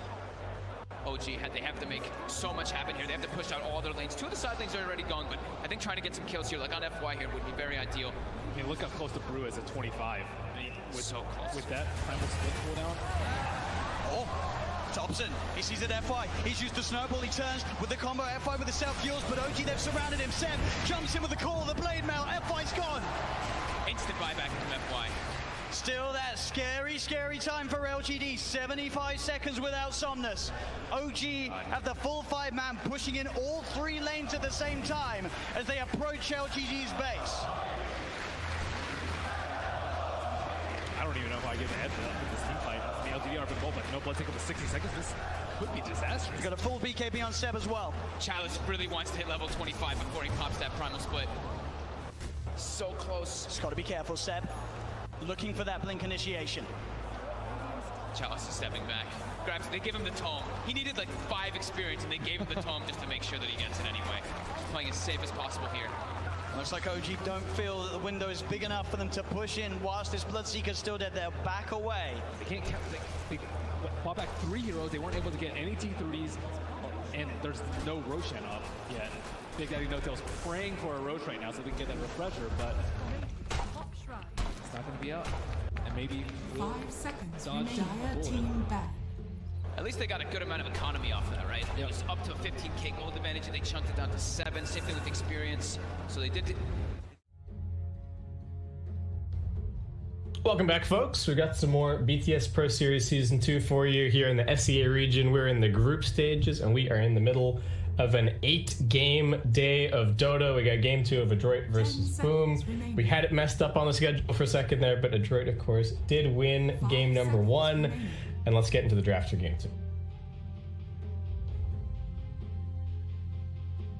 Slug? Yeah. Be the target of a ban potentially coming from Boom. I mean, Dazzle, it looks like that was just a constant amount of annoyance, really. You know, later on into the game, it was what, 7.8 seconds that they had on the cooldown of the Shallow Grave, as well as the Poison Touch. So it's like, you can't move very fast in team fights. If you do, you're taking a lot of damage, and even if you can get on someone, provided that you're not being cursed, they're going to live for another seconds or so. Yeah, and I think the thing that can be hard to notice, except for a few different moments, is just how valued the bad Juju minus armor is. It's just stacking up on you the whole time, and if you're these heroes that don't have super high natural armor, that's where you're really just getting melted by the combination of the Slark and the Dazzle. So this time around, Adroit don't want to deal with the Batrider. No. Respect coming out, and I'm liking seeing the Chen, these healing heroes. They're just like, get them out of this game. Have any other healers left? Like Chantress a little bit, but yeah, I suppose so. It's like a Wyvern. Sure. What are you gonna do? Dire team pick. Okay. Well, Phoenix. All right, sure. Adroit reminding them. So the Beastmaster also getting banned. What's in the pool? We got an Ember. We got a Lycan. Ember, Lycan, Nature's Prophet, Death Prophet. Spirit. Alright, well, boom. Void Spirit. Slark. Oh, I've got the... got it flipped around on the overlay as well. Whoops. Over. She'll be right. Sorry about that, guys. So it is Adroit on the Radiant there, and it is 10 seconds remaining. over on the Dire this time around. So 5 seconds remaining. what is the response going to be? So the Nyx Assassin, which we were just talking about in the draft for the previous game, does make it through this time around. So if they want that as some kind of an Ember answer, that is in the pool. It is certainly annoying for the Ember to play against. You get, yeah, that's true. Could be the option again for Ben, or they could even just play it in the position 4. Still certainly good there. I expected roll realistically. I'm just not feeling the Tusk anymore. I mean, the Clockwork. I feel like Tusk a better option in all cases these days. Sure, it's effective against something like an Earthshaker, and I can see why they picked it. It just feels like it drops off a cliff at a certain point. Yeah, eventually, even the heroes that you're countering, like someone is going to get a Force Staff, and it's kind of like, and then what? What do you do? You can't really, like you're saying, you're not really amazing at shoving out lanes. You're not really good at. You're not going to build into any big important items. It's not like you have an amazing Aghanim Scepter or anything that's going to keep you relevant. So. Yeah. Whereas something like the Tusk, you can shove out waves. Not that you want to, but you can.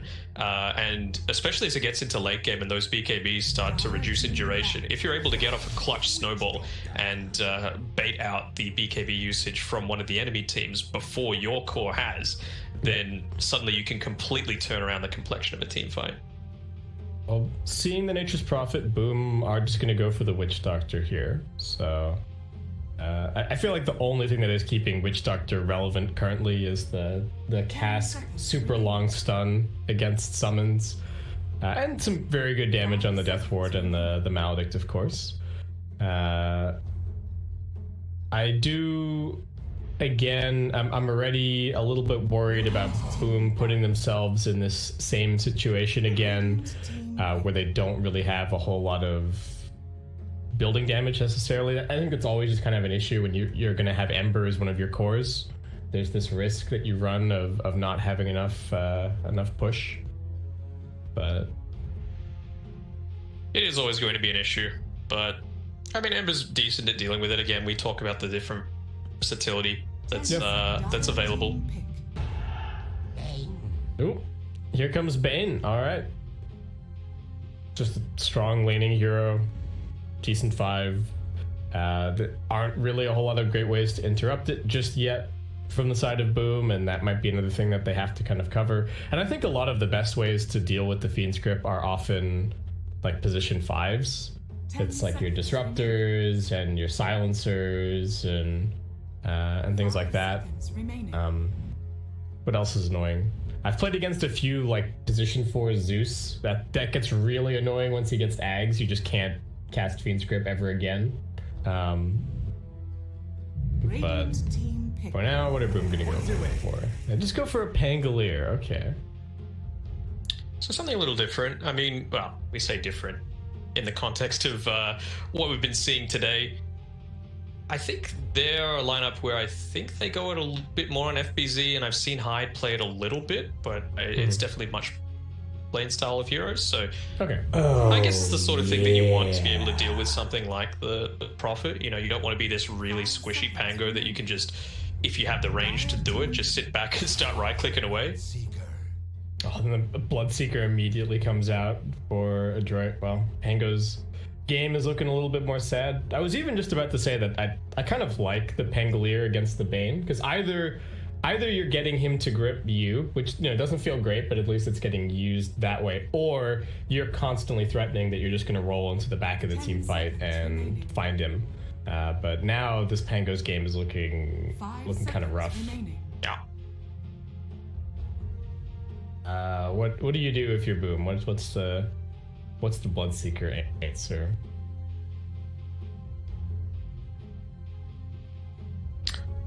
The other question is who's going to build the Spirit Vessel against this Seeker, because it's something that's going to be incredibly important.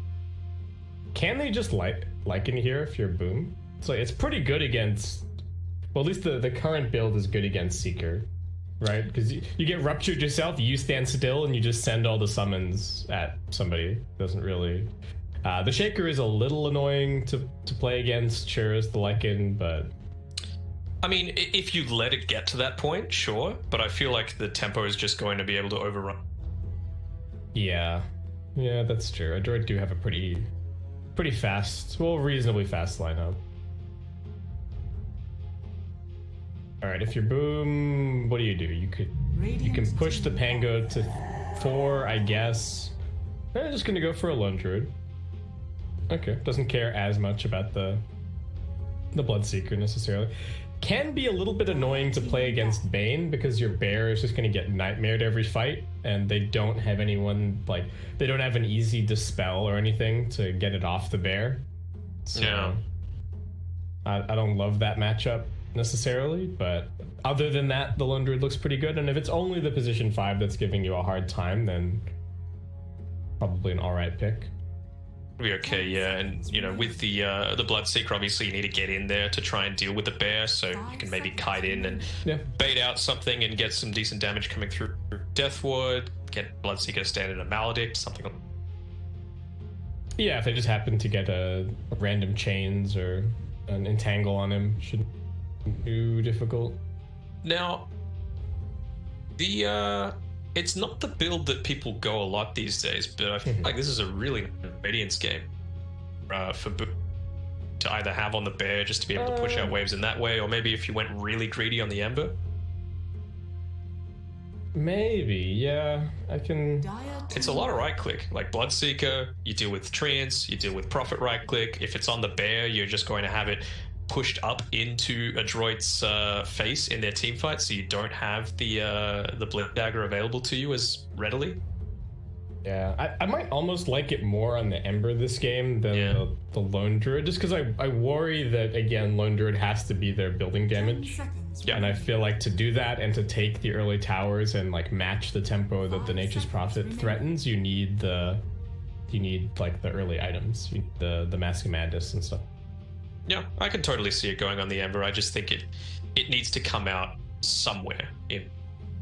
Yeah, I'm not 100% sure what the Ember build needs to look like this game. I feel like he's going to need... I guess it depends on where the Prophet is playing as well. If this is a very farmed Prophet, then maybe he needs like a Yule's. Boom, just gonna go for an Enigma. There's some extra tower taken. Alright, I don't mind this Enigma grab. Is it 4 Pango and 3 Enigma? Is that the plan here, or what? The other way around? I guess it's kind of a moot point, to be honest, because I think they're both going to get quite a lot of farm. Similar amounts of farm, yeah. Yeah. So. Probably a bit less so if the Pango was the 4. Brewmaster. Oh my god, this bear.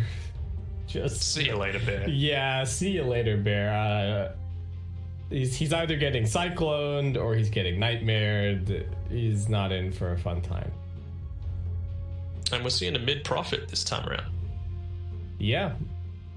It's getting popular for sure. People just seem to like the Prophet anywhere that it can get farmed, right? It's like this hero just seems good. Great attack animation, great attack damage, able to farm incredibly fast, push out waves even when you're not team fighting. And it's going to be a 4 Enigma. So I think FBZ and Hyde going to be finishing up, you would think, if it's going to go at all well at around similar sorts of net worth. Yeah, more than likely. I am wondering what the Enigma build is going to be. Is he just going to go for the Necrobook here? Does he feel like he just needs a Greaves for his team? He's going to get the Necrobook kind of no matter what, right? But after that is kind of the question. The thing is with the Necrobook, though, if you go Necro, you have to take Ancients with it. That is one of the big reasons why you go it. It's replacement that allows you to actually just right-click these jump. So the question is, does Boom have enough tempo that enables you to be able to do that without getting run over at the same time? Because they've got some decent rotators here. Like, you know, Bloodseeker's able to join in any fight really quickly. Prophet, of course, can TP, and you know, Shaker and Bane to support duo.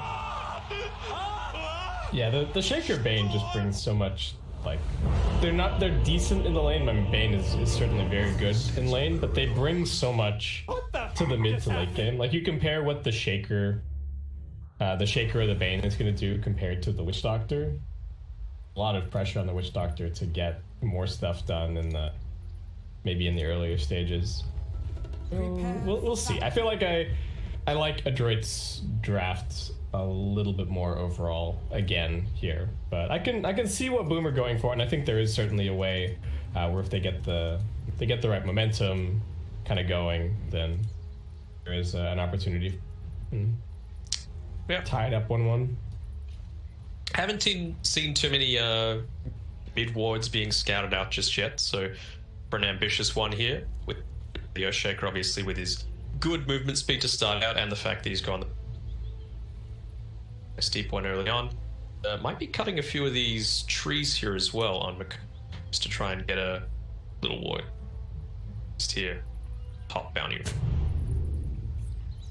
All right. 30 seconds to battle. Very, very unlikely to be dewarded. He's going to get rid of this this one offending tree that's kind of cutting off the staircase. Or will that give it away too? I don't know, really. I don't know if there's much point in this little bit of vision. Really. Maybe the one to the right, just to see if they're coming down from the high maybe. ground. See Mel getting burned up a little bit here. Fisher is going to help out. Who actually grabbed that one? It was actually Boomy. So Adroit going to get themselves 3 at the start.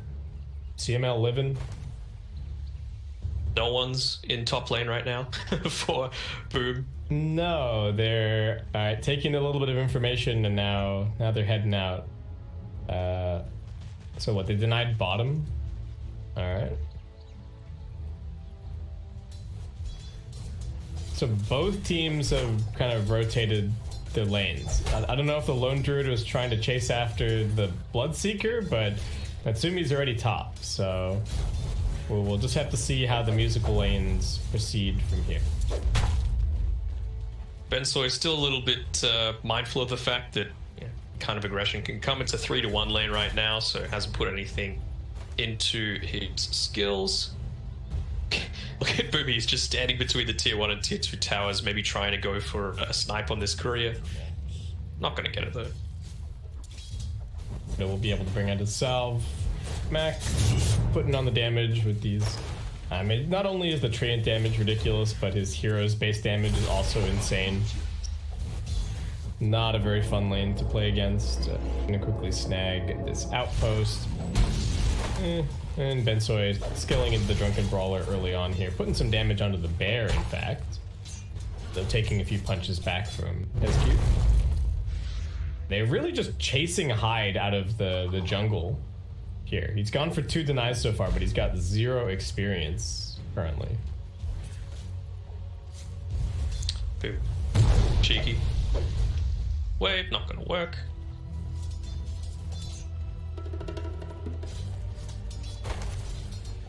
I don't know if Boom are very happy with the way that this is going currently. Like, I don't feel like there's much point in having this dual lane bottom if it's just up against the Brewmaster, but Kezcute's got less plays that he can make in this lane compared to if he was in top. Yeah, looking for a little bit of a block on Bensoy here. It is only the level 1 Maledict, so I don't know if he's dead. No, definitely not dead.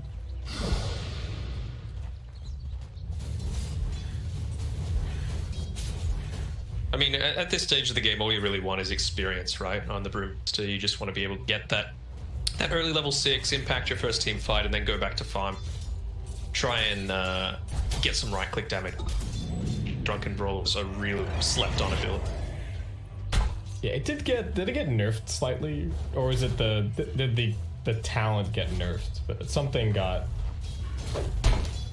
I'm actually interested to see a Brewmaster. It's not a hero that I've really seen a lot of recently. This new Cinder Brew ability just feels so weird. I feel like Brew's in need of maybe another remake at some point, but just barely getting that swashbuckle off, but they're still diving him, and this is a really big creep wave. Cass just gets dragged straight into the wave. Natsumi chasing, FBZ still no swashbuckle for a little bit. CML cutting off the other angle, just waiting there with the auto attacks. FBZ 1 second now. Nightmare, well, Kezcute gonna come and grab it, and CML taking a lot of damage off the tower. Dialed himself up. Courier dead. Boomy coming in now. Can they finally get this kill on the Pangolier? Yes, they can. Kezcute has some boots, so I think he might be okay. But that is not what Boom were hoping for in this early. No, absolutely not. And Natsumi, he's all right with this wave being kind of pulled. It means that he's able to farm, not having to contest against a power for it. Easy. Miss out on too much. Oh, Mikoto, is he dead at mid? Oh no. Just gets right clicked down by Mac. Yeah, toughed by the Earthshaker as well, so he's gonna try and abuse that as much as possible. He's just again chasing around Hyde, making sure that this greedy Enigma pick is punished as much as possible. Mind as much if you're the Shaker. You know, Fisher is always going to be impactful. Oh, is he going to get a fit? I mean, splitting experience 50-50 with the Enigma is not a bad life. Yep. You're Boomy. Dreamcell, alright, is just kind of going for the standard build-up so far. He's got the phase boots on the Bear, Blightstone, and a Mask of Madness queued up after that, and Hyde just trying to escape. Mikoto getting fissured up at the mid lane. The auto attack still raining through from Mac. Kota's got some bottle sips, so he's going to be okay, it looks like. Bannerin spawning right now. Hyde should be able to grab at least the one on the bottom side, hopefully giving the other one to Photo to get all refills. Kezcute coming cross map to maybe try and make something happen at bottom. A lot of heroes rotating down here. And so in a little bit of danger, getting body blocked up as now Hyde make his presence known. And with more body blocks, it does seem like they should finally be able to bring down this kill. Nice for Dreamcell. And they've got the catapult as well, so unless they rotate somebody down here, should be able to get some good damage on the tier 1 tower. Well, now they've got the level 2 demonic conversion as well, so it gets rid of the siege creep, and it's going to be a heavy wave pushing into it. They're going to use Kezcute to maybe cut this wave, make sure that they pull damage onto this tier 1 tower, and with the glyph already popped, there's they can do to prevent it. Yeah, and I don't think the Wrath of Nature hit bottom. It got used, but everything's still getting pushed in here pretty heavily. Boomy comes down. Kezcute in pretty deep. They throw out the Cinder Brew. They need to pop that one out. Hyde just getting auto-attacked as Mac TP's into the back lines. I don't know if this Maldic is really going to be too much of a problem for him, though. As I say that, Dreamcell comes over with the Bear, doing some decent damage. The Fairy Fire and the Stick Charges helping out. Have they found Dreamcell over in the tree lines? They have. He's completely surrounded by Treants. Nowhere to escape, and they will put an end to this push on the bottom lane. Radiant's bottom tower is under attack. That's all I have to say about that. I mean, they had everything going their way, just having the sufficient vision and having to deal with that creep wave as well at the exact same time, just getting a little bit greedy, going for the kill onto the Brewmaster who TP'd through first, and he's maxing out that Cinder Brew. Yeah. I mean, it's not a bad ability, it's just really... The thing that's really weird to me is that he has 2 abilities that have a move speed slow on them and damage. It's just like... What's the point? What's the point of Thunderclap and Cinder Brew both being a thing? Anyway, we've got the Wrath of Nature back off cooldown, so Mac probably looking for another opportunity shortly. Natsumi does have the Rupture available. And how's this Enigma faring? Hyde's still only level 3. He's got all the components for his Necrobook, but the recipe's still going to take a little while to farm up. Yeah, this is very slow. In an ideal game, you wanted it like 6 minutes. In a poor game, 8 minutes. Not 9 or 10, which is what this has really looked like. And FBZ's got a Rolling Thunder to use, but I just don't know where he's going to find the opportunity. Mac is sniping couriers, and now hunting for Kezcute, who Boomy has scouted out. Fisher's done. Mikoto's running over here with a Haster though, so they might get punished a little bit.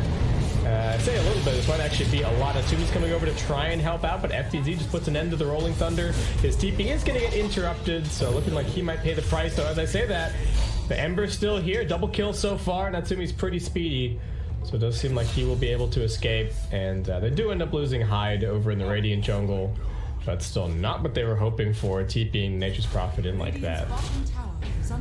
Yeah, I mean, able to get a good exchange there with Mikoto. Kills with that early aggression, and Prophet, like you said, maybe we're extending a little bit. I think Hyde should have ever been in a position to potentially die there, though. You know, a bit of miscommunication perhaps coming out, where I think Enigma just needs to stay in this triangle, and the safe camp to the right of the tier 1 tower is where he should have been able to farm, but Ember gobbled that up. Yeah, I think he was telling himself like, oh, they're all the way over, you know, they're making something happen on the top side, so I should be able to go and pressure the Radiant jungle. Photo? Alright, a little bit of damage. They don't have the Fiend script just yet for the Bane. He does have an invis, so he's gonna be okay. Sentry Ward gets popped down. He immediately deals with that Sentry. Wrath of Nature looking for him, but pops back to safety, and he will be joined. Haha, 75 gold gone. Trash. Nice try. Also, ignore why I have a Sentry Ward here. Don't think about that. Yeah. Well, FBZ still just building up the Vlads, holding on to top, farming up against Natsumi, who is just going for a Blade Mail first. Boomy finding a little bit of time down bottom to get some farm, and actually making good progress towards the Blink, all things considered. I mean, he's actually more farmed than the Enigma currently, so Hyde is really having a pretty stinky game, to be honest. He's really not having a very fun time. No, absolutely not. And I mean, Shaker, he only just hit up onto his level 4, so finally, like, please team, just give me a crumb of experience. That's all I want. Finally been able to pick it up.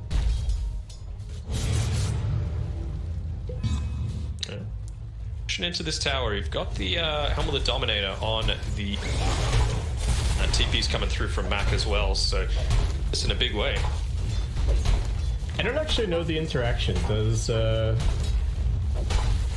Dominator aura apply double on the pandas? Surely it does, right? What do you mean? 50, or not double, but 50% bigger. You know, the... Good question. Like when they're split? Yeah. No. Like you were saying before, Brewmaster is not really one of those super meta heroes these days, so I haven't had a chance to lately. Yeah. I feel like maybe it would, because they're not like creep heroes or anything. I think they are just like Brewmaster's summoned units. Yeah. Yeah, well, we'll see. We'll see if it feels like they're doing a lot of damage. Kezcute getting looked at here at mid. Fisher not quite on the right side though, so Mikoto now looking for a little bit of a turnaround perhaps. He's also just going for a Blade Mail this game. TP up top, FBZ getting ruptured. Just gonna go for the full TP, actually not the full TP ID, TP's tier 2, just to try and stick around, but they get the Fiend script onto Mikoto. Good damage, starting to stack up as they get the attack speed going. And there you go. That kill, FBZ waiting with the Rolling Thunder. Hyde. He's also getting caught out and just crit down by Ben Soy.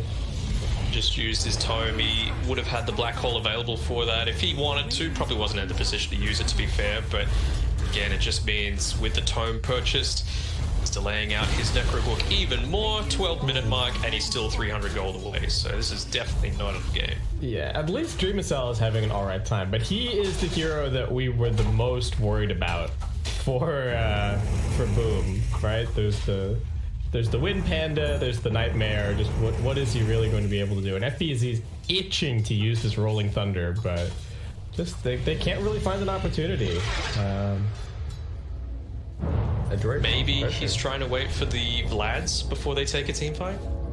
Yeah, do that. Natsumi getting run out a little bit here. Pops the Blade Mail just to try and deter Mikoto, who's still running at him, to be honest. Rupture comes out. CML does not have the Fiend's Grip for a little bit, so Mikoto just gonna sit here, wait out the Rupture, and grab a little bit more farm in the meantime. Enigma dead again. Bensoy just running at him. CML with a quick Nightmare, and now looking for the turnaround onto FBZ. Oh no, FBZ.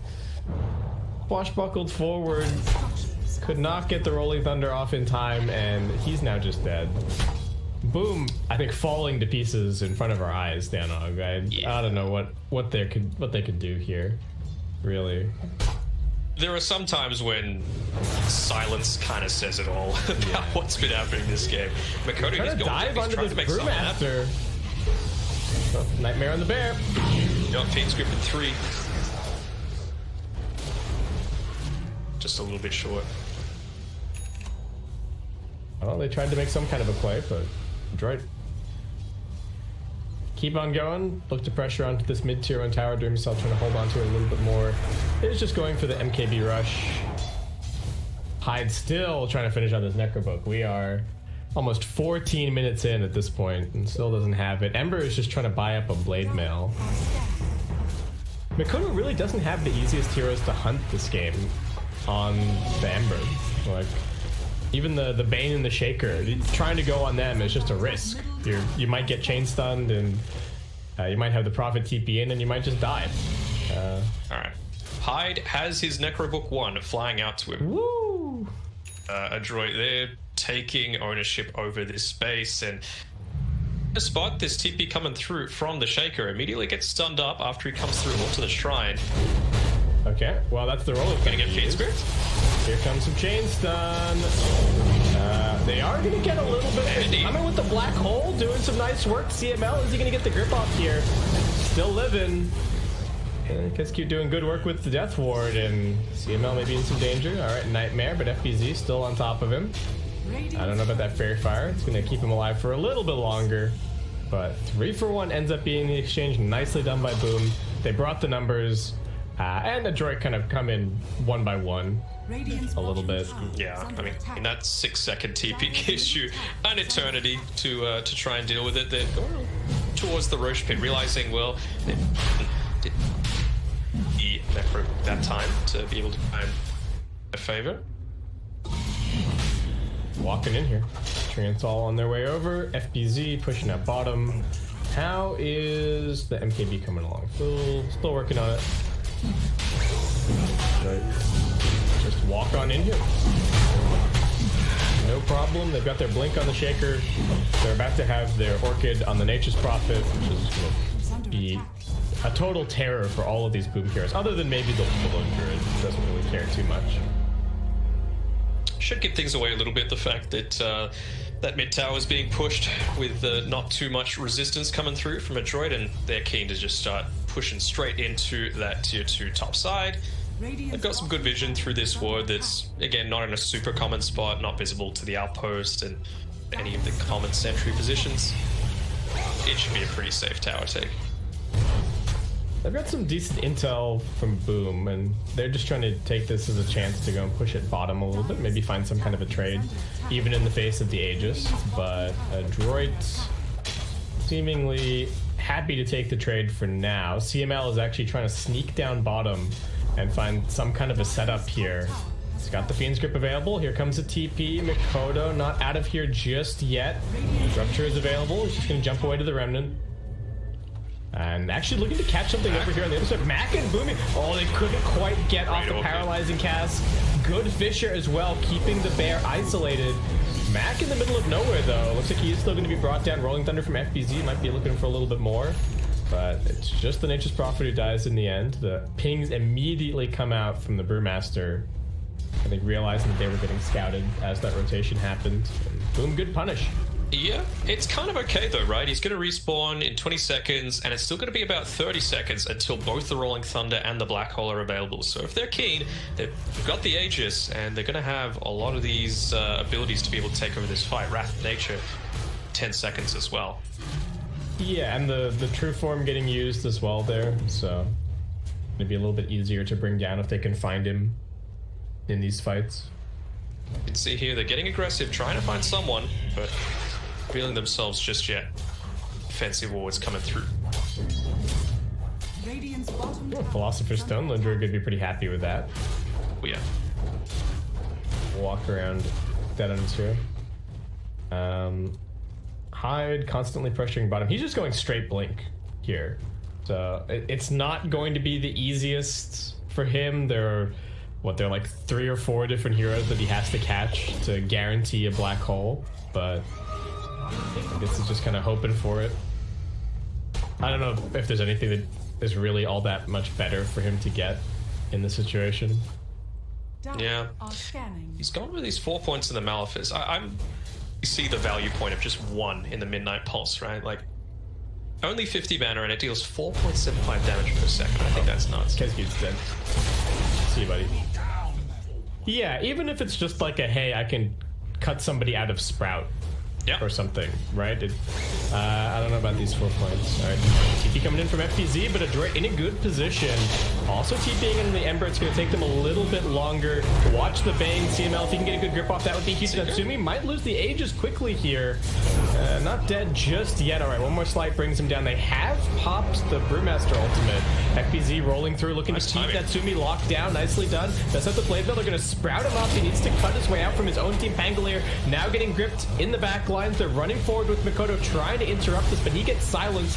Still, Pango pretty tanky, finally brought down. Mikoto needs to find his way out of this. They actually bring down Boomy, running forward with Dreamacell. CML doesn't have the Nightmare for a little bit.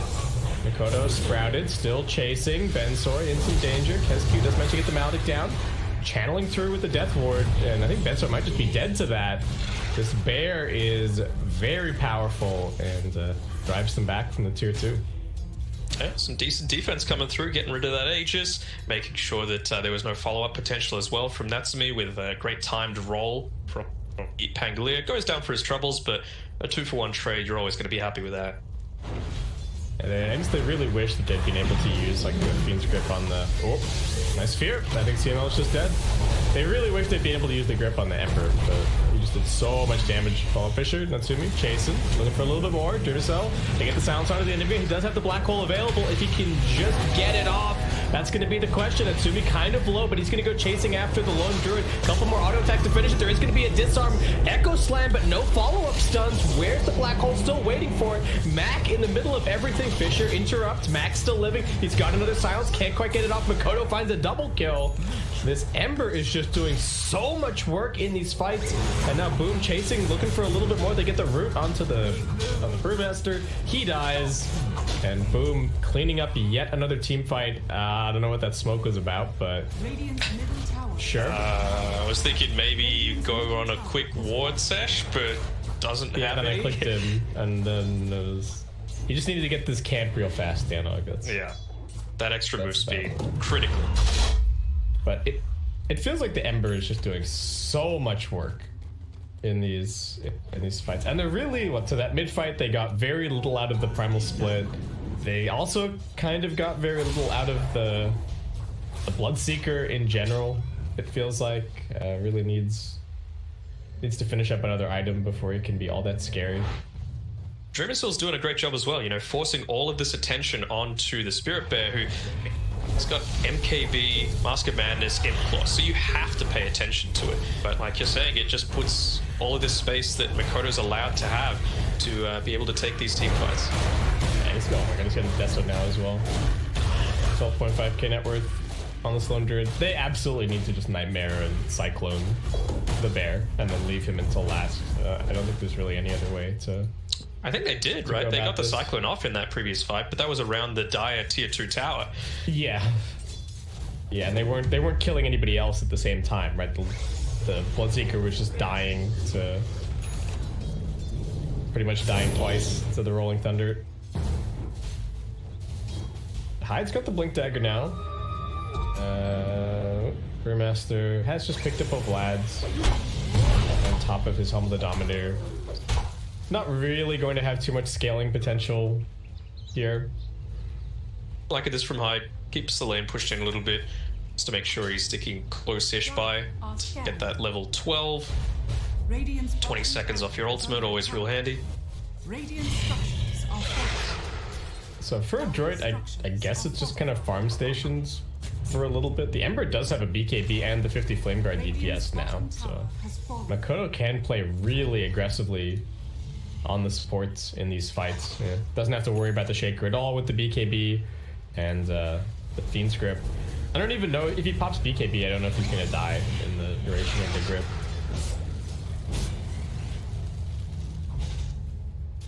Alright, BKB, Blade Mail, going for an Ags. You've got control over the Radiant jungle on Boom.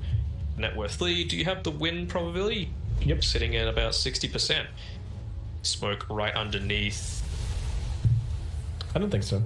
But still, they're just trying to clear out their own jungle here. CML sitting Shadow Amuleted, hoping that nobody puts down a sentry ward. It's like, please no. Value experience. I'm just trying to set up a gank for my Nature's Prophet. Please don't sentry. Thanks, friends. What is what his vision's like? Oh, it's daytime. So it's terrible. It's daytime and he's got a ward, right? So he kind of sees everything. Is he gonna go for the snipe here? But it's the Blink Dagger. Nah. Weak. Is he dead? What's he gonna walk into here? Courier coming back. He's just Shadow Amuleted. Again. Alright, okay, he's deeping back now. This little expedition is over. We've got a Basher also picked up for the... So this Coming up bear so fast. That Philosopher's Stone coming in real handy. Yeah, this bear is getting very scary. AC next. They absolutely need to control it in team fights, if at all possible. BKB getting picked up for Mac, so we'll be able to hopefully stand and deliver a little bit more. The BKB also picked up for the Bloodseeker. Let's see if this can be the big difference maker for them. Brewmaster going for a blink now. Still a little bit until Makoto is going to be able to reach that Ag Scepter, so perhaps that's the timing Boom's playing for, but you can just see the difference between game one and now, right? Like, it felt like basically the entire game one was being played on in Adroit's favor, on the enemy team's side of the map, but this time it's kind of the reverse. Yeah, they had one brief excursion down the mid lane, but since then, Adroit really... And that didn't work out that well for him. Yeah, they've really been on the back foot ever since. FBZ, happy with his blink, will be able to get the Rolling Thunder off and get the initiation, hopefully. I still think, I still believe in the Adroit team fight. It just kind of has to go the right way, and the Lone Druid is just terrifying, for sure. Munching on some treants up top. But you can just see the difference here, you know, Adroit, Boom, they know what they're playing for, and it feels like Adroit are just standing around waiting for them to come into them, but not taking the bait. They're getting a lot more out of the map right now. Yeah, just continuing to push this lead. Experience moving out to about 10k the advantage, heading towards 6k net worth. They're farming across all three lanes and getting some pretty good use out of the jungle. And Adroit, they're hitting some creeps here and there, but not growing nearly as scary. And this Bloodseeker, a little bit outside of those top spots on the net worth. Yeah, they're kind of running in here on Adroit. I don't know if this is a great place to be moving into this good defensive vision. They can't afford to lose the Shaker right away. Good nightmare from CML. They're controlling the bear for now. Can they kill the Lone Druid in the backlines? Yes, they can. Dead for 70. Boomy gonna lose his life. Makoto chasing after him. FBZ has been ruptured, so forced to interrupt the Rolling Thunder a little bit earlier. Natsumi's still looking for him. And on the other side of the fight, CML does get the Fiend Script down onto Makoto, who's still living. The Essence Ring helping out a little bit. Still a couple more auto attacks to bring him down. Mac TPing ahead with the silence. BKB not going to be enough. They just got no damage out of their Lone Druid that fight, and without that, just no real way to win. Yeah, unfortunate, no real sustain. Don't think the Witch Doctor was close enough to get that Glimmer Cape through, or maybe actually he just finished it up after he TP'd back to base. I saw he was about 100 short towards the start of that team fight, and even on the Pango, he went for the cheeky deny onto Roshan. He right-clicked Roche to get his aggro, disarmed. So he didn't end up dying. That's always the way. Every time you try to go for a stack as Pango as well, it's always the disarm and they just stand there looking at you. Aegis and Cheese secured. I think the other big thing in that fight is that Mac is, with the BKB, finally able to just stand there and hit. and not really have to worry about any kind of counter initiation. Natsumi doesn't want to lose the Aegis that easily here, but I think he's just about to die to Maledicts. Yep. Still does damage even after you pop the BKB. Kenscute still living. And now they get the follow-up Nice stun. chase Beercell going to make very quick work of the Bloodseeker. The cask as well. Natsumi just didn't get to do anything. Kenscute even living. Black hole. Black hole now onto CML. Okay. All right. Well, it's good. It's going to set up the kill for... I guess, but yeah. At the end of the day, he's back up in 40 seconds, and your black hole is not for 2 minutes beyond that. Oh, they're chasing for Boomy. All right, there's chains. Looks like they will be able to find one more. Did not expect the mobility from the Ember, and does get brought down. Well, that's now just as quickly as it was looking good for a droid again. They fall asleep at the wheel somewhat, and Boom coming to punish. Max pressuring bottom, but Bear is pushing nice and fast, especially with the Desolator picked up. Middle tower has fallen. They really wish that they had their Shaker to fish her off the ramp or something. They don't even have a glyph just yet. They do have a repair kit. Oh. Just tossing the Bear up in the air. All right. I guess that's the plan. Buy time for Seeker to come back at least. Yeah. Oh, the silencer. Can they actually kill it is the question. Is Quelling Blade is there? They get another stun. All right. Another whirlwind. Wrath of Nature. Bear just gets resummoned. Does it? Oh no, it ended up dying. Yeah. He doesn't actually have it for 25 seconds, so... It's fine. Yeah, I guess they're not going to get too punished. A droid now looking for something. It's nice. Quickening Charm picked up by the Enigma. You can see that, boom, they've got the good defensive vision, so they realize how aggressively they've TP'd into their jungle to take the outpost and taking the VZ. Nice to still get some experience, and a droid kind of having to regroup somewhat. I think the plan was, oh, okay, we've got Aegis, we can probably be the ones in control of the game for the next team fight, but not going to be the case. Oh, we got an Orb of Destruction also picked up for the Lone Druid. Just if you needed more. Good stuff. He doesn't have the Quelling Blade anymore. Is maybe the one concern. It really feels like this game is just going to come down to how much the Spirit Bearer is actually able to just stand and right-click. If he does get Nightmared, if he does get hit by the Panda Whirlwind, then I think that's how they lose the fights. But also, if they get a good Black Hole or they get a good Rolling Thunder, then the Bear is just going to shred everybody. So. It feels like that is the exact case, right? Every single team fight that they've won, it's been a near-perfect Rolling Thunder coming out. See, just chain stunning up this Bloodseeker. Yeah, and then the one team fight that they lose badly is, well, the Lone Druid dies very quickly, but also the Pango immediately gets ruptured after casting the Rolling Thunder. Give it. They're gonna DD on this Bloodseeker for a second.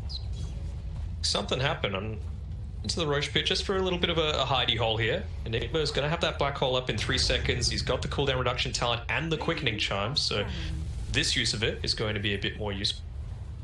And Scan pings him out, so they go straight for him. That would be disastrous. Doesn't have buyback. Droid taking the long path. Makoto does have the BKB, but you know, Boomy with some decent chain stun. Mac waiting 8 seconds to have his TP back up. Boomy just waiting for anybody to show on this wave, but I don't think Boom are at all interested in that. Do they have a smoke? All right, they go for a smoke. Maybe a big wraparound going to be the name of the game. Or hoping to catch out the Nature's Prophet behind the wave at mid. Can reveals that he is not there, and Mac has taken the more defensive posture elsewhere. He's also just working for a Desolator currently after... They don't have any vision up this high ground, but FBZ still walking there, feeling confident that they're not there. Smoke breaks, checking out whether or not he needs to use the Rolling Thunder immediately. A droid, do they have the vision? They've got the jump onto the Brewmaster that forces at the Primal Split immediately, but the Spirit Bear has been Nightmare to start. They do also have the Cyclone. Can they just keep it controlled up on the high ground? One manages to escape. Kenscute on the back lines. The Bear still spinning. Decent damage. They will bring down the Bane with no Fiend's Grip, so Makoto finding the right target. The Bear sent up in the air once again. Buyback from FBZ. Hyde going to be looking for the black hole opportunity. If they do find out Mac, he's pretty tanky and he's got a cheese. Can they actually save him from the bear, though? Finally, Dream itself finds the opportunity to get some auto attacks out. Good Fisher from Boomy. Makoto really committing to try and kill off this Nature's Prophet. Is there going to be a black hole? Not in use just yet. He does end up dying. Had the cheese, but couldn't use it. Too much damage. Makoto chasing after, looking for Boomy. Blink still on cooldown for 10 seconds. Time to get a slight chains onto him. Hyde shouldn't need to use the black hole here as they just pick up that kill. Well, the constant threat of these black holes, you can see he's been pump faking him every single time and dies. Beforehand, you have to pop the repair kit one more time. No buyback left on this Earthshaker. You can on the Prophet, but you really don't want to be using it at this stage. Alright, Nightmare gonna be dealt with pretty quickly. They've got the Necro Book here to help deal with the Nightmare at the very least. And Rolling Thunder's back as well. In some danger. Buyback from Mac. Rolling Thunder's available, but the Bear just 3 or 4-shotting the Brewmaster. He's also got a buyback. They do have their Shaker back up in 10 seconds time. Another Nightmare. Buy a few more seconds.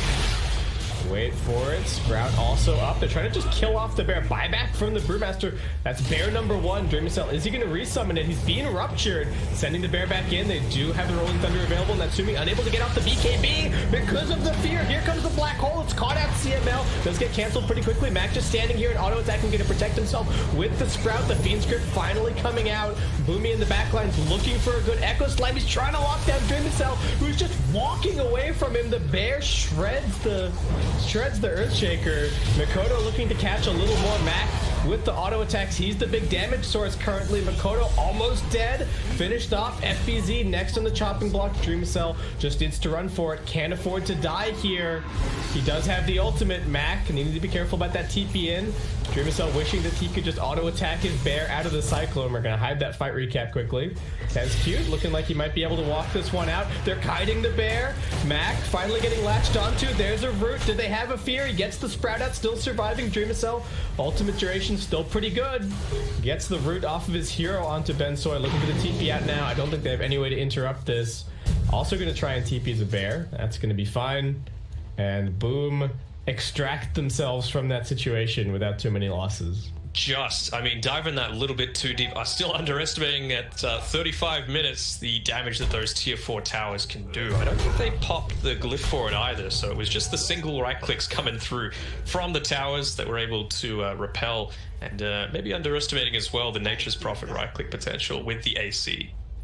Yeah, and just how survivable he is underneath those tier 4s as well. The really stacking up. Black hole on cooldown for 30. Oh, Kezcute getting caught out. Mac with TP forward. Courier also going to be brought down. The Glimmer Cape actually helping to keep him alive a little bit longer. But walks back into the Bloodseeker. Silence. Yeah, I think he's just dead. Oh, Boomy. He's got Looking for Hyde. All right, there's the stun. Rupture comes out. They are going to sprout up the Bear. This is a double damage Bear. They're just going to try and right-click it down. Focusing onto it. Dreamcell, he does have a resummon. I don't know if you really want to use it. His main hero getting caught out. They've got the Fiend Script once again onto Makoto. Nothing from him this fight. He has been such a nuisance for CML this entire time, but this time around, he's got it. They're dead for 80 on the Ember. I mean, the Lone Druid's got a buyback available, but... All right, here it goes. If his Bear dies again, though, that's just it for Bears for 2 minutes. So... Radiant structures are fortified. They need... Oh, they're just going to try and hold. They do have a black hole available. Boomy. All right, getting stunned up. Doesn't have the BKB anymore. Tier 3 dead. Mac. Focusing on the buildings. FBZ thinking about the Rolling Thunder to buy a little bit more time. The Rupture is on cooldown for now. They get the Nightmare onto FBZ. Hyde, Blink, BKB, Black Hole onto the Nature's Prophet. Can they focus him down? Yes, they can. He's dead for 125 seconds. Boomy's up here on the high ground. He's got the spider legs in a second. Echo Slam coming through. But he's also just dead. All right. Bensoy trying to evacuate himself with the Panda. He's got a random dead courier just floating around. I just pad passed it as well. It's always... It's something about this specific courier that it always, when it dies, it doesn't go into the ground. It just sits up here at the top of its animation. It's got wings, you know? Yeah, makes sense. All right, so Prophet dead for 90. Roshan's respawning in 1 second. Oh, wait, did Grimace, did he see it or not? Go back. All right, he's done it. He's done it. This is Aegis Cheese and Refresher Shot. This literally could just be the game right here. Also, is the BKB out of Natsumi as well, which is huge. Yeah. Next time it's going to be up is right when Prophet respawns, so you have to think that that's the timing that Adroit are going to have to go if they're trying to make anything out of this. Oh, I got a Timeless Relic over on Boom. What is that going to her here? Makoto, you need to make a... He can't put it in your regular inventory, sir. There you go. All right, we figured it out. Oh, DD on the bot side. Get a sense that he's kind of sensing it. He's got that bottle. He's like, oh, maybe I'll just check if it's something. Oh, it's a DD. Let's go, boys. No, that's nice. He's asking if anyone else wants to come and get it, I think, but just for him, not really useful anywhere else in this game. 20 seconds. Yeah, they do have good high ground defense. They can kind of spam this out. They do not have the Blood Right cooldown or anything just yet. That's what just going to be going for a Heaven's Halberd. So the lives on the bear are still going to be very important at this point, but the big thing, the big story here could just be our Hyde Enigma. He had a miserable start. He had a 14-minute Necro book, but now he's really come into his own with the item build and has the opportunity to just win this game for his team all by himself. Oh, yeah. You love having that level of pressure on you. Yeah. He doesn't even need to get that good of a black hole, but I think even if one of the black holes gets interrupted by like a Fiend's Grip, I think that's fine. What do we got? We get super melee creep inside of the base. All right. Dire are scanning. Just given vision, trying to drag this wave. Yeah, I guess so. What's this? This is Brewmaster's creep here. They've got both outposts here on Boom. So how far away are they from buybacks as well? I think that's a key factor. So about 700 for the Ember Spirit. So if they can grab all 4 bounty runes, that's going to be really handy. At least 3. Droid are heading out here to maybe find somebody while Boomer split grabbing bounties. They do have a Prince's Knife on this Nature's Prophets. Yeah. Something to be wary of in these upcoming fights. And an Abyssal Blade on the Bloodseeker. The Adroit Heroes are getting some scaling going. Both teams, I believe, have gems picked up now. So trying to cement their map control as much as they possibly can. Mac TPing straight on top of this wave here. Oh. I don't know if this is really where you want to be, my friend. You don't have a buyback for 50 seconds, and now he's just dead for 100. Yeah, that is not handy at all. And the power of that deep observer ward. I know he was farming a lane anyway, but they could start the movement nice and early. And DD coming through from Makoto is going to be able to do some decent damage on top of this Desolator that might be tower. 1 repair kit charge left? Yeah, they do on the... Gonna help, but this bear is still gonna shred this building pretty quickly. With the 25 talent, minus bear attack time. Oh yeah, God. Yeah, 0.37 seconds. Lordy. While we have a short break, I just want to make sure everyone's doing a quick hydration and posture check. Very important when we're watching these long games. Take care of ourselves. I know you told me you've got a good chair, but mine is a little bit lacking. Beneficial for everyone else. Yeah, look, I figured I spend so much time... I spend time sitting in front of my computer for work. I spend time sitting in front of my computer for leisure. Same argument as like getting a good mattress or... True. Gotta have you spend, what, a third of your life there, so you may as well get a good one? Probably. It might even be more. Who knows? Yeah. Speaking of jobs, bit of a feels-good man for you as well, right? Yeah, well, it's interesting. It's going to be my first time working 9 to 5. Does mean maybe a little bit of a reduction in the old casting, but That's a feels bad, man. that is feels bad, but you know, I'll still do what I can here and there. So yeah, and it's nice to not be so reliant on just getting casting gigs for regular income. It's definitely that's a feels good. Bit of both, you know. Yeah. Get you a guy that does both, or get you a career that does both. Well, hopefully we don't have to wait too long for Boomy to come back. He's in a pretty good position in the trees, but this is a hard hold. You may have to just give away this. But if you give away the second lane, is that just it? Like, if you give away one lane, are you not just giving away both? I mean, they've already lost mid, right? So they've got that pressure coming in. Yeah, they've got Glyph in 36 seconds. They can buy some time with the Primal Split and like Halberd and Nightmares and Fissures. Actually, I think they really need the Fissure right now. That's probably the most.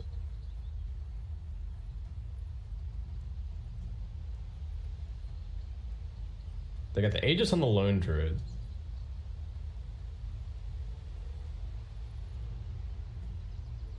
Hyde, I would guess, holds on to the Refresh Shard if at all possible. Do they know that unless they're keeping track of it very carefully, they might not know the Nature's Prophet buyback status. You'd have to be, like, there's been so much happening this game that if you did, you'd be really on point with all that. Yeah, I think you would be hard-pressed to have that one exactly. Yeah. It's kind of in the realm of uncertainty.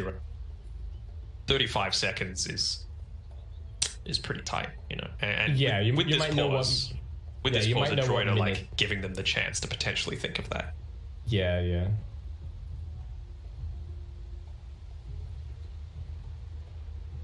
I don't know what our pause rules are. I don't know how much pause time we're just casters, bro. Yeah. That's it. Okay, so do you remember, like, with the whole the qualifier situation and all that, where it was literally like a storm that happened in the Philippines and it just out their entire villages in there? I remember that. Oh, good. We were casting that one. Maybe. I definitely was. It was either yourself or Lyr. Okay. Man, it's always so unfortunate when the game gets impacted by external factors. Yeah. Like that. Especially with how close it's been between both games, really, by the way. Although Dota Plus doesn't think so. 80% in favor of Boomer. But it's still wobbling around, right? We're like, 75%, 50%, 75%, back to 50%, well, back closer to 50%. All it's going to take is maybe 1 or 2 fights. But not having the Nature's Prophet here is a huge blow. He is the #1 net worth in the whole game. I was able to get his Wrath of Nature off, but it's not really making much of a difference. Is there some way that they can... Like, I don't know if they can kill the bear without the NP. Like, if they had some other way to maybe kill the bear, then if you force the resummon out of Dreamacell, then I think you at least make Boom have to think twice about hard committing here, but... Oh, nice. Laying down the law. Dougie's in here. Got the... I think it's not even just the pure right-click damage, it's even just the Desolated debuff that you need. Potentially take down this bear. Maybe the Bloodseeker could do it on... Without it, it's looking a little rough. Let's see if they can do it.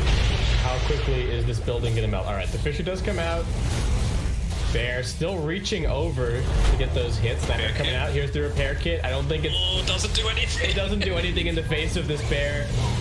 Dreamacell still just sieging. And, well, that's one more lane of rack gone. They do have the glyph in 15 seconds. Nature's Prophet buyback in 14. Does he actually have the gold? He does. As Boom just swinging over to this final lane of racks here. Boomy moving himself into position, maybe to block off the ramp once again. 50 seconds to go, but the buyback is a mere 1 second away. All right, buyback available. If they can force this fight, maybe they can find some kind of an opportunity. But Boomy getting locked down by a chains on the other side. The tier 3 almost dead. Fearmacell just gonna pop the ultimate and go for this now. They get the immediate first hit route onto the Brewmaster. He's getting chains, so can he even get the primal split off? Ben Soy, he's disconnected again. I don't think he would have got it off anyway because he was being chain stunned and feared. I think he might get it off here. I think if this Nightmare dodges the next tick of Maledict, I think he gets it. Yeah. Alright, he's back. But if not, the Maledict pop is gonna light. This is like a 1k plus Maledict or something. Well, here we go. Is the question. Boomy, his blink is off cooldown. Natsumi's in there forcing it. They've got the Echo Slam. That's Enigma down for 110. They've also got the Pangolin with the grip onto Mikoto. A droid appear to be doing it. They did get the primal split off. We have another pause. SCH Dota.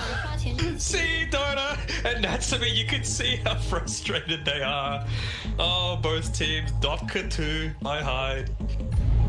All right, so what's happening? They got the fear off. The Bloodseeker might just be dead to the Lone Druid. You've got Kezcute standing on this top side as well, so maybe he can get off a cask to at least try and stall it out a little bit. Maybe get a lucky bounce up onto CML. I guess he runs back in here. But the bear is the bear. Okay, wait. So he got the fear off, but I don't think there's any follow-up damage. So I think the Seeker is fine. The bear is in the air. The bear is in the air. What's the duration on the bear in the air? I mean, the max duration is 6, right? So it's like another 3 seconds, and there's another 3.5 seconds on this Fiend's grip. Yeah. Yeah. Yeah. Dotka 2. Just some boys who want to play some Dotka 2. Okay, so the Lone Druid he's got 2 lives and 2 bears. But I don't see how he can do anything against like 5 heroes. It doesn't seem possible. How long? They got a minute on the Aegis as well, so yeah. There's no way that he dies after the Aegis expires in this team. Absolutely no chance. I think that the big issue here is that I think Mac is just gonna beat Mikoto to death, and then B seconds, because Prophets just use Wrath of Nature, so that's gonna do a decent amount of damage. Yeah, no, I think the Ember is dead within 3 seconds. I don't think that's an issue. It's boss top left. Why is it like this? I mean, someone's gonna die soon, right? So, right back. Seeker's probably gonna die soon, right? You've got Dreamer Cell in there. Can you resummon your bear out of the Cyclone? Interesting question. I don't know. You could go test it in demo mode right now. I don't want to take that risk, man. This is too close. Are you Eternal Envy or not, Dan? All right, wait. He's back. Thankfully, all right. no. Resume the hype. Let's go. All right, hydrate real quick. Yep. Tip. Thank you, Monster Energy. We should be back into it. All right. Kezcute, what can you do for your teammates here? Come in with the Voodoo Restoration. Your team needs it. Actually, follow-up stun for Ben Soy. Oh, he's dead. He didn't have a remnant out, I believe. Natsumi getting Glimmer Cape. Earthshaker getting stunned. Spirit Bear once again up in the air. Ben Soy, all right, that's the last lift that he's got. Now the Spirit Bear can go to work, but here comes the Fisher. They've got the chain stun. That's life number 1. The Bear's still living, but it's about to be brought down. 5 heroes versus 2 bears. Not a very fair fight. He's dead, down for 2 minutes. No buyback for also no buyback for 2 minutes. Oh no, Kezcute, don't leave the base, sir. There was a ward. Mac knew what you were up to, and now all 5 are dead. 2 buybacks available. Is this just the game? How long is it going to take these creeps to get up the mid lane? Bit. Luckily for them, they didn't concede the megas, so It's given him something. You can see Mac with that remove teleportation cooldown. He's just shoving in as much as he can. Mid lane in, top lane in. Yeah. Need seconds until that Wrath of Nature as well. He doesn't even want his creeps to have to waste any time killing creeps. He's just TPing ahead of them. All right, he's coming over to grab another item. He sells his mech. He wants the satanic. He's bought a sacred relic, in fact. They are just trying to end. They're like, we do not want to fight this lone druid one more time. Get me out. Straight? Huh? A safe way. Yeah, they're going Megas.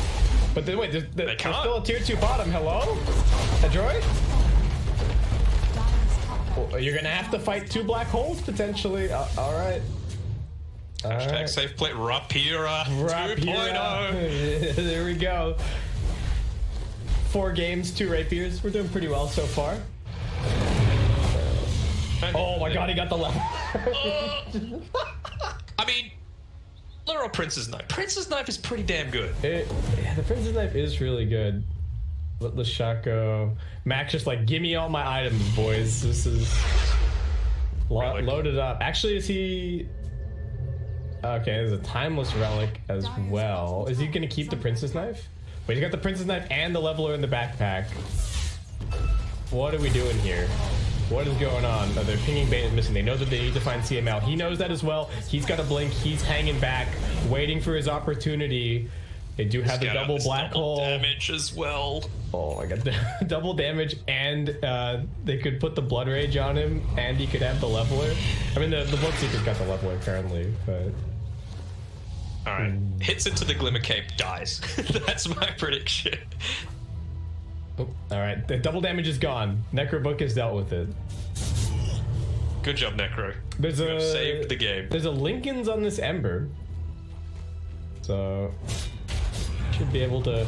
And I don't know if it would have been any different in the last fight if he'd had a Remnant out and had been able to, like, buy back Remnant back in. Probably not, just based on the situation that they were in, but... We've got Flicker on the bear as well.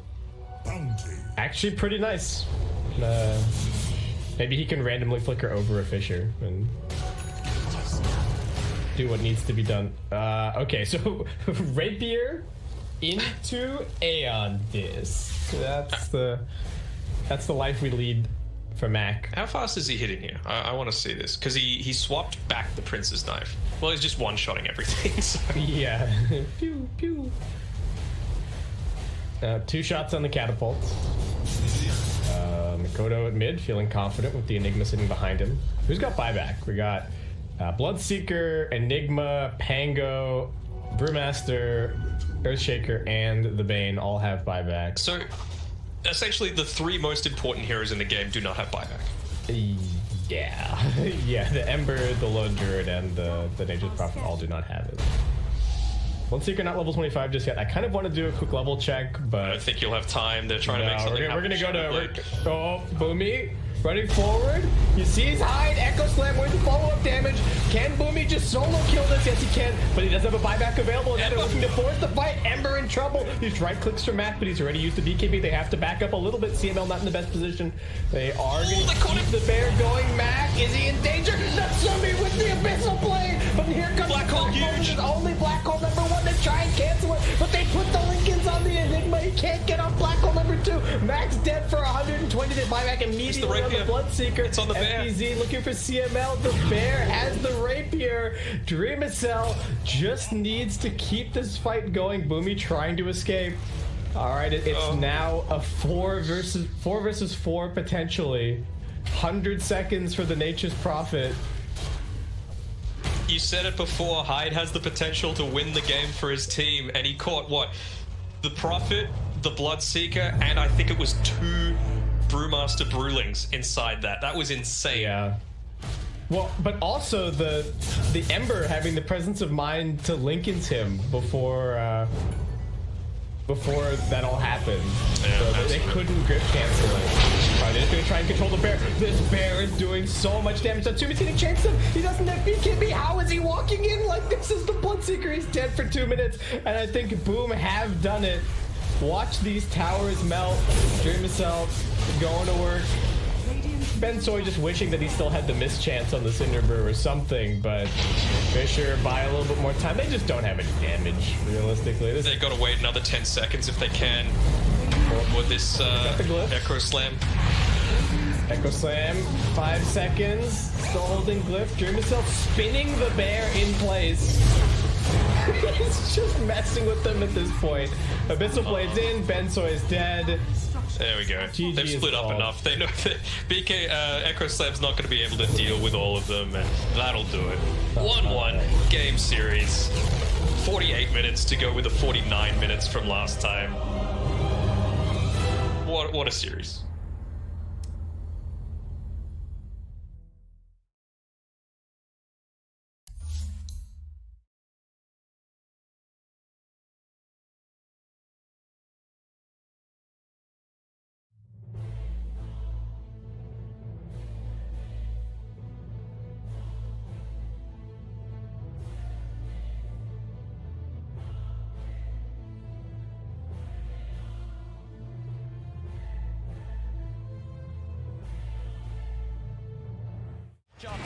FY, he's found himself No-Tail out on his own. He's trapped him.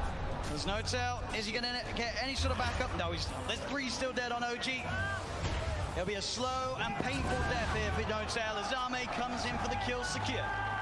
And I love the way that Chalice popped his BKB super early in that fight. He just knows, I just need to get my ulti off, and he cast it at a very safe range. He didn't wait for the last second of his BKB. He's not very greedy. I think that's a lot of the reason why they've been winning these team fights.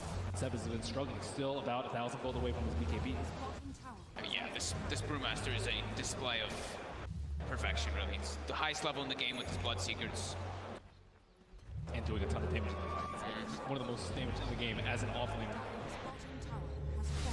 Now has full Shiva, so even more ways. He's pretty much itemized entirely just to be like, Ana, I'm ruining your game. I've got Radiance, I've got Shivas.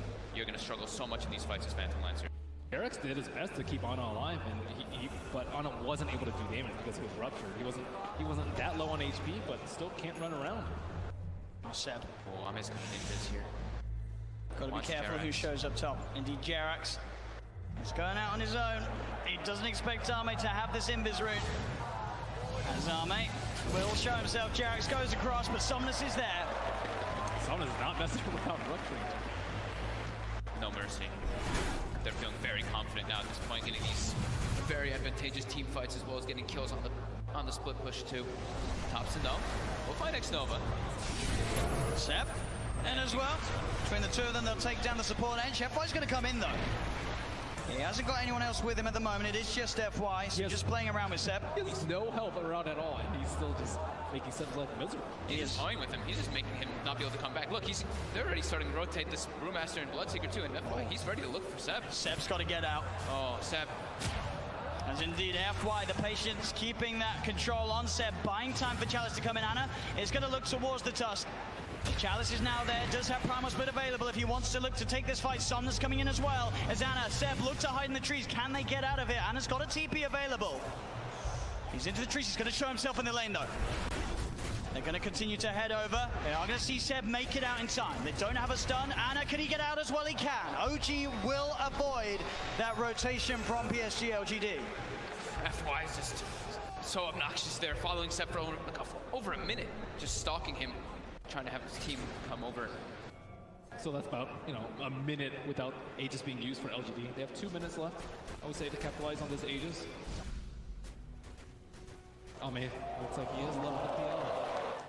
Pretty much back to a 50-50. PSG LGD 2-1 up at the moment in this best of 5 grand finals. 1 game needed to secure the championship title. And at this point, they are ahead here in game 4. No-Tail hasn't had time to gather a full army of Ancient Crates. Right now, he just has the Ancient Black Dragon. You really want those other auras when you're at a big disadvantage in these team fights already. Yeah, it's tough though, because Jerax doesn't want to be following around his Chen, giving him the Aghanim, so. As Thompson, he does have a Lincoln Spear picked up, and they should have the BKB finished on Seb too. So that'll give him a little bit easier time to get those Blink Claws as he's been suffering to do so in the last few fights. And Somnus, I have Scotty picked up, about to be level 25 as well. Yeah, they just need a couple more minutes on the side of OG before they're ready to fight. Wait for the Aegis to expire. Seb, he's in, gets the call, the character is going to get FY. There with the snowball save, he's going to be turn to look towards the axe. The taunt's going to be out. Seb goes for the TP. They've got the stun to cancel though. Seb held back for now. Thompson trying to offer his best from the side to provide some sort of safety, as he will get Seb back. They're able to get Seb back to safety, and Thompson is running away. Xnova's there with the wraparound, gets the slow off, gives the vision for the snowball. TP from No-Tails coming in towards the shrine, but Thompson, he's trapped. That's twice in this series that Xnova just comes out of nowhere. Like, he's just on a warding expedition, then he just ends up wrapping behind these people constantly. Perfect time.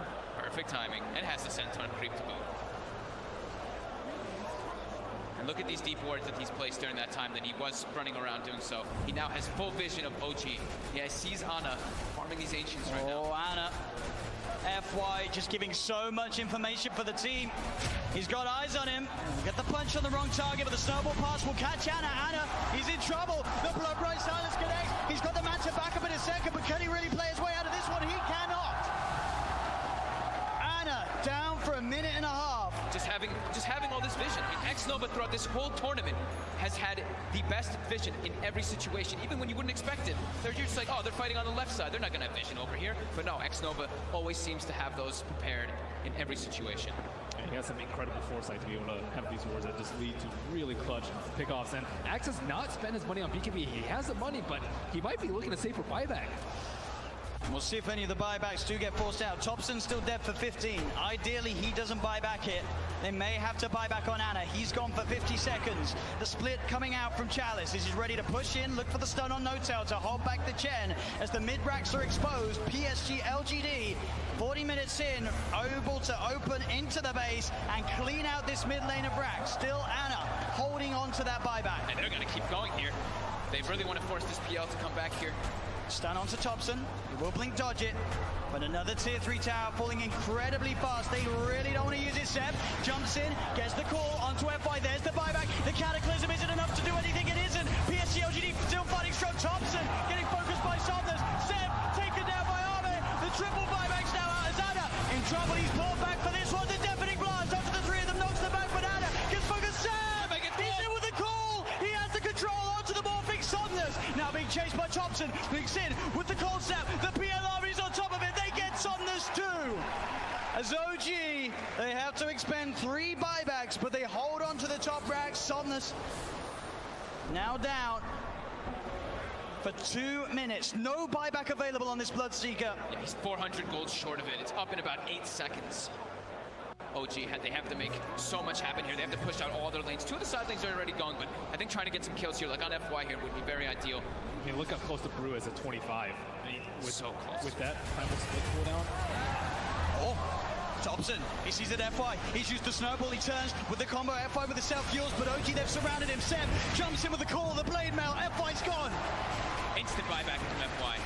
Still that scary, scary time for LGD. 75 seconds without Somnus. OG have the full 5-man pushing in all 3 lanes at the same time as they approach LGD's base. I don't even know if I give a heads up in this team fight. The LGD are been gold, but no blood take up to 60 seconds. This could be disastrous. He's got a full BKB on Seb as well. Chalice really wants to hit level 25 before he pops that primal split. So close. Just got to be careful, Seb. Looking for that blink initiation. Chalice is stepping back. Grabs, they give him the tome. He needed like 5 experience, and they gave him the tome just to make sure that he gets it anyway. Just playing as safe as possible here. Looks like OG don't feel that the window is big enough for them to push in whilst this Bloodseeker's still dead. They'll back away. They can't count. They fought back 3 heroes. They weren't able to get any T3s, and there's no Roshan up yet. Big Daddy No-Tail's praying for a Roche right now so they can get that refresher, but it's not going to be out. And maybe we'll dodge a bullet. At least they got a good amount of economy off of that, right? Yep. It was up to a 15k gold advantage, and they chunked it down to 7. Same thing with experience. So they did get quite a lot out of that one, but they ideally wanted to get at least one of those sets of racks to get some momentum pushing in with those 3 buybacks used. Absolutely, it is this really scary moment of the game now for OG. We're about 5-6 minutes still without those buybacks available. If PSG LGD can find that one team fight, it could be the team fight to win TI in this window of time that they now have presented to themselves. Ana's gone full in for that butterfly too. As they pick up also an Aeon disc on Jeremy, so protected in O. DD did spawn, however, was killed. It's also pretty scary for Maybe right now. He only has a 5-second BKB, and he does a lot of damage and will get wrecked by the X-Blade Mail call if he finds it, especially with his BKB now. There's not that many ways to stop him. So it's all about FY and Chalice, right? Just either saving or just getting into the midst of the fights and not allowing OG to get the picks. And the smoke. It's going to be dispelled. Let's get dispelled. But it's He's in the trees. They're on the high ground. They've got the vision with the Shivas covered. Anna's on his way over. They've got the snowball down. There's the Counterblade. Seb jumps in. He's able to find the call onto Challenge, but Challenge already got the BKB out. The Sunstroke's going to be down onto FY, but FY will survive. Seb posts the BKB. He'll try and stand his ground, but Seb, he's going to go down. No buyback on the axe. And Jerax as well, surrounded by PSG LGD. The Eon Disc will proc, but they'll fight through it. He has to buy back immediately. Look at these creep track by these Force Spirits. On the bottom rune, they have no creeps in the mid lane. Sienna still holding on to that buyback on Jerax. But as Ben said, the creeps aren't here. It's backdoor. And they breached through it. It's not looking like it right now. Maybe everyone hitting the same one. That creep cutting isn't enough to hold OG in the game. You see No Tails already running to just, he doesn't care. He's going to throw his life for this. He needs to just keep these creeps out of the base to keep that back door up. He doesn't care if he dies. Which he certainly will as they get upon him. They find his life. 1 minute now without No Tail and without Seb. Thompson, Anna, and Jerax. The only 3 heroes that can offer their defense during this final minute, this final stand. Jerax is really trying to hold on to his buyback. As Chalice split, of course, up once again. They're finishing off this second set of racks. He's got the Cyclone holding Anna up in the skies. As this Rax on the top lane will fall, the melee Rax gone. PSG LGD playing this carefully. As they'll go down towards the bottom as well. Arme, doppelgangers. He's losing a fair bit of mana as the PL. Still able to shift back into that Morphling if needs be. As OG, they will lose that top Rax, but they won't lose the game. PSG LGD are playing it safe. They know how close they are to victory, and they will not throw it away. And they know that the Roche is probably respawning pretty soon, and it actually is up, so that is that refresher shard. They already have pretty much infinite primal splits up anyway, but they feel very confident here. They weren't able to de-ward that ward in the mid lane, so it looks like they are going for a Roche fake out. Anna is on top of X-Nova. The Ghost Step's going to get the set. He's in. The call, the MP, the Cannibal, but FY is in. He's able to get the save off in time to keep this man alive. But he's got it up. Chalice is down. Buyback from X-Nova and Chalice. FY with the Invis. Somnus looking to get involved. Pods the BKB to get over the ice roll. They get on top of Seb. Seb's in trouble. Seb's gone. The axe down once again for 90 seconds. As now FY giving them the vision, but they see him. They've got the doppelganger to jump away from the snowball. The snowball over to Thompson. The self-fuels. FY trying to buy time for the rest of LGD to come in. Again, up into the air. Arme straight on top of No Tail. FY will fall. Arme looking towards No Tail. No Tail puts the hand of God, but No Tail beat it down by Arme and Somnus. Chalice gets the primal split off as Anna. He's been left behind in Thompson. He's got to do something incredible in terms of the combo. Can he find the angle? Jerax coming in, keeping Anna alive. Anna with the doppelganger. The deafening blast comes out onto the 2 of them. Anna trying to go in, looking for the kill. Can he find it in time onto X-Nova? He's on top of him, trying to beat him down. Anna again with the doppelganger, now retreating back towards the base. As X-Nova will survive. Jerax back in, the combo. Meatball down onto Chalice, but Chalice is so tanky. Bombs the Shiva's gone. He's on top of Jerax. Jerax is gone. Anna as well. Can he really fight back against the Somnus? And X-Nova is so low. As the buyback for Jerax comes in, he's healing Anna back up. That buyback could set them up for the kill on X-Nova. The cold snap down onto the Charger. They find him. Arme, he's out of mana. He's starting to shift into the strength, but he's surrounded. OG, can they find the ball? They can. OG are still in the game. Arme buys back immediately. But now it's PSG LGD's turn to be without 2 of their supports. Seb's going to be back up in 8 seconds. Oh my god, that buyback from Jerax onto that shrine, being able to save Anna, but Anna also toying with them with that doppel. He set the illusion. They thought that was the real one. They actually couldn't finish him off, even though they got the thirst vision of him for a second.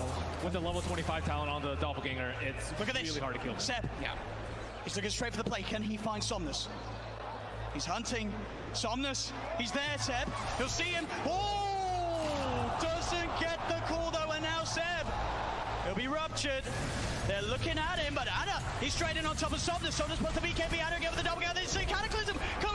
Somna's still alive. Anna will be able to force him away. They've got the head. They've got the control. They're on top of him. Can they kill him in time? They can. Chalice got for 2 minutes. As Seb, he's finding, looking for Arme. Big Daddy No-Tail gets the penitence out. Only onto the illusion though. Arme able to waveform up to the high ground.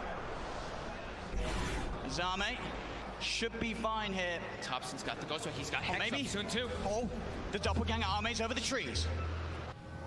Can he hide his way out of this? No, back, real one. Goes for the waveform. Seb tries for the call, but he's already out of there. Nice, nice play from Arme. And he buys so much time too for his team there.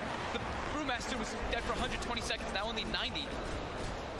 Still a big window for OG. They're only without Jerax for the same amount of time. And that lead that PSG LGD had, it is going down a little bit. Only 4K, 5K at the moment. With these last few fights, obviously the 25 is now coming out on OG. Thompson's into the pit. What a timely DD coming out for him too. I don't think they expected to be taken down as fast. He's almost able to solo it with the help of these summons. And that's a refreshing shot. There's no way to get this. There's no way LGD can. Oh, and the Seb level 25 too. That extra Berserker's Call AoE. It catches people out. They don't expect it. It does not feel like OG T-Rex at all. Yeah. The Berserker's Call now is, I mean, the AoE is really massive now when you have that talent. It's so hard to play against. Can PSG LGD do it? They've got the Basher now for Somnus. For just a 2K lead with those last big comeback plays from OG.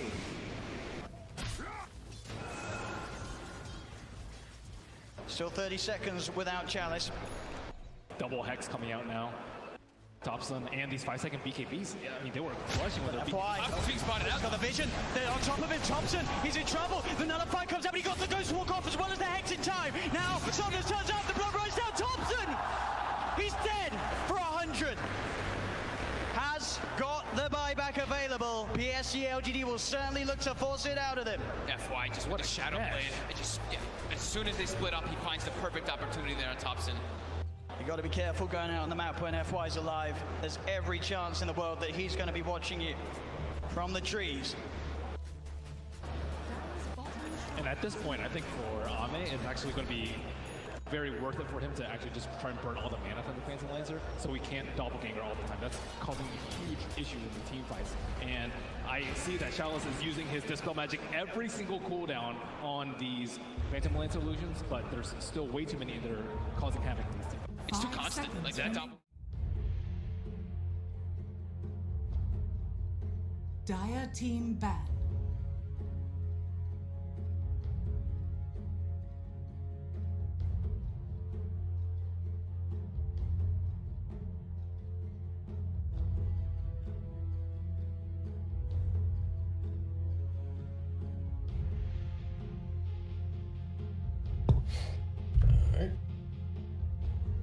Give it a second. Remaining. Start ping. 5 seconds remaining. I wish it showed the. I don't know what people's. What they're like Steam.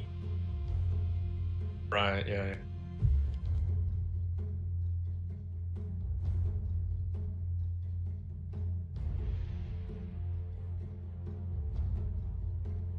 Ah. 10 seconds remaining. Okay. But a little bit higher than the 5 seconds remaining. KP's playing like one. TNC Predators turn to ban. Okay.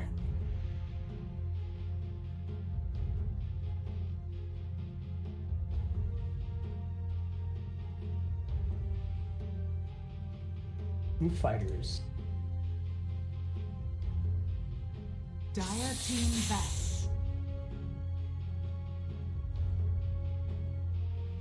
Welcome back, everybody, to more BTS Pro Series Season 2. We're heading into the latter half of our day, and it's time for some Neon Esports. I hope you like Neon Esports, folks, because we got Neon versus TNC. We have another series after that, Neon versus Boom. We're going to get very acquainted with these guys. Oh yeah, absolutely. They've stuck together for a fair amount of time, so it's good to see them achieving a decent amount of success. Currently sitting 9-3 in the rank. Dire team ban.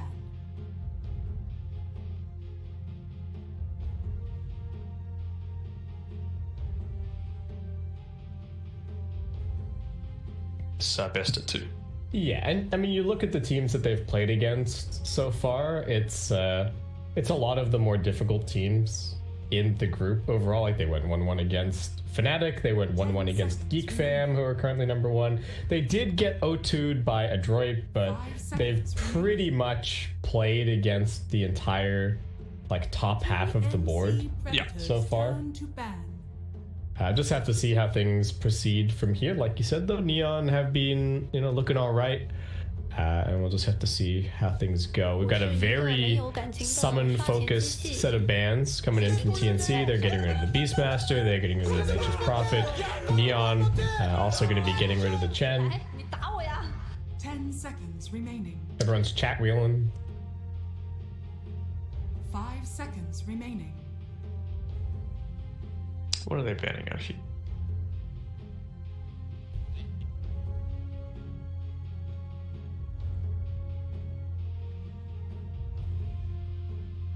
A missed ban opportunity? I don't know. Feels a little weird to me. They haven't banned out the Alchemist either on Neon's side, and they are poor. Dire team. Oh, wow. Okay, well, it could be something that they look to get rid of maybe in the next round of bans. True. Tree Protector getting removed. There is less room to pivot in the draft now, given that you have to go. It's 4 bans at the very beginning. Neon. All right. Remaining. Ember. I think they're going to pick up Tango. Phoenix on Neon's side. I think 5 maybe seconds remaining. I could see them doing it first, but of course, Ember Spirit is just such a solid hero. Why? Okay. Interesting. So if you're going to do this, you better have it flex for like all roles, basically. Especially because actually, I don't know who won the selection. I think it was maybe TNC Radiant and then Neon first pick. But even then, if you're going to take the first pick, this hero better look good for you. And it's TNC who are going to take away the Phoenix instead themselves. Yeah, bit of a deny pick. I really like it. Like I think their most picked hero on Neon's side. So why not take it away from him? And I can see both March and Tim's playing this with pretty good effectiveness. I don't think it's really much of a KP style hero. No, unless in a pinch or if it looked like a really, really good Phoenix game, but I think definitely seems more likely to me playing it in one of those support roles. Now just a Dragon Knight coming out. This is pretty safe stuff. The Dragon Knight at least kind of shutting down the options somewhat of the Queen of Pain heading to the mid lane. You just don't really want matched up against the DK. It's not a losing lane wise, but it's a losing lane from the perspective that if you're picking a quap and you're putting it mid, you're not content with just going even in the lane. So really got to get the upper hand. Although TNC is one of those teams where they're not shy about throwing this DK into the position 1 role and having Gabby pick it up.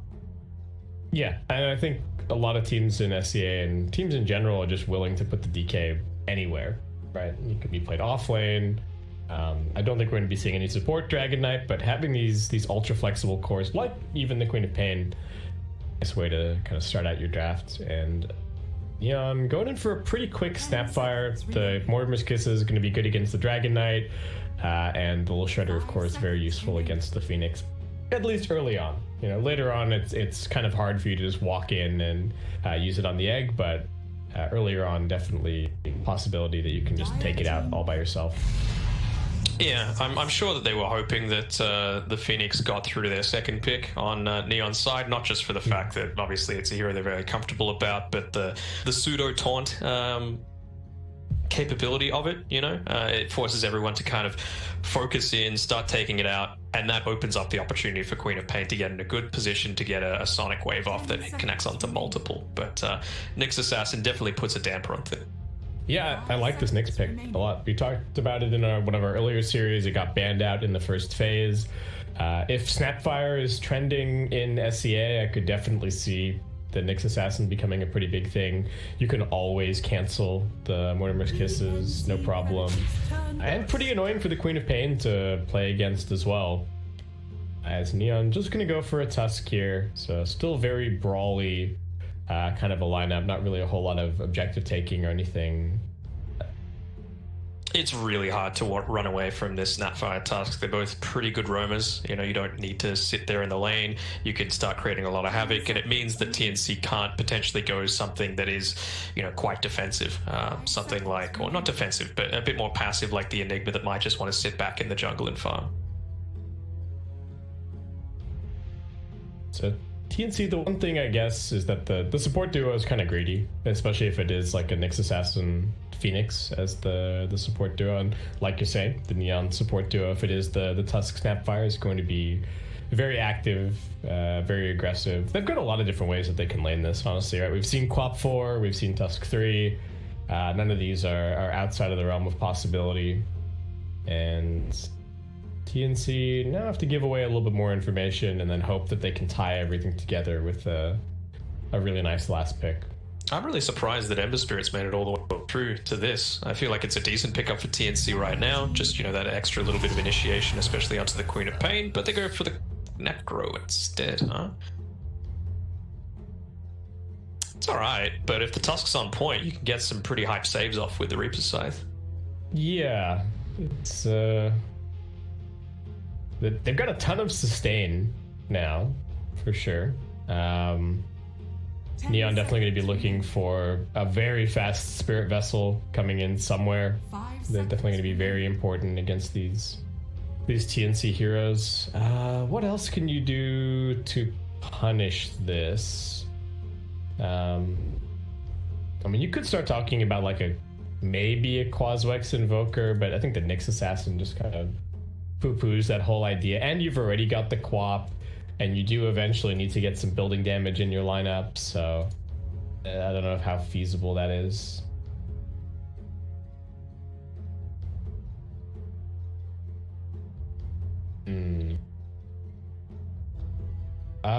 Yeah, I could see it. It's a possible. Well, it's not so much about getting the Tusk out of the way as getting the yeah, I guess Tusk 3, Shadow Demon 4, Snap 5, Quap mid, yeah. I can kind of see it. Maybe rounding out with something like a TB's not bad. The other really nice thing about this Nyx is that I think it really prevents Neon, even if they wanted to. Like, this is a good Pugna game. If you didn't have the Nyx, it would be an amazing Pugna game. But because the Nyx is on the table, it's like, can we really pick Pugna? Like, are we happy to have a hero that's just going to get two-shot by a support later on in the game? Just going to be the Pango coming through for Neon. Still not a whole lot of building damage. Really need to get that coming in, probably with their last pick. I would guess it's just their carry at this point. It looks like they're just going for the most vanilla version of their lineup, right? Quap mid, Snap 5, Tusk 4, Pango 3. Something coming in for the carry. Yeah, and it looks like, I mean, they need something that's going to enable them to take towers on Neon's side, but they're not super worried about this Ghost Shroud right now. You've got a decent amount of magic damage that's going to be able to go through it. Could they have Vipered on Neon? Do you think that would have been any kind of possibility? I think it could have looked alright. Decent against the DK, you're pretty long range, you can hit Egg kind of. The next assassin is going to be somewhat annoying, but I'm just trying to think. It doesn't really seem all that possible now. TA just the ban. So TNC actually reading that it might still be a mid pick coming in for Neon to round. A possibility. I mean, they've got the last pick overall, so they're getting rid of the TA, so they're wanting to go something that maybe something like a puck that's just creating a bit more space for them, that's locking down the Queen of Pain, locks it down the Pango. Yeah, that seems fine. I really think the TNC have put their draft in a position where they can kind of go for whatever, and they still have a bunch of different ways that they can set their lanes as well. Like, they can have the Necrophos and the Dragon Knight are both heroes that can play all three lanes, so wherever they feel the good matchups are, they can kind of go for that. Does make it tough to draft if you're Neon here. You have to worry about like, oh, is there some kind of is there a laning counter coming in to heroes? Banned out Owl the Chemist, so that's still a small possibility, but probably not. It seems tough.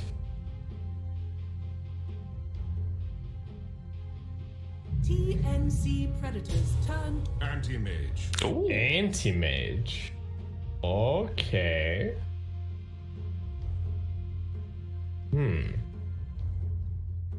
What's the thought here? Because once you drain DK's mana, doesn't do a ton of damage against that. I guess you're relying heavily on the Spirit Vessel to do that. So making sure Tusk has a good early game, lots of magic damage coming out from the Quap, and just AM deals with everything else once he's burned DK. 5 seconds remaining. Yeah, I mean the AM seems decent against the Necro. Maybe they're thinking that the lockdown from TNC is a little bit unreliable against an anti-mage. Like, there's always the possibility that you can, walk into a creep wave and get a spiked Carapace off, and then he'll Battle Fury cleave it, and you can kind of follow up that way. But other than that, it's not super easy. Maybe Dragon Knight can get a blink or a Shadow Blade, but AM does farm pretty quickly and gets out of range of the point where that it needs to be the Dragon Knight, and then like somebody needs to follow it up. So Still think the puck's alright here. Oh man, this draft just took like a really hard turn right at the very end. This is like a hairpin turn right here. Yeah. It's like, oh yeah, push. Everybody's fighting. Oh, anti-mage Spectre, boys. Here we go. Let's go. Late game Dodo. Let's go back to Dota 1. Man, that is a cool DK set. Where's that from? I think that's a cash set. Cash money. And KP, of course. My favorite set in the entire game. Good old Parrot Necro. Yeah, it's favorite in the whole game. Wow. I mean, it's just so ridiculous, It's cool. It is funny that we went from you could add Cowboy Ursa now and like no one would bat an eye, right? It's just up the textures, make it a slightly fancier hat. Right. He needs some particles. That's people would complain that there weren't enough particles. Cowboy Ursa. Okay, so we got nothing too crazy happening with the hero allocations on either side.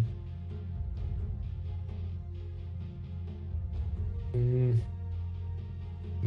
I don't know about this. I almost get the feeling like TNC might just win off of the back. I think their Tricore is better. So I think TNC have taken the stance here of like, oh, whatever. We were thinking about trying to win this game in like a pushing style, but nah, we'll just sit back and we'll just farm on all three cores and we'll win the game that way. And I think that might work equally well here. See you later, nerds. Do you reckon that's leaning a little bit, trying to focus on their individual skill levels and just say, look, we're going to be able to drag the game out long enough that this not only do you have to deal with the Spectre, but also the Necro in terms of damage, and then also how do you kill the DK? It's how do you deal with all three is the big question. Yeah, I think the really nice thing is that there's kind of two approaches. You could have either gone for a hero that's really good at like hunting and killing the anti-mage and shutting down his game, or you can just say, okay, we see your anti-mage. We're not that worried. Let's just play this late game and see what happens, and see how you go against our full Tricore, because I think if the game is even like close to even on net worth at like 35-40 minutes, I just think TNC's lineup is gonna take it. I think they've even got better supports, right? Like the late game potential of the Phoenix and the Nyx is just that much higher than the Tusk and the Snapfire. especially when you're playing Snapfire versus Nyx. Like, the Mortimer's Kiss is just never going to do anything this game. Tims might get caught out here by 3 people rotating into him. He's got boots. He gets off a nice stun. Cookie forward just to secure the lockdown. Couple of body blocks. Very nicely done. And that will be first blood for the anti-mage. That's what you want to see if you are a Neon fan. I mean, he's gone the Orb of Venom, so he's clearly going for a harass style as well. Orb of Venom and Quad Iron Branch. Some value stats. Dancing his way towards him. Well, can't ask for much of a better start if you're on Neon's side, and gives them a very small advantage as this game begins. And they get triple bannies, too. What is going on over here, TNC? They've got their Phoenix and their Nyx Assassin. Tim's with like the yikes. I don't even know what to call that ping. Yeah, I would call it a yikes. Yeah. A grimace, maybe. Wait, what are they up to here? Oh, Tim's is on the prowl for couriers. He sees the one courier's already come out. Can he get the second one is going to be the real question. Oh, all right. It's farewell. Tim's claims his revenge. He may have been first blooded, but he's going to get another one? Oh, yeah, easy. No. Yoink. All right. 60 gold for my whole team. Very nice. Happy days. Oh, there we go. He's inadvertently denied a rage creep to whoops. To the neutral stack. That's fine, and that's he hits it with the yikes ping as well. As it's a bit of a yikes. That's a bit of a yikes. What's happening at bottom now? Raging Potato's just getting hit by Gabby. Finally, Playhard's going to come down here. The Phoenix has already had free reign, so he just goes for a single pull. Playhard is going to come and interrupt. And then also, well, Skem dragging the wave back here to have the creeps meet all the way back here. And the next wave also getting dragged by Snapfire. This is the new location of the dire equilibrium. Yeah. I mean, it does mean that KP has to come in pretty deep and potentially get chased.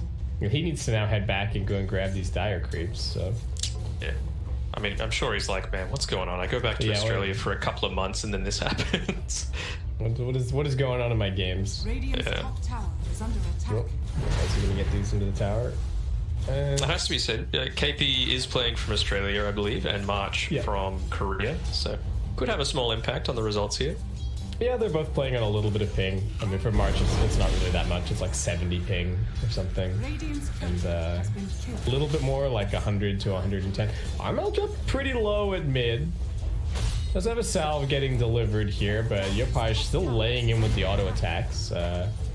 Snapfire getting forced back over top. No, Tim, not again. The couriers. Man. And really playing with fire here. He has to stay underneath this tower, otherwise he was going to tick down. He's got the salve available to himself, so terrible. Armel? And this is ballsy. He's got the breathe fire, so one hit could have been it. Yopai doesn't have the level 4 just yet. What is Armel is just, he really wanted that breathe fire just to make it hard for him to grab these couple of CS. That was balls of steel. All it would have taken would be one support rotating, but I think he knew exactly where both of them were. Playhard was showing bottom, and Snapfire also just chilling under the tower at top, getting chased around by Tims. Alright, Spike Carapace not for the Scatter Blast, but does interrupt that auto attack there. KP getting jumped on top of, losing a lot of mana, since Skem does have the 2 points in the mana break now. No supports just yet making that rotation towards the power runes. March going to be the first to do so. It followed up by Playhard. They're around the same time. So far, CS across the board favoring Neon. Oh, haste. That sucks. Oh. March does have the dive, so he just needs to go over enough terrain, and I think he's fine. I think he's mindful of not wanting to get ice sharded after he finishes the dive. So he's just waiting out this haste with the Fire Spirit duration. Alright, haste is over now. March, dive, charge, doesn't catch him. Alright. It's close. Even if he had been caught by the shards, do you think he dies there? I think so, if he's trapped next to those towers, right? Where it actually ended up. Yeah, Had to maybe. walk the long way around. Still have the tag team available. Snapfire's figured out what happened with those couriers. Well, getting chased around a little bit, that's it. Gabby? Stun off the mark. Trouble for Gabby at bottom. Shards, but March still looking for the turnaround. The 5-minute bounty runes have spawned up. Nobody going for them just yet. Quap actually making the rotation over. Have they lost track of Yopaj? He might be able to clean up a bit over at bottom. They're both pretty low. Gabby and March still showing the double disarm. Salve coming out now. All right, Gabby's going to be okay. March has the headdress. He just sits under the tower. Heals back up a little bit. Oh, got the tango as well. Relatively fast book coming out here for Gabby. Should get it by about the 7-minute mark, you'd think. Be able to accelerate some farm after that. Give the lane over to the Phoenix eventually. Well, he just goes and hits some Ancients and does this thing. What do we got going on here? A little side pull perhaps from TNC as we do have Snapfire. I think looking to secure the 6-minute rune. Just keep this Queen of Pain sustained at mid lane with the bottle. Try and shut down the Dragon Knight a little bit, though. Tim's does come over, stun onto the Snapfire, and, well, it's an Arcane at bottom, so the play succeeded from Neon. They got what they wanted out of that. Yeah, and now it's an Arcane rune as well as a freshly level 6 Yopaj, so be a little bit careful here on the DK. Oh, March blocked in. He's got the dive in 1 second, though, and he's going to be fine. Heads back to the tower. Raging Potato actually already pretty farmed on this Pangolier. Has the full urn picked up. Going back for the Vlads now. Scam doing just fine, #1 in the CS. Of what you'd hope to see for the anti-mage this game. Yep. Now, they were a little lax with the couriers that were coming out before, but absolutely needing to protect this one. That's coming through to Gabby right now. It's got his Necrobook on it. Especially now that it's reaching the 7-minute mark, you're going to be able to grab some neutral items, which are going to start to try and make maybe a little bit more tempo happen here from Neon's side. You've got a Queen of Pain that's nearly level 7, so capability for damage is pretty high. And this is where you see the other reason that the Quap doesn't really like playing against the Dragon Knight is it's a hero that you can't kill in your lane, but also if you leave to go and gank a different lane, then he's just going to take your tower. So you kind of feel stuck. They're still chasing after this Snapfire at top, it looks like. Be able to get out. So Quap shoves the lane in. Just go to the jungle, or is she going to try and Thunder make at bottom. sort of Gabby rotation? manages to sidestep it, and the Necrobook is actually killing off Play Hard. Oh no, March is he now in some danger. Raging Potato does have a swashbuckle available, and he will be able to clean up the Phoenix kill, but still. I think TNC going to be very happy getting a kill like that for Gabby here. Absolutely. Quap, just another rune, picks up a little damage this time around. Jonel is kind of hanging out here. Blink forward, Armel pretty far up. Can they save him? Nice Ice Shard block. March doing his best with the Fire Spirits. They're going to look for the Haunt in. Sonic Wave, nice spiked Carapace. Good damage onto Yopaj, but now they snowball Gabby underneath the tower. Dive through from March. Is that going to be enough? Tims with only the stun onto 1, and they will end up losing Gabby. Oh no, only the position 5 to lose your mid and your safe lane.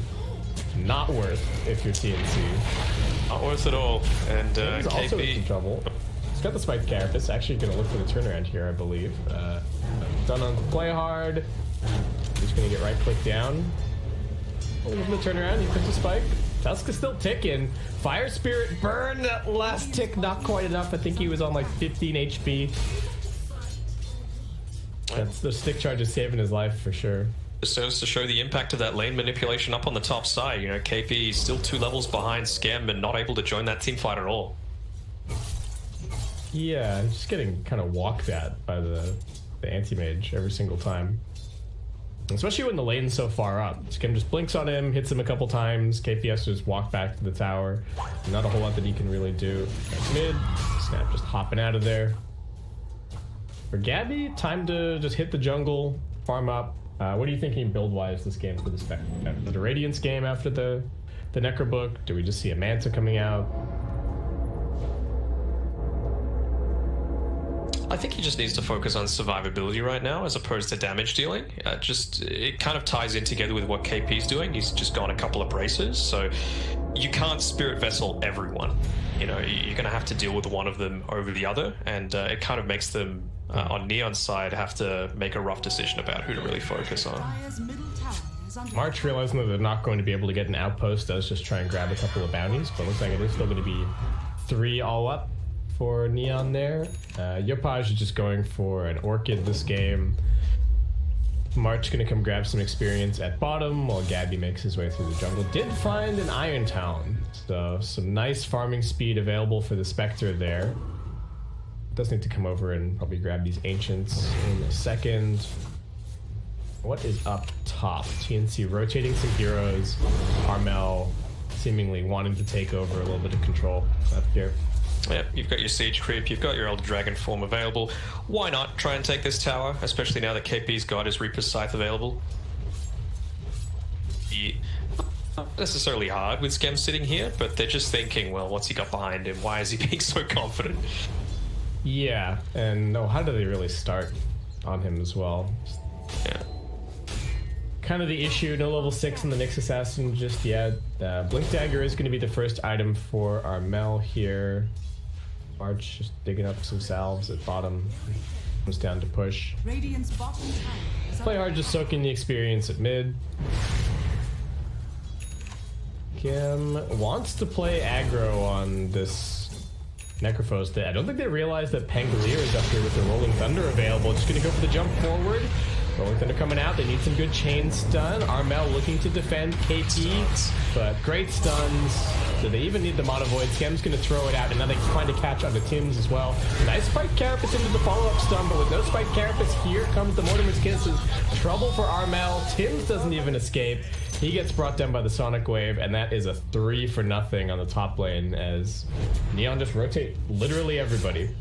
Yeah, and why not, you know? It gets a couple of kills, a lot of experience going the way of this anti-mage. He's hit up onto his level 10, so his farming speed is going to be accelerated by that attack damage.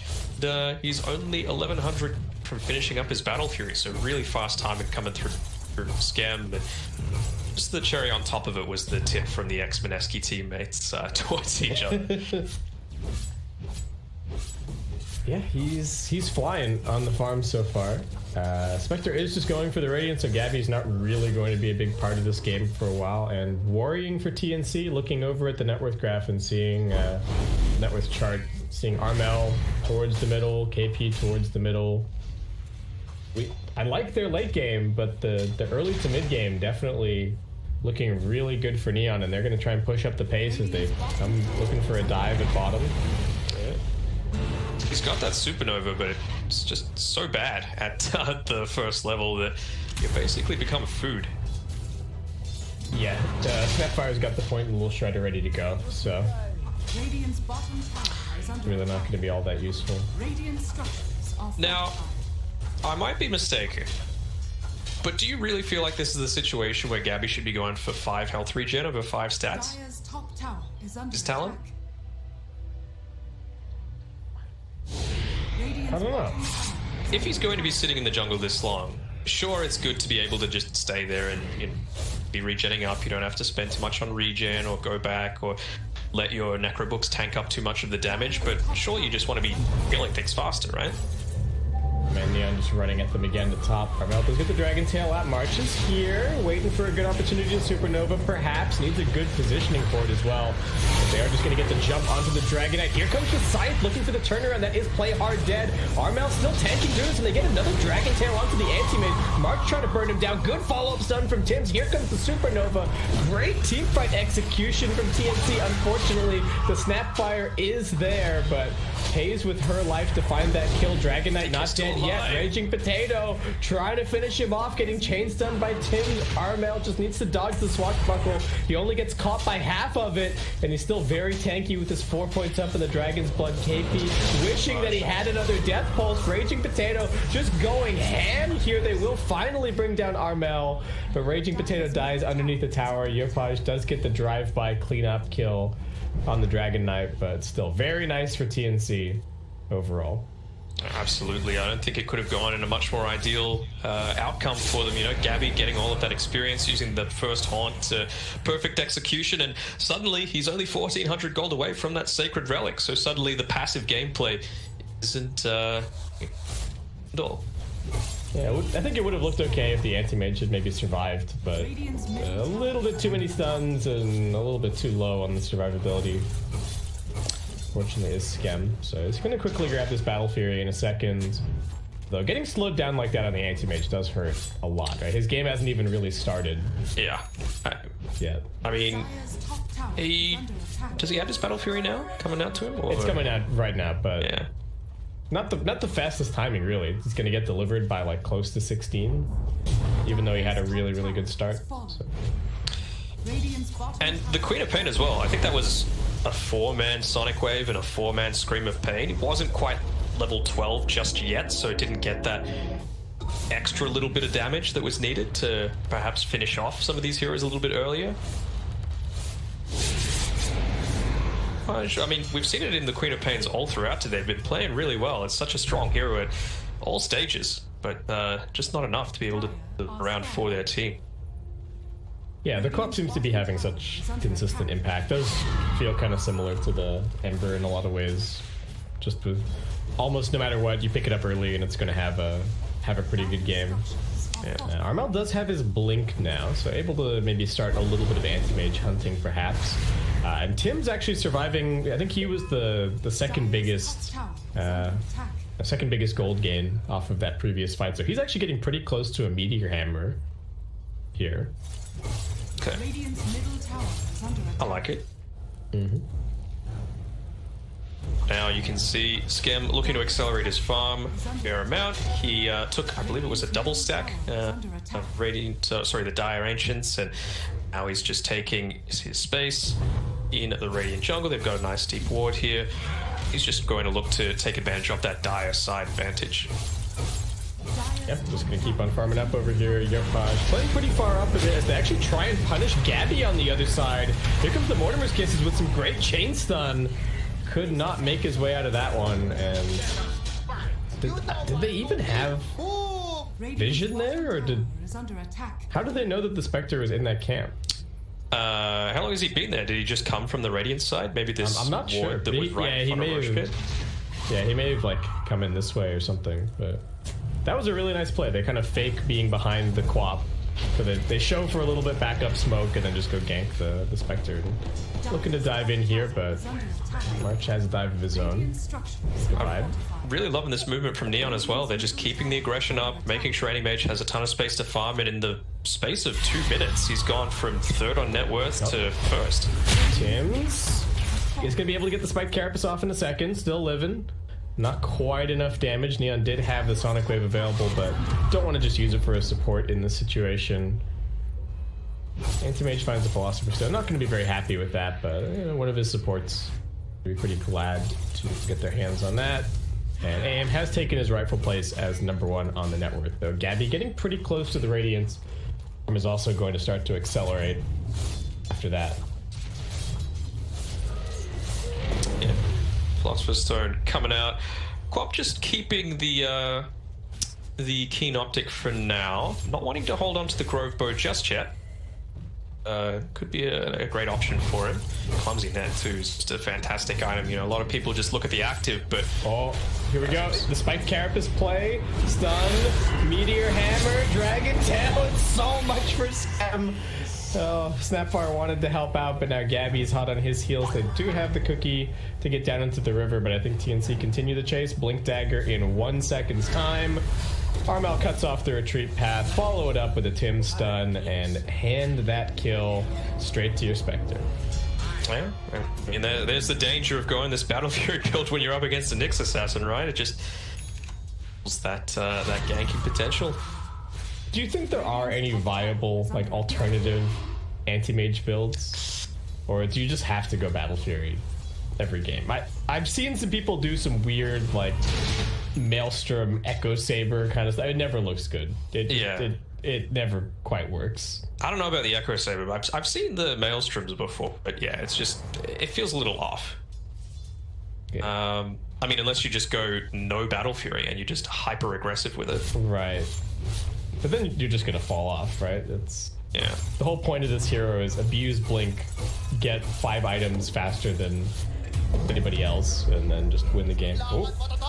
Armel dead deep on the Radiant side of the map. Yeah, Getting look at all Sonic their Waves vision. down. Oh, they know Tim's is here as well, I think. He's kind of just walking around, and it is Dire that controls both of the outposts. So I think they've taken every single outpost this game, right? They took the 10-minute ones as well. Yeah, they're just a little bit too late on the northwest outpost. Tim's did manage to yoink both of the bounties on the bottom side, so... And he's gonna get a quick courier kill. Okay. He's gonna go for the courier kill and the TP out. So he makes the best of a bad situation there. Yeah, small victories. Radiance is up though on Gabby, level 15 as well, so he's going to be able to spam out that Spectral Dagger, and just makes it even more potent having that Necro Book for the extra 3 mana regen. I like it. Is under attack. What these deep wards have enabled. You've got Queen of Pain ready to try and make something happen again. Not quite sure about it though. Still a minute left on the Sonic Wave cooldown. I think pushing this wave in should be perfectly sufficient. Man, the triple sentry from TNC. They're like, we know that there was some vision here somewhere. We just have to figure out where it is. You know, Armel can rest easy at night knowing that those are dewarded now. Build-wise for the Queen of Pain, what are we thinking? He's going for the BKB next. Is this a, like, more right-click kind of situation? Do we see an AC kind of after that? Or is he more utility? Well, what are you hoping to see? Trouble for this Necrophos. He does have the Yules. Waiting out the Rolling Thunder for a second. Hasn't used just yet. And now the immediate cancel on the Mortimer's Kisses. So no more follow-up damage from that. Gabby's in here with the Radiance. Where's the damage coming from? Scam does pop the Mana Void onto March. He won't be able to get off the egg. That Meteor Hammer connecting onto nothing, and Armel just getting ticked down. The Scythe coming through, but Scam shrugs it off. Absolutely no problem. Gabby's trapped in the middle of everybody. Sonic Wave still there. Out comes the clumsy net. Play hard, taking a little bit of damage off of Gabby. They need to finish off the Spectre. KP pumping him with some heals. Tim's doing his best with the Spike Carapace to buy a little bit more space. The supports are extremely low, but Raging Potato wants more. So does Yopaj. Scream finds another kill, and that is a 4-0 in favor of Neon. Yeah, I mean, fantastic team fight once more by Neon, just baiting it out that little bit extra, getting the early pickoffs, and I think despite some good work coming through from Tim's, it's just not enough to stop this endless juggernaut coming through onto them. I think the BKB is a fine pick to go early on, and probably transitioning into something a bit more tempo-y, a bit more control-y, just because you're enabling your anti-mage, of course, to be able to carry you a bit later on into the game. Oh, Scam is Silver Edge? this seems like a really big bait to me. I don't think this is it, personally. Like, just get a Scotty, or just get the Abyssal Blade.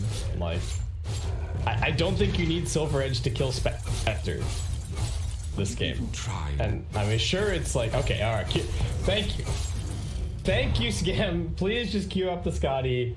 We do not need to see a Silver Edge anti-mage. Well, once again, the Snapfire getting caught out. Not having the most fun this game, especially with the next assassin prowling around.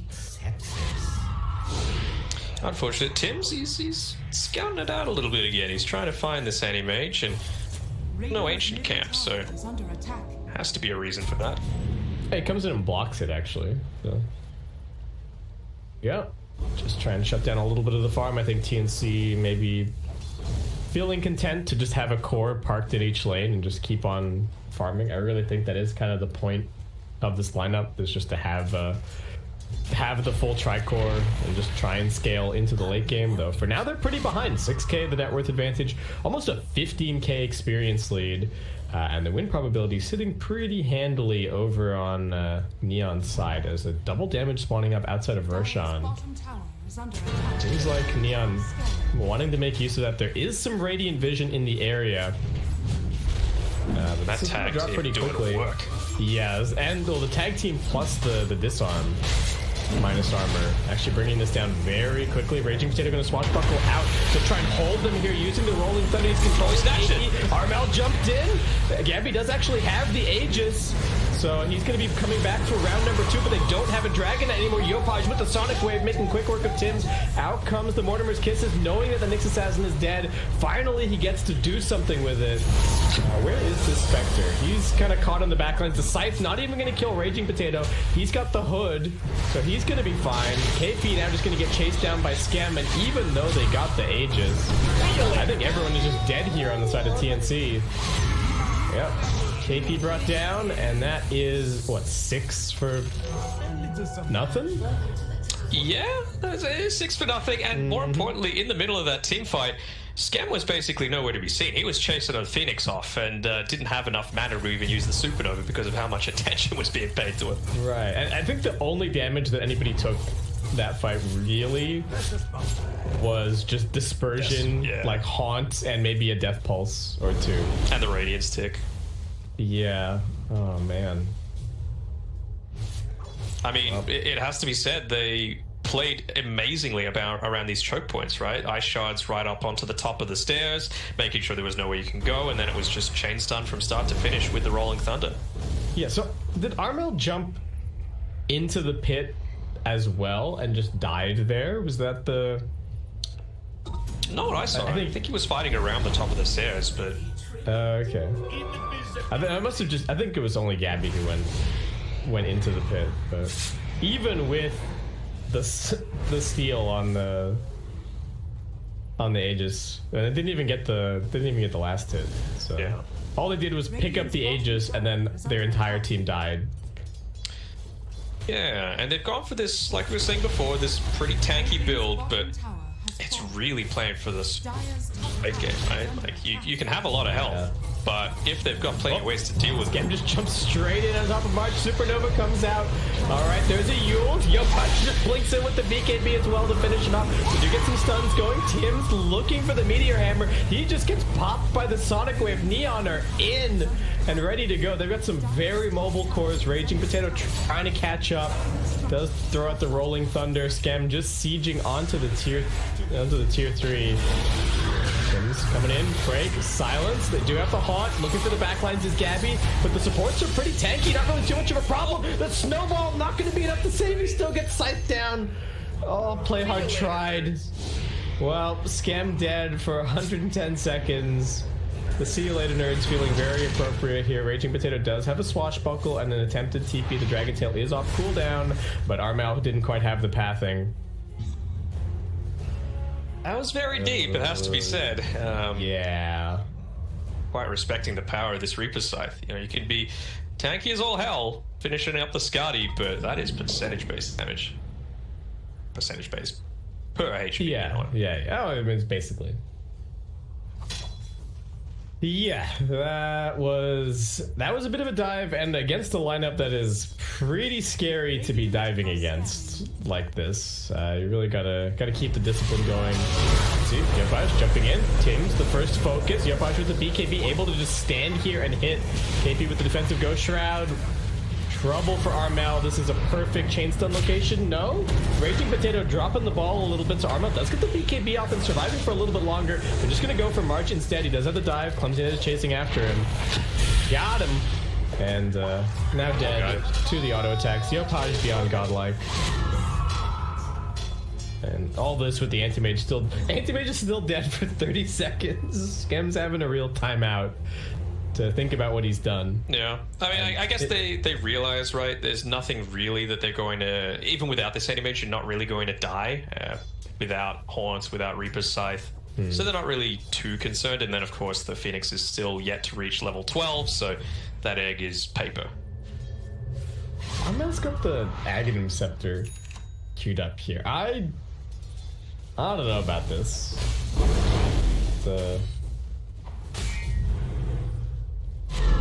It gives you a lot, but it's not really like specialized in any way. I guess it looks really good in a game where maybe you can get away with building like SNY Ags instead of a BKB.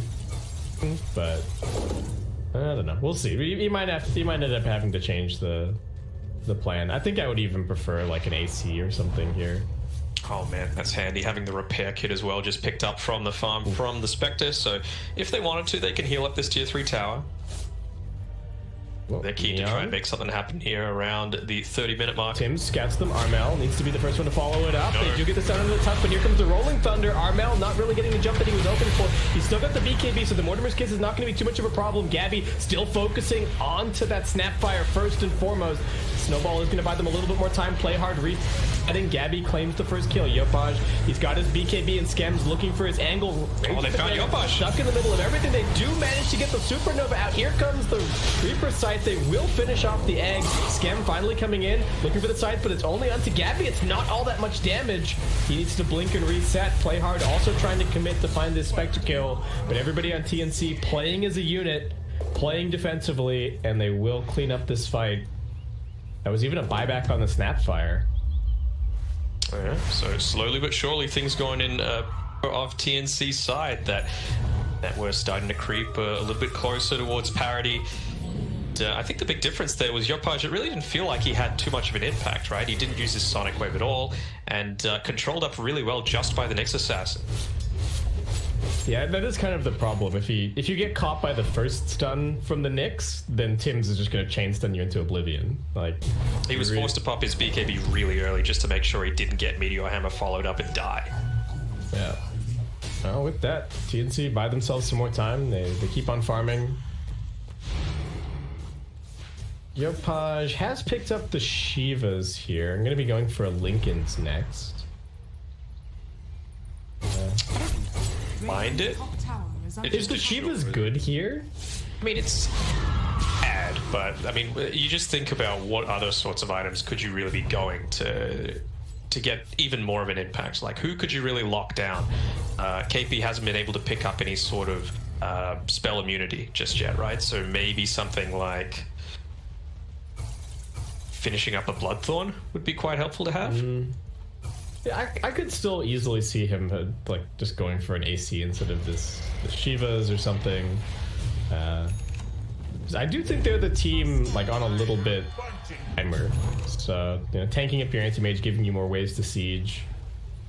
Oh, here we go. DD top. I wonder if they're going to see it. Skem does. Skem wants it, but gotta be careful with these blinks. TNC are in the neighborhood. The Haunt is available as well. Play hard with the blink initiation. They're going in the Dragon Knight first. He gets off the ultimate. He gets off the BKB. They get the Yules onto the AM. He does have his 10-second BKB. He's looking for the focus on the KP, but the Ghost Strike comes out. And the stun from Tim's. Nicely done by Raging Potato. They're breaking up this fight. Yopaj finds the Phoenix. So March is dead. Gabby jumping around. They will end up losing the Dragon Knight. This time around, the Quap having the impact, and KP gonna get chased even further in here. Skem has already used the ulti, but looking like KP won't be able to escape. He gets brought down, and Neon this time around a much more structured jump, getting the damage on the right targets, and nobody getting locked down as those BKBs come out. Oh yeah, now they've also got the counterspell additional magic resist on this Anti-Mage, so even if you're able to get off a Reaper Scythe, it's not going to be quite as effective. Yeah, well, level 25 in 30 minutes. With anti-mage things. Spectre getting run at now. Let's have the Manta buyback from the Necrophos just to try and help out a little bit as the repair kit trying to undo the damage that was just done to their mid-tier 3. Though nothing gonna help them with this bottom lane of Rax. There is still a ranged Rax standing, but Neon just heads straight out to the pit, check things out there, and then back to farming for a second. Yeah.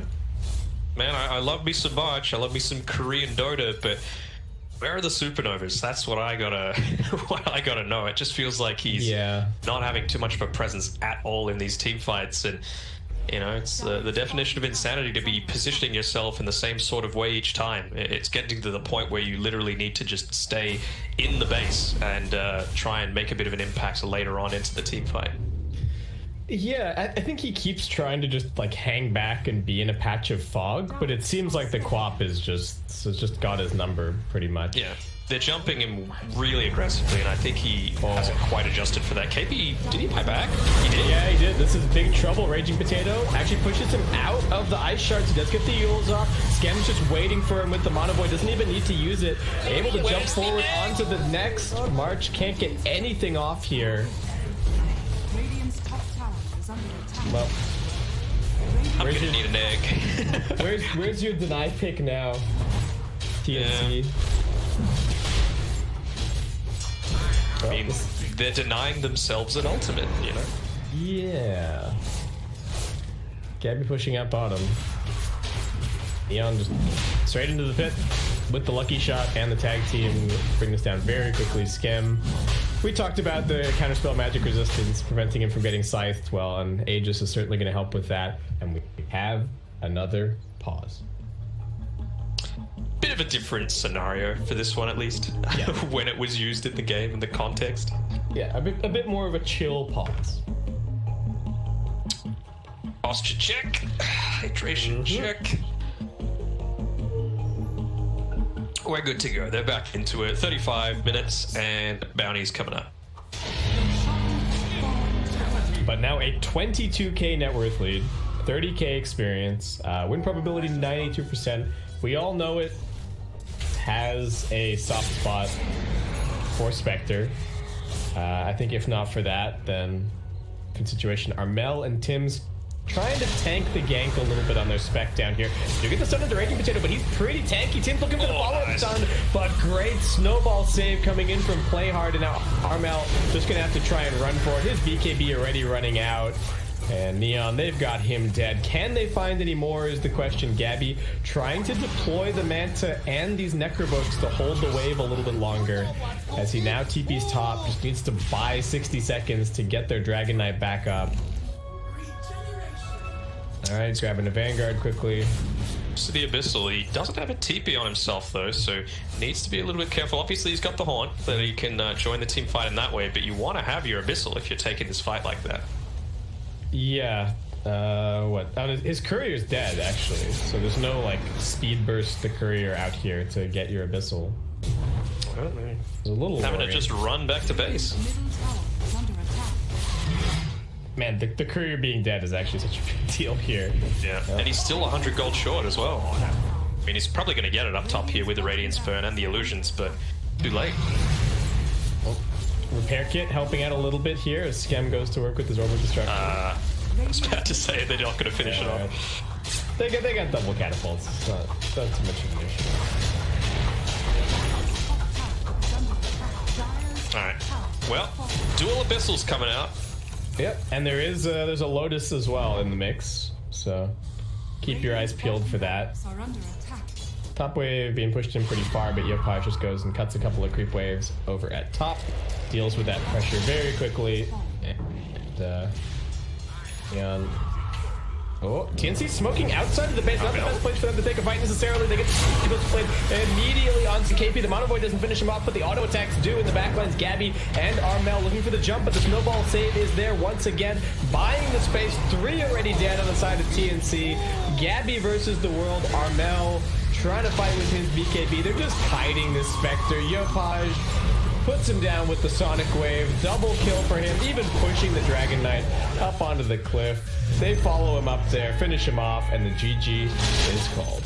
Yeah, eventually reaching that 100% win probability. I wonder if it just changes to that when GG's called. But anyway, 34k net worth lead, and it just felt like this Phoenix really wasn't too much of a hero. You know, we saw a couple of Fire Spirits come out.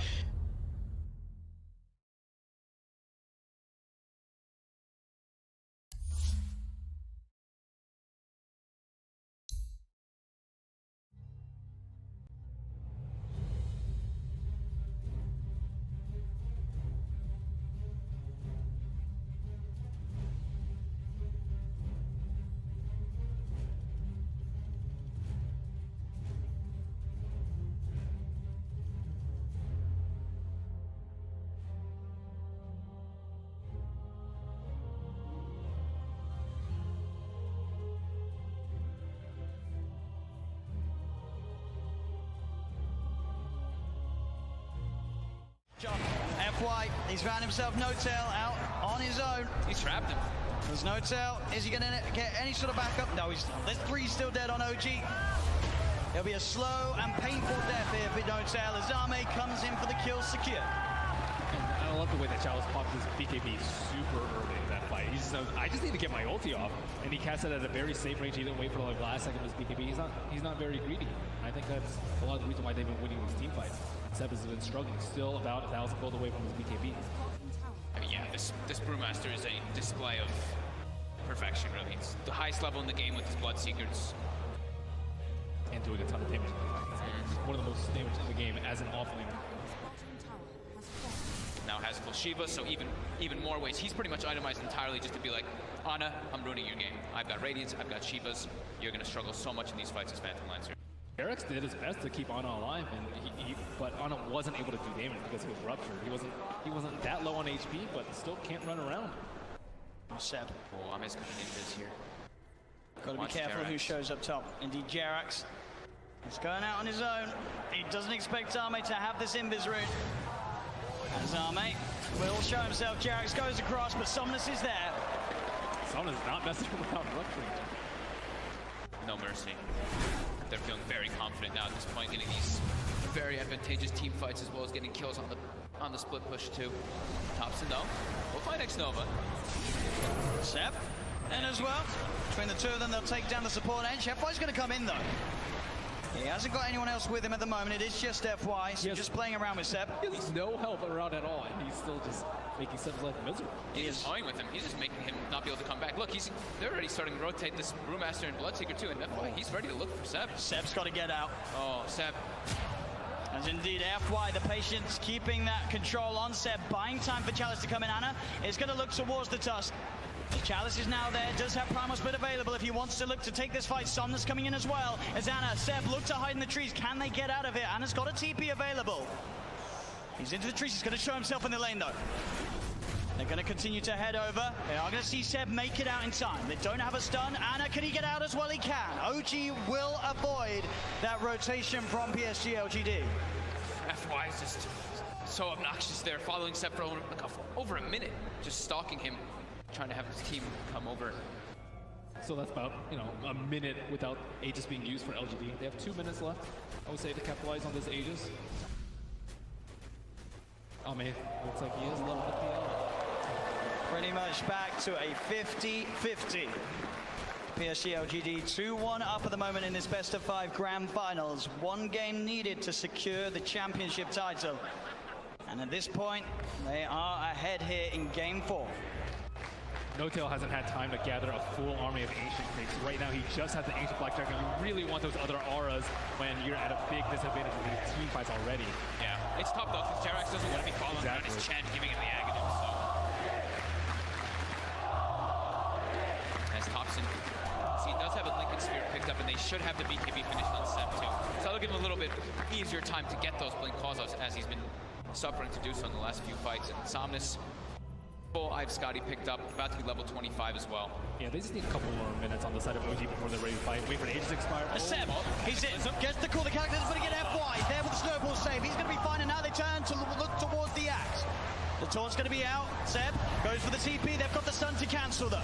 Seb held back for now. Thompson trying to offer his best from the side to provide some sort of safety, as he will get Seb back. They're able to get Seb back to safety, and Thompson, he's running away. X-Nova's there with the wraparound, gets the slow off, gives the vision for the snowball. TP from No-Tail's coming in towards the shrine, but Thompson, he's trapped. That's twice in this series that X-Nova just comes out of nowhere. Like, he's just on a warding expedition, then he just ends up wrapping behind these people constantly. Perfect time. Perfect timing, and has the Senton creep to boot. And look at these deep wards that he's placed during that time that he was running around doing so. He now has full vision of OG. Yeah, he sees Ana farming these Ancients right now. Oh, Ana. FY just giving so much information for the team. He's got eyes on him. Get the punch on the wrong target, but the snowball pass will catch Ana. Ana, he's in trouble. The blood bright silence connects. He's got the man to back up in a second, but can he really play his way out of this one? He cannot. Ana down for a minute and a half. just having all this vision. I mean, X-Nova throughout this whole tournament has had the best vision in every situation, even when you wouldn't expect it. They're just like, oh, they're fighting on the left side. They're not going to have vision over here. But no, X-Nova always seems to have those prepared in every situation. And he has some incredible foresight to be able to have these wars that just lead to really clutch pickoffs. And Axe has not spent his money on BKB. He has the money, but he might be looking to save for buyback. We'll see if any of the buybacks do get forced out. Thompson's still dead for 15. Ideally, he doesn't buy back it. They may have to buy back on Ana. He's gone for 50 seconds. The split coming out from Chalice. Is he ready to push in? Look for the stun on No-Tail to hold back the Chen. As the mid-racks are exposed, PSG LGD, 40 minutes in, able to open into the base and clean out this mid lane of Rack. Still Ana holding on to that buyback. And they're going to keep going here. They really want to force this PL to come back here. Stun onto Thompson. He will blink dodge it. But another tier 3 tower falling incredibly fast. They really don't want to use it. Seb jumps in, gets the call onto FY. There's the buyback. The Cataclysm, is it enough to do anything? It isn't. PSG LGD still fighting strong. Thompson getting focused by Somnus. Seb taken down by Arme. The triple buybacks now out as Ana in trouble. He's pulled back for this one. The deafening blast onto the three of them, knocks them back, but Ana gets focused. Seb! He's in with the call. He has the control onto the morphing Somnus. Now being chased by Thompson. Blinks in with the cold snap. The PL army is on top of it. They get Somnus too.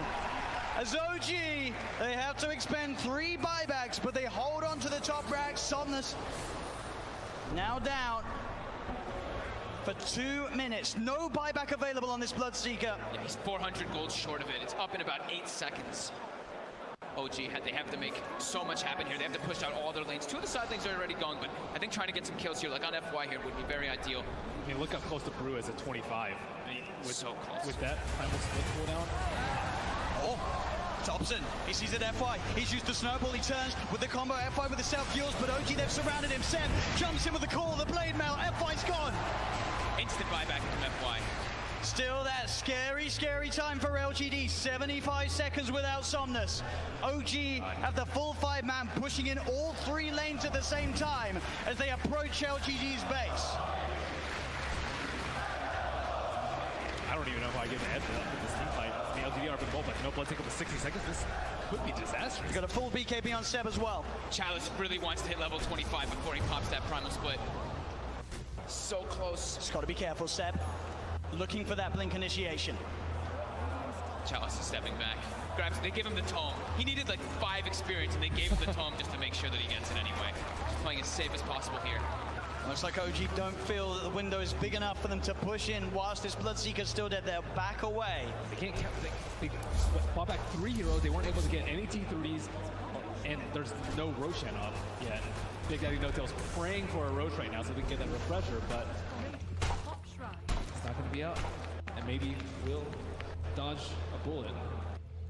At least they got a good amount of economy off that, right? It was up to a 15k gold advantage, and they chunked it down to 7. Same thing with experience. So they did get quite a lot out of that one, but they ideally wanted to get at least one of those sets of racks to get some momentum pushing in with those 3 buybacks used. Absolutely, it is this really scary moment of the game now for OG. We're about 5-6 minutes still without those buybacks available.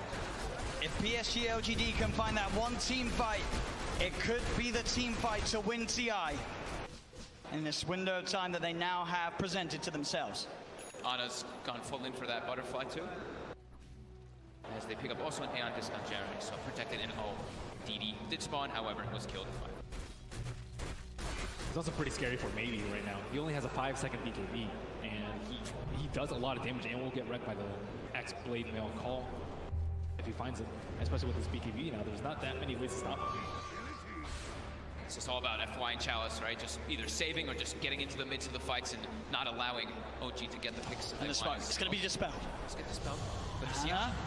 He's in the trees. They're on the high ground. They've got the vision with the Shiva's covered. Ana's on his way over.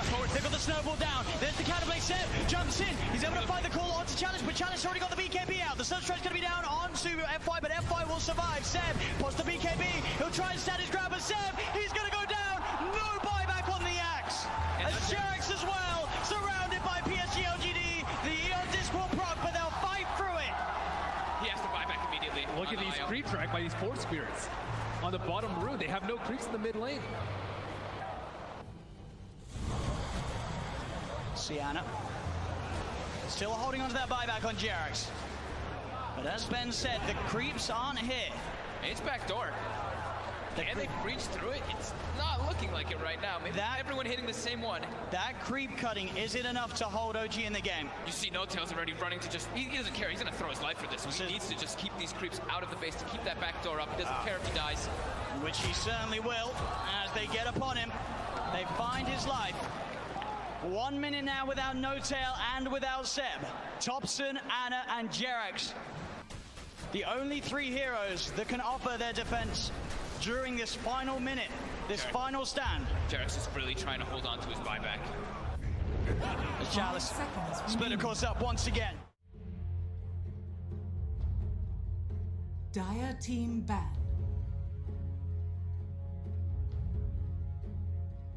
TNC Predators turn to ban. TNC Predators turn to ban.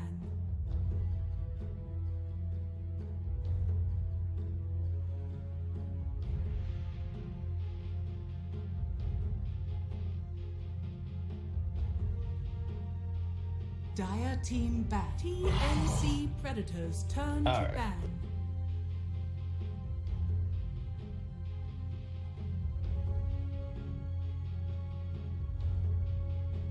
Welcome back, everybody, to some more BTS Pro Series Season 2 in SCA. We got some group stage action. TNC Predator versus Neon Esports. It's a Neon Esports kind of evening. This is our second game of 4 for them, but game 2 of TNC versus Neon. And Neon looked pretty good in game number 1. TNC just couldn't quite put the team fights together. And, well, this time around, they are going to be banning out that Queen of Pain. Not going to give it to Yepaji. Oh no, it created a ton of space for him, enabled that anti-mage to really come online, and it felt like when the rotations did happen, it was just so much more impactful. You know, the Spectre Haunt, even after that relatively early Radiance, it has to be said. 10 seconds. Yeah, the I think it was like 21 minutes or something? Yeah, it was a good timing for sure, but then there was just this issue of he would go in and, you know, maybe he would kill the Snapfire, but the Tusk was not a free kill. And the other cores were just kind of scaling to the point that they really weren't too much of an issue. Well, Neon, all right, they're the ones to go for the DK this time around. Yeah, and they don't want to pick the Phoenix for themselves, but they're not going to let Neon have it either. So I think that's perfectly reasonable. Okay. Warlock. What? Quick response as well with the Grimstroke coming through. Is Warlock a hero at the moment? I don't think so. I think it's a March specialty. Yeah. Yeah. Whereas he really likes playing. I'm interested to see in how he's potentially changed up the skill build. I find points into the Shadow Word, which I think is too many. I think 2 should be the absolute maximum until, you know, obviously super late into the game. Yeah, Upheaval is just such a strong ability. Yeah, even a point or 2 in Upheaval can be completely fight winning.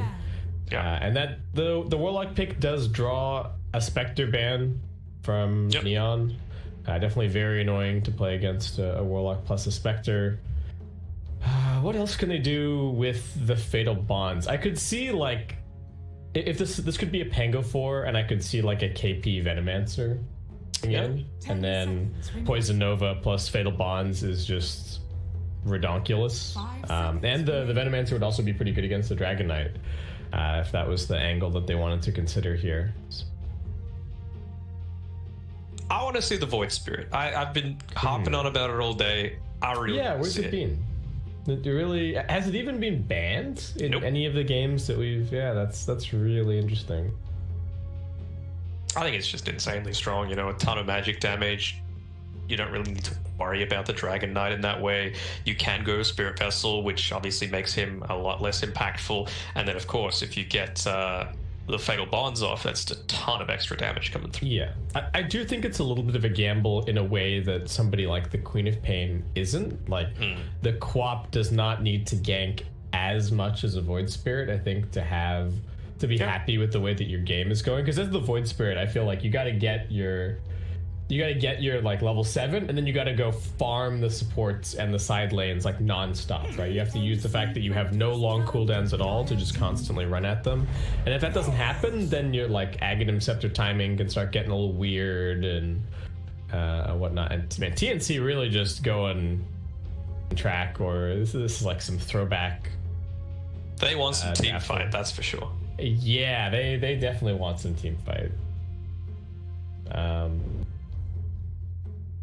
If you're Neon, I don't know if you're now thinking about like a saving support at all. Are you willing to put the Grimstroke as a 4? Maybe get yourself a Shadow Demon. Yeah, Oracle. I like Shadow Demon.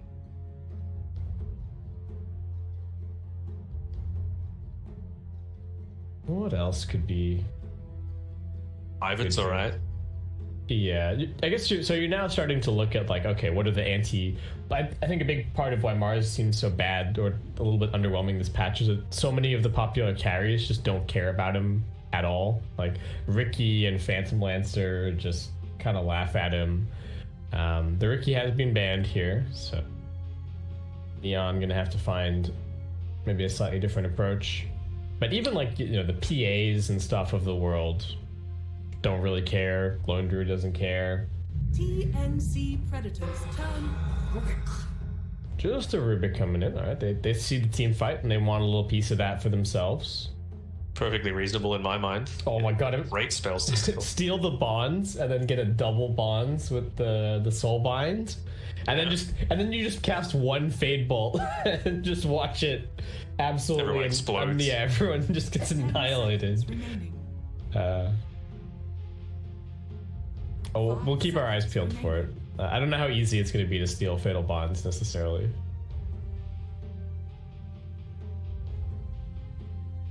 It is left. The Beastmaster not in the. There's still like there's still an Ursa. I could see Ursa being just fine here. Yeah. Like you pressure the Mars, you got the Inkswell from the Grimstroke.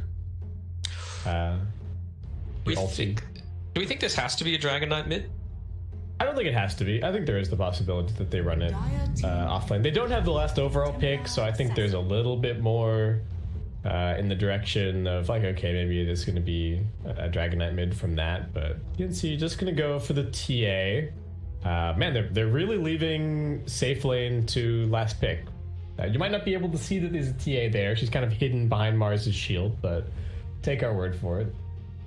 10 seconds. There's a lot of physical damage though. TNC Predators turn. Yeah. All right, Neon just gonna go for the Ember. I was thinking it was going to be Safe one of lane the Spirit Ember? Brothers. Yeah, I mean it's okay against the tier as well, right? You just 1 point into that Flame Guard and the refraction isn't really too much of a big deal. Yeah, that's true. And it's an Ember with an Inkswell potentially. Remaining. So I was kind of feeling this the Storm a little bit as well. It's something that they play yeah. a fair amount. You can just jump onto the Warlock and burst him down, especially if you've got that Inkswell. Okay. Dire team So back. what is the carry if you're TNC here? They get rid of Monkey King. What does that mean? Maybe they just don't want to play against Monkey safe lane for their Mars. Maybe they're thinking DK3, Ember 2 safe lane pick coming up from Neon. 10 Bongs. seconds remaining. I mean, the armor's good, obviously, against... 5 seconds Yeah. remaining. Yeah, true.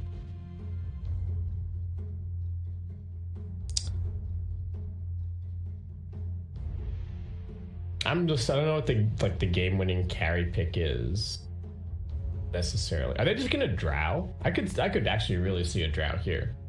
Like the silence is good against the Ember, the ulti is good against the Dragon Knight. It kind of works with TA as well. It does make you like you're all physical damage, sure, but it's a lot of physical damage, and I feel like the drow kind of gets around the like, oh, we're gonna itemize a bunch of armor a little bit. So About... I say Conquer, but then... what else? TNC could Razor. I don't know if that's like a good enough hero in this They've spot. got they've got no instant catch. That's my big concern right now. Like, how do they deal with this Ember Spirit? I don't know if you want to fix that from your safe lane necessarily, but like I don't know if you're going to pick a Void or something here. I mean, they banned it out last time on Neon. It's their fit. What are they worried about? What is the Gabby hero that they don't want to play against? All right, well, I thought it might be a Ursa for Neon, but they're just going to ban it out, and now we should hopefully get a little bit more information on what these lanes do. What it do? 15 seconds left to make the decision. Yell. Remaining. PL still looks maybe a little annoying against like the Pango, but you just need to wait it out basically. Got enough maneuverability to be able to do it. Roll. Interesting. Going for the blind, I guess? Yeah, not necessarily what I would have expected. I still like the Drow Ranger pick here for TNC, but I'm not sure if that's what they're thinking. And I still think the Razor looks fine, to be honest. The Razor also looking pretty good in this spot. 5 seconds remaining. What else? I don't know if you really want a Terrorblade. Like even Wraith King is not awful. I don't know if it's necessarily the look I want to see from TNC in this spot, but you know, you could also do it. I think they've got low enough cooldowns. You know, Wraith King's one. It's where it needs to be picked in a specific situation. Death DP's good enough. Yep. Yeah. Pause 1 DP. Okay. Well, play fast. Let's go. Let's see how this works out. I guess they kind of have some defensive stuff with like the Warlock counter initiation. March has the silly hat on, so everybody prepare yourselves for Paul hat. Yeah, here we'll switch it over so everyone can see it in all its glory. I'm liking the DP because you obviously you want to build into a Yule Scepter just for your own survival, but you've also got that flexibility to be able to use it on, for example, the Ember Spirit, and I feel like TNC are coordinated enough that you can have Tim's rolling right on top of the Ember at the exact same time, so you do get that initial setup, and then of course it's great against the Troll Warlord. Just pop the Battle Trance, Yules him and run away.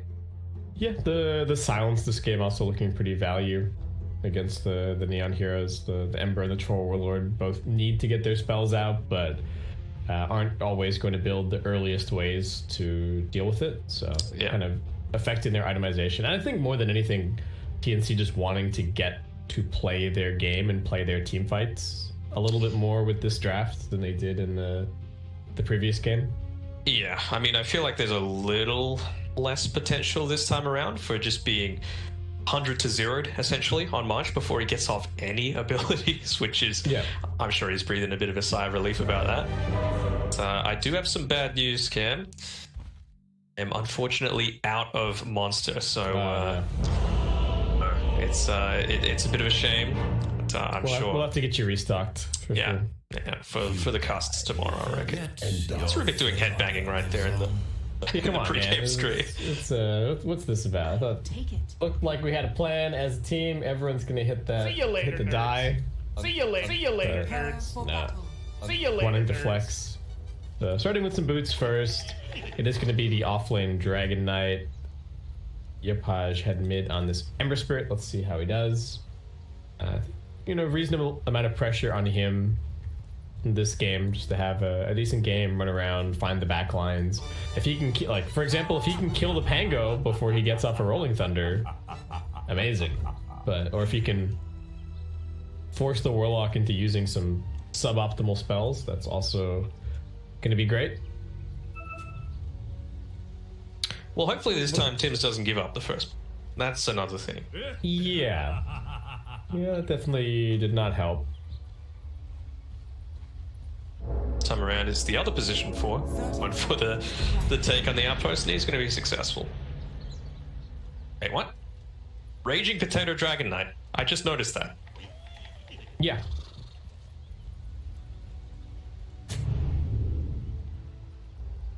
Interesting. Is that weird? A little bit. I'm still used to seeing him as a... The battle Right. begins. Right. A little bit of a swappo here. Are they trying to go aggro into this Death Prophet? Like, look, we've got 3 amazing nukes on 3 of our level 1 heroes. Surely we can just go pressure here. Why not? What are they going to do about it? They're going to rotate in their Pango? Like, come on. We've got the double range supports. Let's try and go aggro at the start here, at least. We'll just have to see how it works.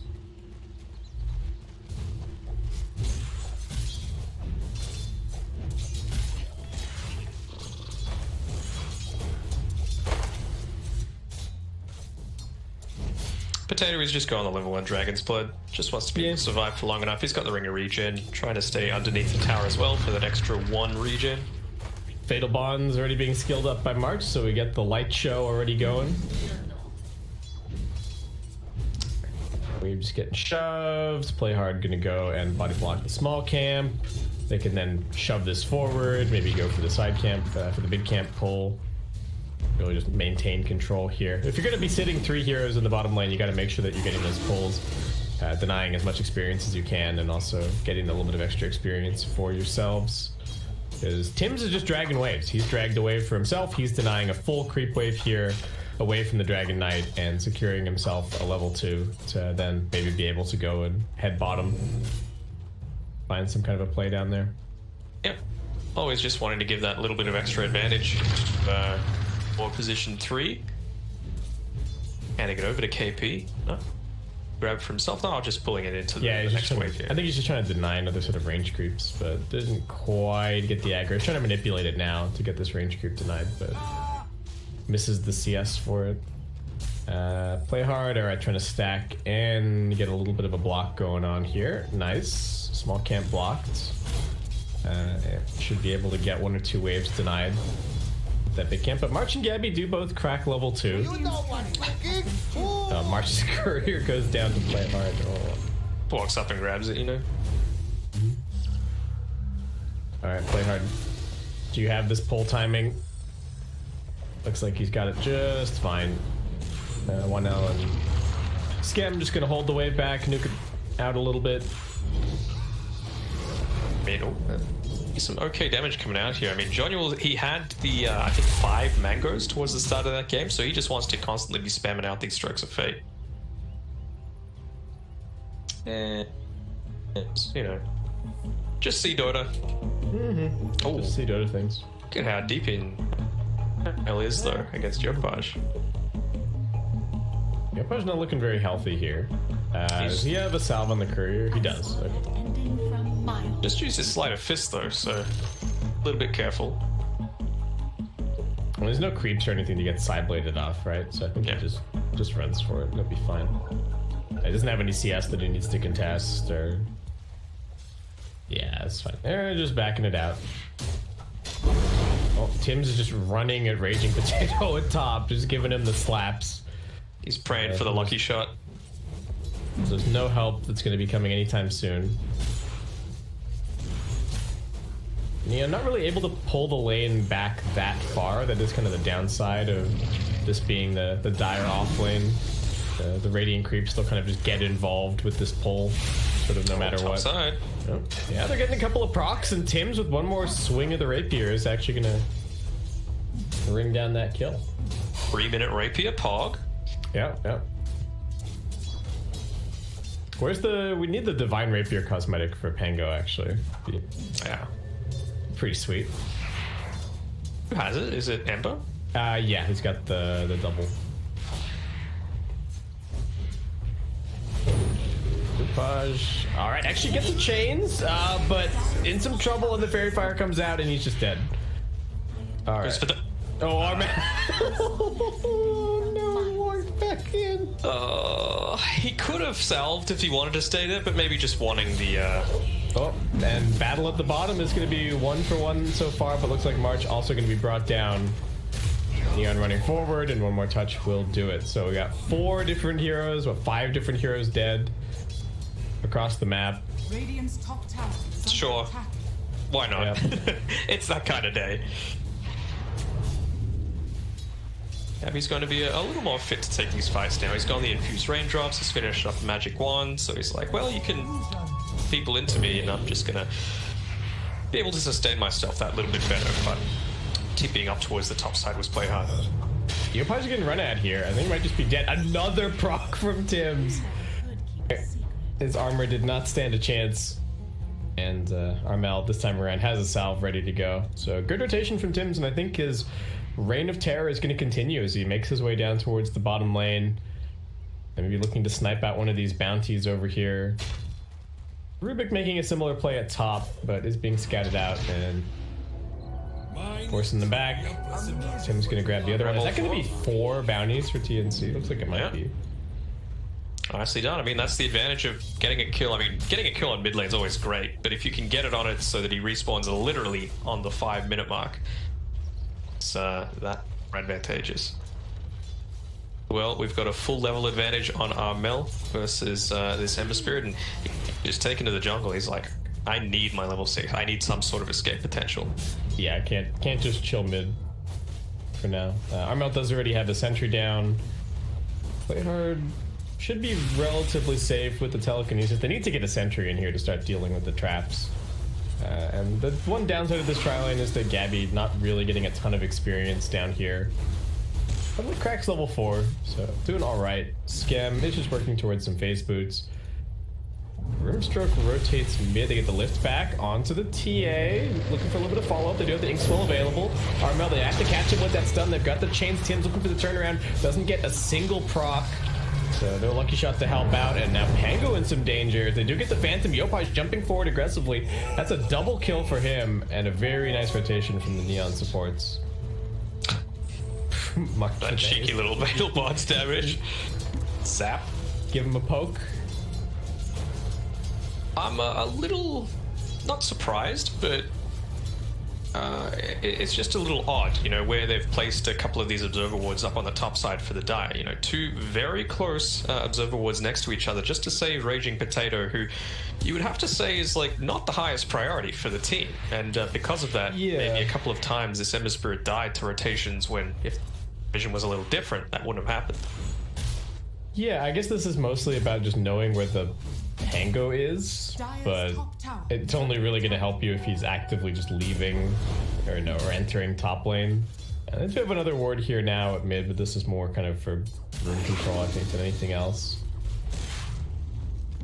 Going to keep on farming up. Not too much of a lead, but it is in TNC's favor currently. Yopai is probably looking to get active in a little bit. Now that is something that we have not noticed until now. Armel is very happy because he has a huge ancient stack up at 7 minutes. Oh yeah. Is that just March's doing? I guess he's just been sneaking off from the lane now and then, and he's getting all of the neutral items here. All right, needs to take a second to go and collect those. Looks like not even courier going in. Just gonna have to wait. Iron Talon, Ironwood Tree, and Faded Birch all on the ground, I believe, as March, well, he dies. He's sitting there happy, though. He's getting all of his ancient stack gold going on.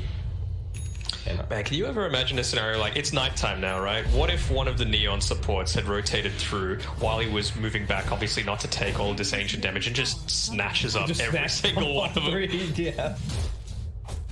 It would definitely be a highlight reel play, for sure. Now, Armel missing some efficiency, could have picked up the Iron Talent and then used it on the Ancients as he was farming there, but it's alright. We'll forgive him this time. We'll forgive it, yeah. But next time, watch out. Got some Raging Potato level 7. John will... It's from the tower, but it does reveal some deep vision that they have. Radiant structures are fortified. This patch of trees is just so unhelpful for this mid-tier 1 tower. You're trying to ward around it and just people figuring out that But there's vision. We do have a TP coming in from the Mars. KP, Arena, looking for the Raging Potato. He's pretty tanky, but 4 heroes focusing him. Not going to be tanky enough. Yopaj could not get in there to help out. And TNC just committing numbers to defend this tower and then immediately scattering across the map. Go and continue farming. Looks like no interest really in defending bottom. Probably going to try and look for a trade up top instead as Gabby moves into position. Could be tempted to use the Exorcism. We'll see what happens. He is kind of stuck up here as TP. They've cut the wave a little bit just to make sure that they can take this as quickly as possible. He's still only level 7 though, just hitting onto it here on Gabby. So it's one of those games where even though he's the position 1, technically, you know, the safe laner, it's this TA. TA is the position 1. That's the one that you want to give all of this farm priority to. That's the win gives the. Well, March shows himself for a second. It will be easily brought down at mid.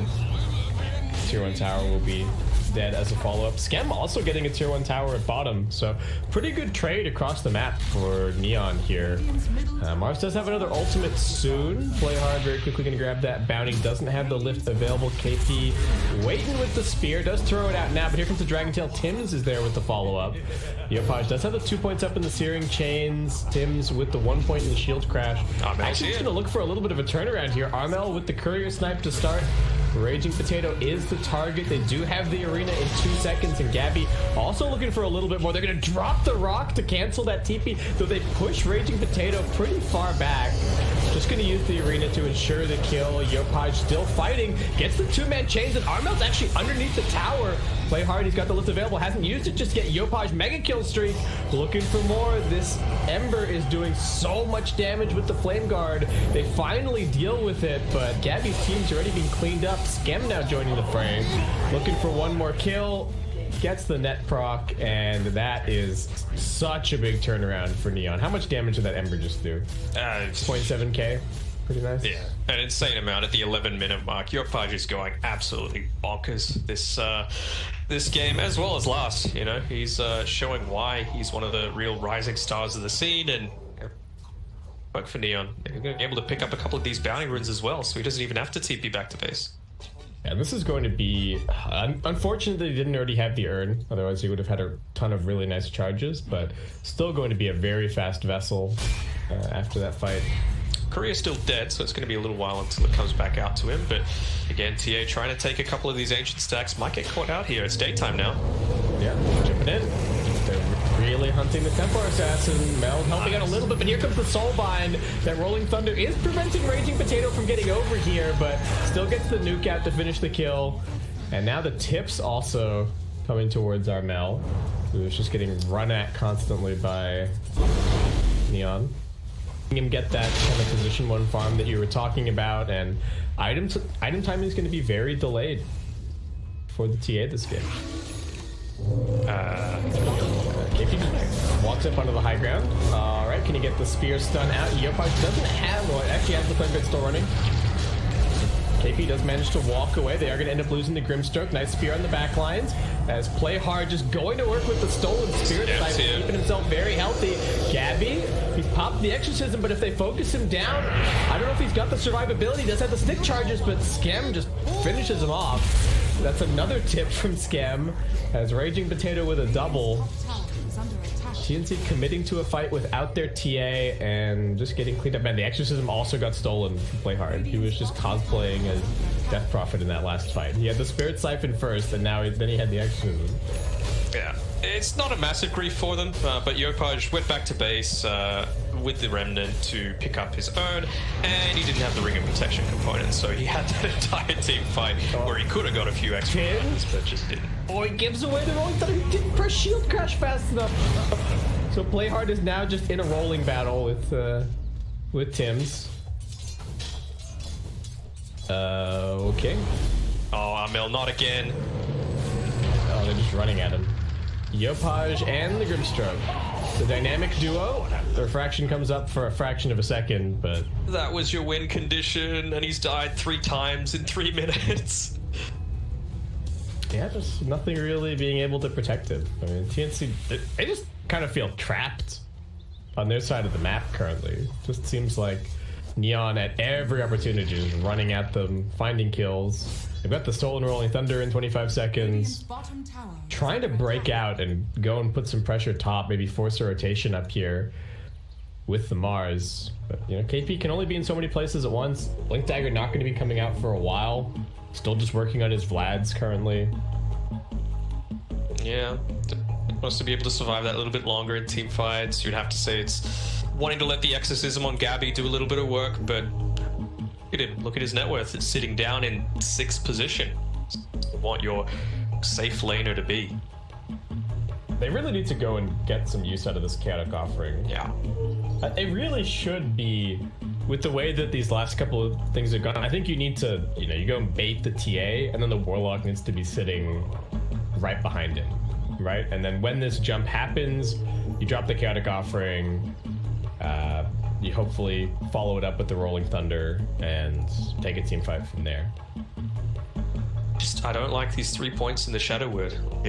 Fatal Bonds is one of the best abilities in the entire game, right? But I feel like the difference in level 1 and level 2 upheaval is so huge that at this stage of the game, you want 2 points in upheaval. Just completely change the complexion of a team. When you've got something like, you know, this Death Prophet that gets the movement speed boost from having the Exorcism. So if you can have the boost and the enemy team has the opposite, and it's 14 minutes, they're not going to have BKBs and they don't have like a jug or anything like that, you're going to be able to take a lot more control out of these team fights, and it makes things a lot easier for your Pangolier and your Mars. Yeah, well, hopefully he gets, we'll see what he does at level 7. He's just about to crack it now. We will see. Whatever they're doing, they need to somehow get this team fight lineup going and not just get picked off here, there, and everywhere. Look, I think they could even, if they really wanted to, like just walk into the Roshan pit and try and force things a little bit that way. Mars is not that far away from his Vlad, so as soon as he gets that, you know, it's a fairly straightforward Roshan with the Deso and the Vlads. Tim's positioned a little bit aggressively, but eventually backs off, realizing that, well, Raging Potato's probably not down here on his own this aggressively. I'm gonna die if I stay too much longer. And he was right. Yeah, they're Gabby. looking for it again. Yopaj is in. Gabby does seem like he's going to be able to walk this one off. He does have a 1 point in the silence, so maybe looking for a turnaround. But... Oh, Ember's got an illusion rune. Of course. Of course, yeah. Why not? I think that's the only way that I think that's the only reason that he's playing like that, right? Yeah. He knows. He knows he can get out of the stance in any way. So they're picking up this hill. Oh, Rolling Thunder coming through.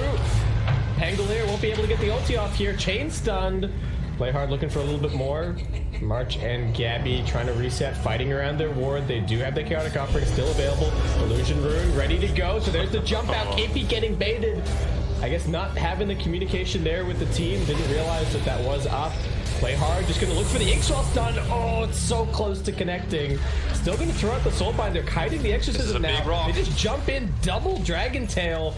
Good Chaotic Offering to keep the fight going. Skem running in now with his Battle Fury looking for the fight. Armel just going to get chained up.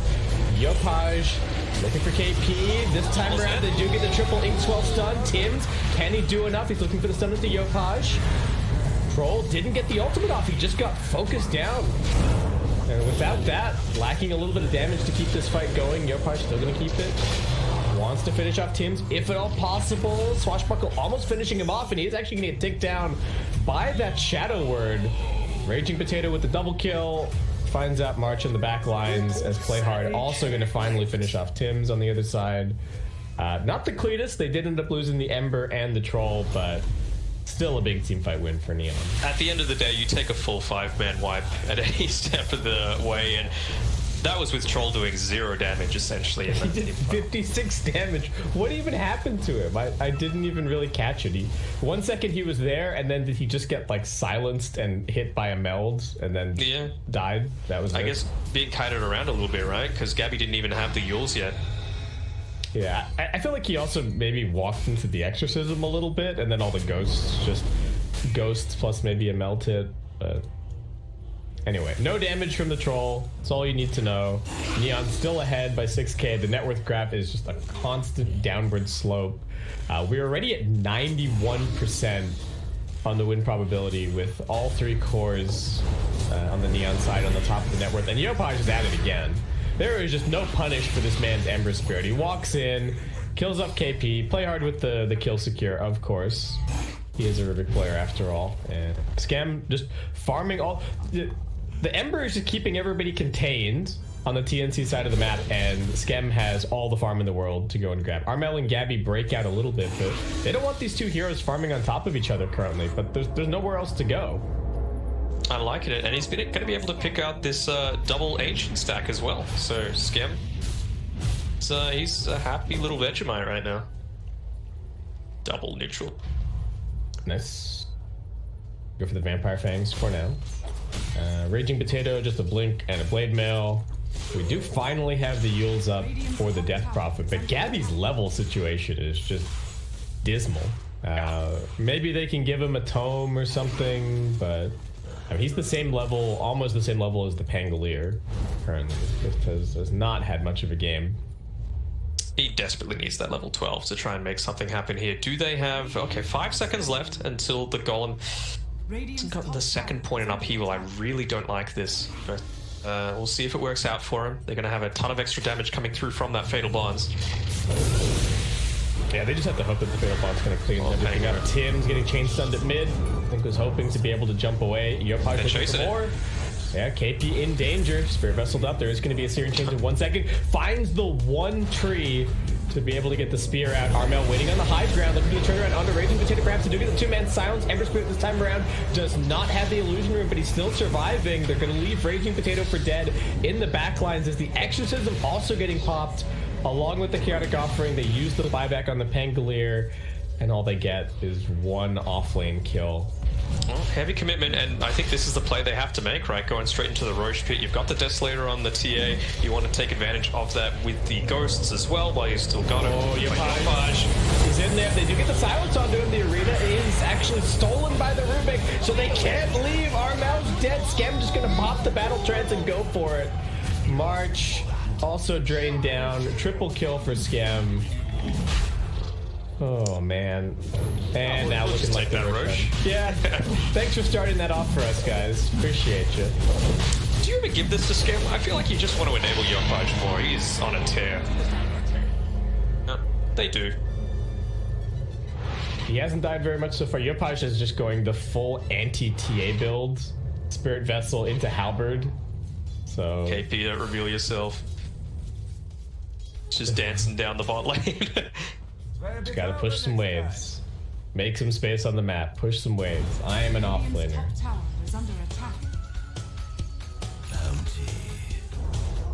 This is what you have to do if you're getting trapped inside of the base like this, though. Their situation is not really improving.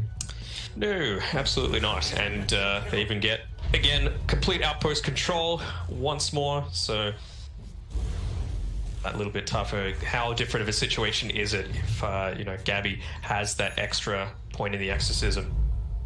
Got the potential to buy him up the tome. I didn't see if anyone got it just yet, but that's the biggest priority for you right now.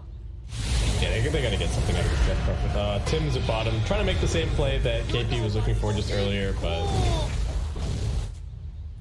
yeah, you're a 4. Not quite as tanky.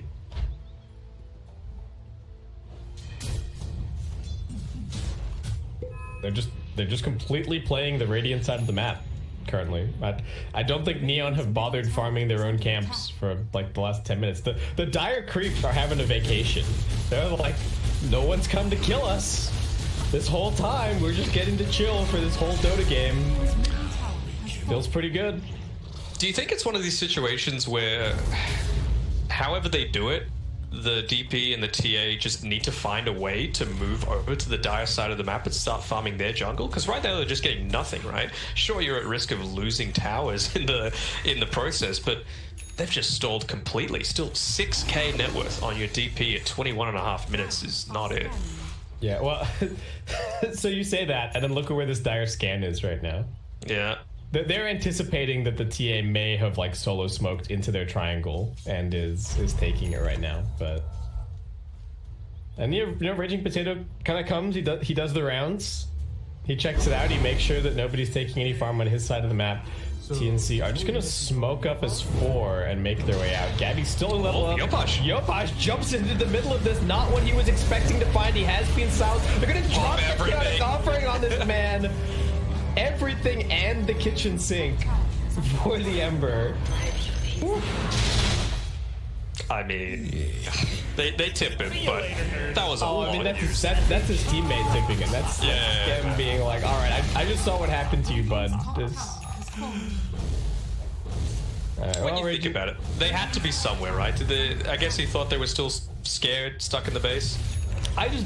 He was not expecting there to be 4 heroes standing on top of his remnant as he jumped in, right? There was just no way. Blink on the Rubik now. Raging Potato just popped an ulti to farm some camps. He's like, whatever, I want my level 18. I'm waiting for my Ember to respawn. We're gonna have double Halberd, so good luck to the Templar Assassin. Armel not even bothering to go for a Blink. Just rushing the BKB as quickly as humanly possible. Alright, we got level 2 DP ulti. Nice. We got level 2 chaotic offering, but not for another 100 seconds. Not so nice. Points and upheaval. I have been satiated. What's that? I am satisfied. Well, he didn't, he could have put one more point in the Shadow Word if he wanted to, but that was the only option that he had at this point. It was a 50-50. Oh, Scam gonna get pushed into the base. This might just be the Aegis gone pretty much instantly, and the upheaval is making it difficult for heroes to come in here and help. The Yopaj is able to just jump over the top of everything. Scam getting silenced, rolling thunder through from Tim's, completely controlling this fight. Scam, can he get the ultimate off? He can, but he immediately gets healed. March walking forward. Scam still life stealing. Those Vampire Fangs coming in very helpful, and Armel's just getting Halberd, and he can't do any damage. Play hard with the stolen Spirit Siphon, putting in the damage. They will finally end up losing Scam, but Neon still just cleaning up the fight, no problem. Man, he's able to last for so damn long on this Strong Warlord with that Vampire Fangs, with the lifesteal coming through from the Battle Trance. Eventually the Fatal Bond's doing work, but and what can you do at that stage? And now the level 18 Dragon Knight starts sieging these towers. Yeah, and the Rubik even did as much damage as his other 2 big cores in that fight. So Play Hard getting a lot done, and Raging Potato even getting a little bit ahead of himself, putting some damage onto this mid tier 3. I don't know if they can go for multiple lanes, but everyone's like pinging and tipping Raging Potato. I think he's getting a little bit ahead of himself if he thinks they can take 2 lanes. Be a little bit. Well, they're going to get the bounty runes regardless, so another lead extension incoming for Neon. Oh man, and even Arcane rune, bottom side of the map. Yopaj makes a beeline for it, and he's almost got his 18 as I don't see the way back here for TNC, and neither does Dota Plus. Tim's trying to make some kind of trying to make a play onto Raging Potato here. He just wants that bounty. He's got the Halberd. Alright, dodging the stuns for now. Halberd comes out. KP coming over. There's the Blink Spear. And the entire his face. The entire TNC team just gonna put him down. Well, other than March, he's waddling over at the moment. Does that move the needle? It does. We're back 1%. They got it. I mean, they have to make a play now, right? They have to. There's no other chance that you're going to get. They don't have Aegis. Yeah. You've got Chaotic Offering. You've got Exorcism in 5. Yeah. Neon smoked up. AP jumps straight into the middle of them, but he gets silenced. Here comes the Chaotic Offering onto 2. Scam also being silenced. He's got the BKB. Gabby the target. Scam just going for it. The Yule's gonna buy him another couple of seconds. The support has died. Tim just getting the work down. Yopaj low. Still has the Heaven's Halberd. Not dead yet. Another slight in a second. That's gonna keep him alive for a little bit longer. He's got bottle tips. Can they actually kill this man? It doesn't seem like they can. March, is he gonna get this kill from beyond the grave? He's trying to vessel himself. If only he had the final point in the Shadow Word, Danog. Yeah, that was the difference. Man. Well, Scam survived this time, so it's his job to siege. He can do the work. It's looking dire. Yeah. The TA is just not getting to do any damage, and the Death Prophet doesn't have any defensive supports, so it's like 1 Yules, and then you just die after that. And yeah, 22k the lead. Neon, they're not done just yet, but definitely a nice way to start their night with a 2-0 here. Start looking forward to their series against Boom. I think it's big. And then even now, with the game essentially sewn up for them, they've got the wherewithal to back off and just make sure they get these neutral items. Like, what are TNC going to do? Leave their base? It's crazy to think that this is only 27 minutes in. Like, what? It's 37 to 18. This game has been an absolute bloodbath. The Ember has just been running at heroes this entire time. Yeah, that's what you can do as an Ember, right? Like, really, the only cooldown dependent hero they have is this DK. Raging Potato really wants his Aghanim Scepter, I think. Game ends.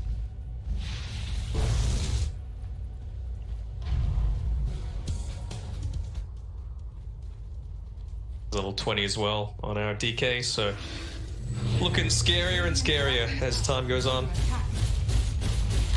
They're trying to wait for this exorcism. It's got 10-second cooldown.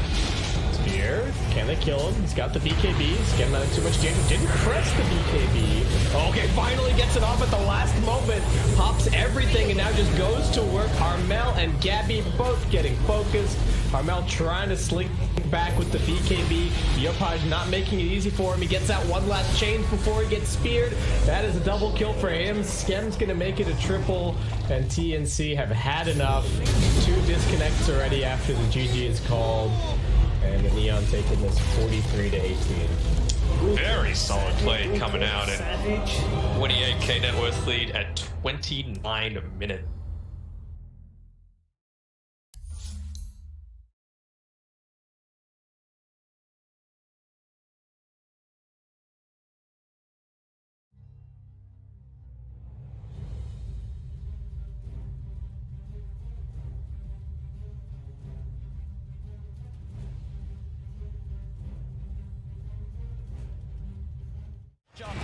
FY, he's found himself No-Tail out on his own. He's trapped him. There's No-Tail. Is he going to get any sort of backup? No, there's 3 still dead on OG. It'll be a slow and painful death here for No-Tail as Zame comes in for the kill secure. I love the way that Chalice popped his BKB super early in that fight. He just knows, I just need to get my ulti off, and he cast it at a very safe range. He didn't wait for the last second of his BKB. He's not very greedy. I think that's a lot of the reason why they've been winning these team fights. Seb has been struggling, still about 1,000 gold away from his BKB. Yeah, this Brewmaster is a display of perfection, really. It's the highest level in the game with his Bloodseekers. And doing a ton of damage. One of the most damage in the game as an offlaner. Now has full Shiva, so even more ways. He's pretty much itemized entirely just to be like, Ana, I'm ruining your game. I've got Radiance, I've got Shivas. You're going to struggle so much in these fights as Phantom Lancer. Eric's did his best to keep Ana alive, and but Ana wasn't able to do damage because of his rupture. He wasn't that low on HP, but still can't run around. Seb. Oh, I'm asking ninjas here. Got to be careful who shows up top. Indeed, Jerax. He's going out on his own. He doesn't expect Zame to have this invis rune. And Zame will show himself. Jerax goes across, but Somnus is there. Somnus is not messing around rupturing. No mercy. They're feeling very confident now at this point, getting these very advantageous team fights as well as getting kills on the split push too. Thompson though, we'll find X-Nova. Seb, and as well. Between the two of them, they'll take down the support edge. FY's going to come in though. He hasn't got anyone else with him at the moment. It is just FY.